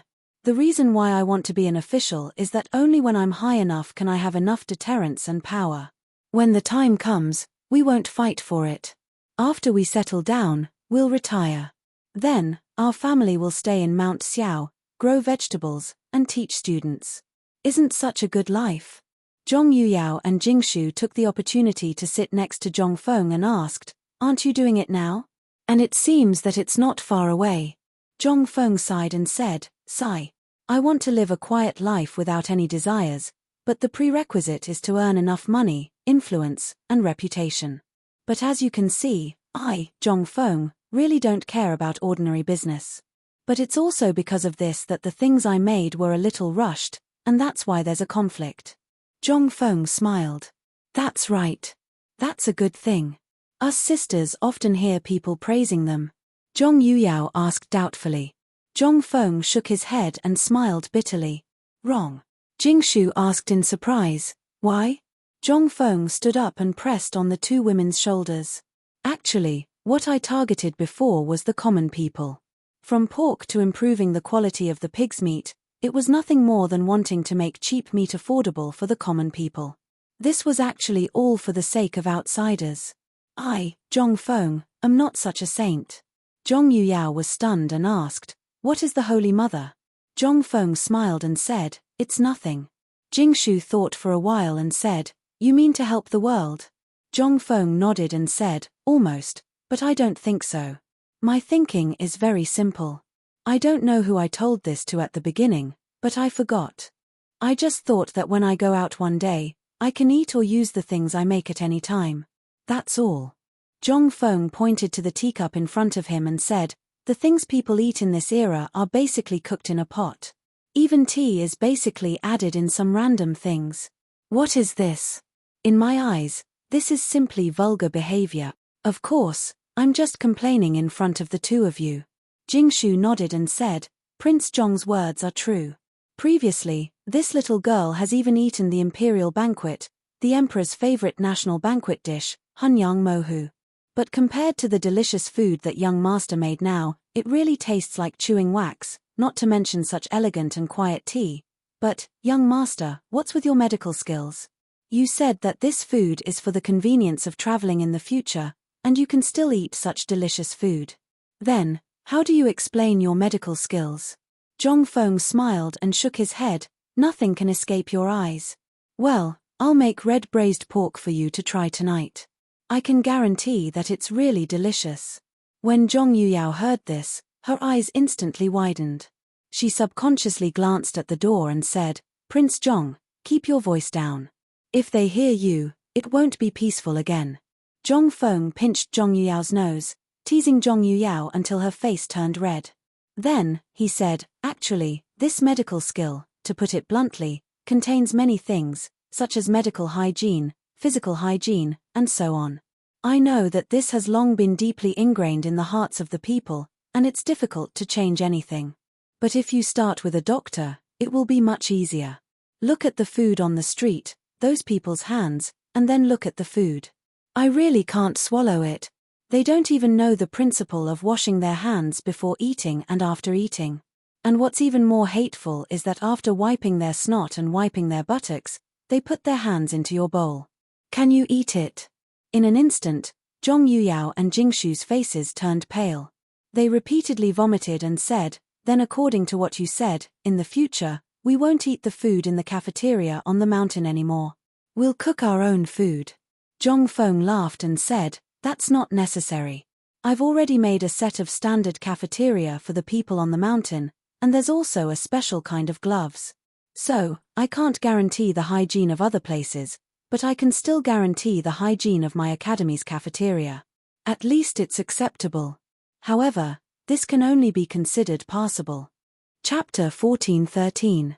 Jingshu and Zhong Yuyao didn't know what medical hygiene was, nor did they know what physiological hygiene was, but in their opinion, it was just about cleanliness. But thinking about what Zhong Feng said just now, they instantly felt that everywhere was dirty. Those chefs, which one of them didn't have a handful of salt, a handful of vegetables, a handful of meat, and then a handful of sweat and snot? They didn't notice it before, but at this time, Zhong Feng said so. At this time, the two girls were scared and didn't dare to go outside to eat. Even outside of this villa, they didn't dare to eat anything in other places. For example, the barbecue made by Zhong Feng on the street. That thing, now that they thought about it, they even wondered how they ate it in the first place. Zhong Feng saw that the two girls' faces were extremely pale, so he couldn't say anything more. He hurriedly said that, in fact, this thing is to pay attention to hygiene, to avoid bacterial infection. The space we live in is full of bacteria, and all the diseases we know, such as fever, cold, headache, cough, diarrhea, and so on, are all bacterial infections. In order to not be infected by bacteria, we have to do something else, such as disinfection, alcohol, wine, salt, vinegar. They are all good things for disinfection. Zhong Feng explained the physiological hygiene knowledge to the two girls in detail.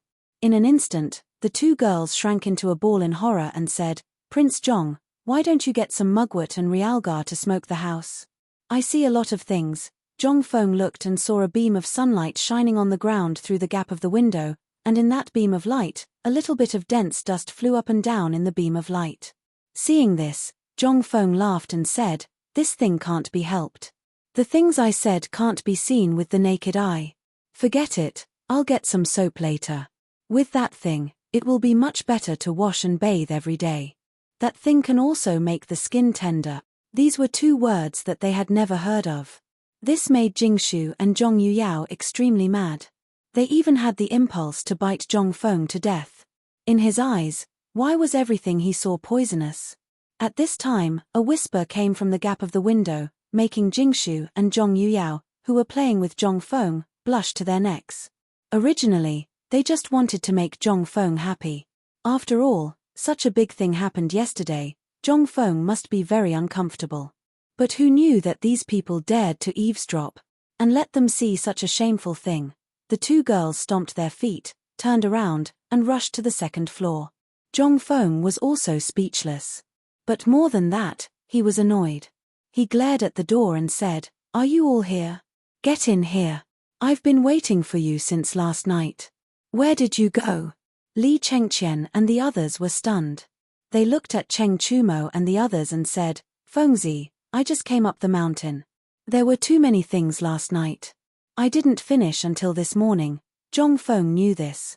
After all, there were so many things. It would be strange if they weren't busy. He pursed his lips and looked at Cheng Chumo and the others, who were avoiding his gaze, and asked, What about you? We were also busy last night. Zhong Feng looked at them. How could he not know that these people must have gone to visit prostitutes last night, but he had no evidence. He could only say helplessly, Since you're here, let's talk about the next thing. Seeing that Zhong Feng didn't continue to harp on it, they nodded hurriedly. Then, they returned to their original nature, smoking and lying on their backs, after they were all in position. Zhong Feng said speechlessly, from tomorrow onwards, Tai Nyo, Chong Zi, Da Sho, and the two brothers Yu Baolin and Jiao Khan will start military training. Jiao Khan, who was outside the door, heard this and ran in excitedly. Shiwa also ran in and asked, Feng Zi, what about me? Zhong Feng looked at Shiwa and said, I have other plans for you. Seeing that Li Qian, Du Bing, and Fang Yi also wanted to ask, he hurriedly said, I have other plans for you guys. Also, with your bodies, can you withstand the torture? Cheng Chumo and the others were very excited. They had heard from Zhong Feng that he wanted to train them to be the elites of the elites. However, ever since Jiao Khan and Yuchi Baolin went to the barracks to learn military training, there was no more news. At this moment, Fengzi finally remembered this matter, thank the heavens. However, this wasn't a good thing for Li Chengqian and the others. At this moment, they looked at Zhong Feng with some resentment. Zhong Feng stared back at them embarrassedly and said, I said don't look at me. You guys have more important things to do. Do you want the explosives I mentioned? If you want, then make them yourself. Hearing this, Li Chengqian and the others finally calmed down. Cheng Chumo and the others didn't care. Zhong Feng pointed at Yuchi Baolin and Jiao Khan and said, wait, the two of you should let them familiarize themselves with this military training method first. Tomorrow, I will have Old Ma and Jiao Daoren teach you the military's joint attack technique, as well as the individual combat ability. As for the rest, I will personally teach you. Tonight, I will give you one night, and tomorrow, at most, one day. Cheng Chumo and the others were already very excited. However, seeing Zhong Feng say these words so calmly, they couldn't help but ask curiously, Fengzi, what do you mean? Zhong Feng looked at Cheng Chumo with a faint smile and said, because after tomorrow, your doomsday will come. Chapter 14:14. In an instant, Cheng Chumo and the others felt their hair stand on end. From what Yuchi Baolin had told them, what they had seen when they sneaked into the military camp, and the unspeakable pain of their friends in the military, they had thought that this was the worst they could do. However, they could accept it if they had to grit their teeth and become what Zhong Feng had promised to give them. However, looking at Zhong Feng now, it seemed that this was just the beginning. This was the reason why they were so scared. Cheng Chumo was furious. He hurriedly squatted beside Zhong Feng and massaged Zhong Feng's legs while asking, Fengzi, what are you planning to do? How could Zhong Feng not know what they were planning at this time? He looked at them with a smile and said, actually, it's nothing much. I'm planning to form a special forces team. Yesterday's incident was a lesson. I, Zhong Feng, am not a pushover. I don't like to be watched and led by the nose. Therefore, I've decided to train you into a team of kings who walk in the dark. In the future, you will be able to find the big hand outside and get rid of them quickly. From now on, Li Qian and the others will be mainly responsible for the development and creation of weapons and new things, as well as experiments and so on. I'll give you priority to use all the good things they come up with. However, there's only one condition, and that is to hide yourselves well, use your strengths, and stir up the world for me. In an instant, everyone was aghast. This time, Zhong Feng was really going to be serious. Li Chengqian seemed to have thought of something. He said in surprise, so this is why you modified the crossbow, the composite bow and musket you mentioned, and why you wanted to train them to become the strongest heavy cavalry, the strongest light cavalry, and the king of assassins. After Li Chengqian said this, Cheng Chumo and the others realized in horror. Had Zhong Feng already planned everything when he promised to teach them how to become the best troops in the world? Oh my God! How big of a plan and how terrifying of a setup was it to accomplish all of this? Although Yuchi Baolin and the rest didn't know what they were talking about, Cheng Chumo and the rest's expressions made them realize that something was amiss.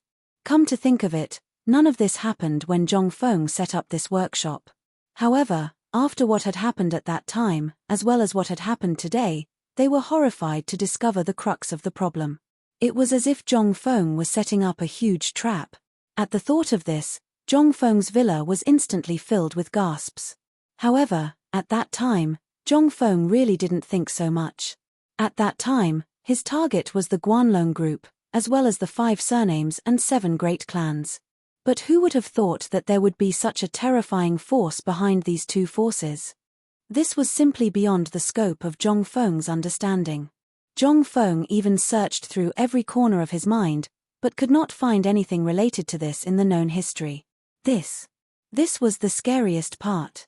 At one point, Zhongfeng even thought that this was caused by his transmigration, which caused the space to distort.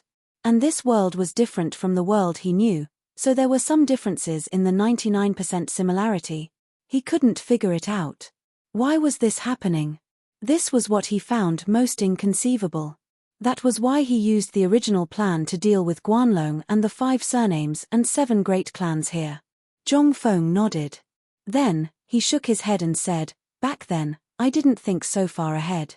I only targeted Guanlong and the 5 surnames and 7 great clans, but who would have thought that such a thing would happen?" And Zhongfeng's answer also made Li Shimin and the others, who had just arrived at the door, hurriedly stop and listen carefully. Zhongfeng said, "In fact, it's very simple. I don't like to be watched by others, and I don't like to be manipulated by others. Instead of waiting to play tricks and schemes, it's better for me to do it myself, and return peace to all the people I care about. Therefore, in the next 1 month or even 2 months of urgent training, I will squeeze out all your potential in the shortest time possible, and then let you truly love you, and find the fighting method you are best at in the shortest time possible. For example, Iron Bull, you must not only display your own brute force, but also your stubborn nature, you must display it to the extreme. Public opinion is the most fatal weapon. You should have seen it yesterday. In fact, those methods of theirs were used by us, but we were not that shameless. It was also because of yesterday's matter that gave me a hint. If you want to stand firm, you have to be more shameless than the enemy. Sometimes, shamelessness is an extremely terrifying weapon." This made the faces of Li Shimin and the others turn black. They were about to enter the room, but were stopped by Wei Zheng. Li Shimin frowned, but after hearing Zhongfeng's next plan, he was even more shocked. He couldn't help but ask, "Fengzi, is what you said true? If it's true, I will fully support you in this matter. I heard that you want 50 people for the whole team. I think it's a little too little. I'll give you 500 experts, how about it?"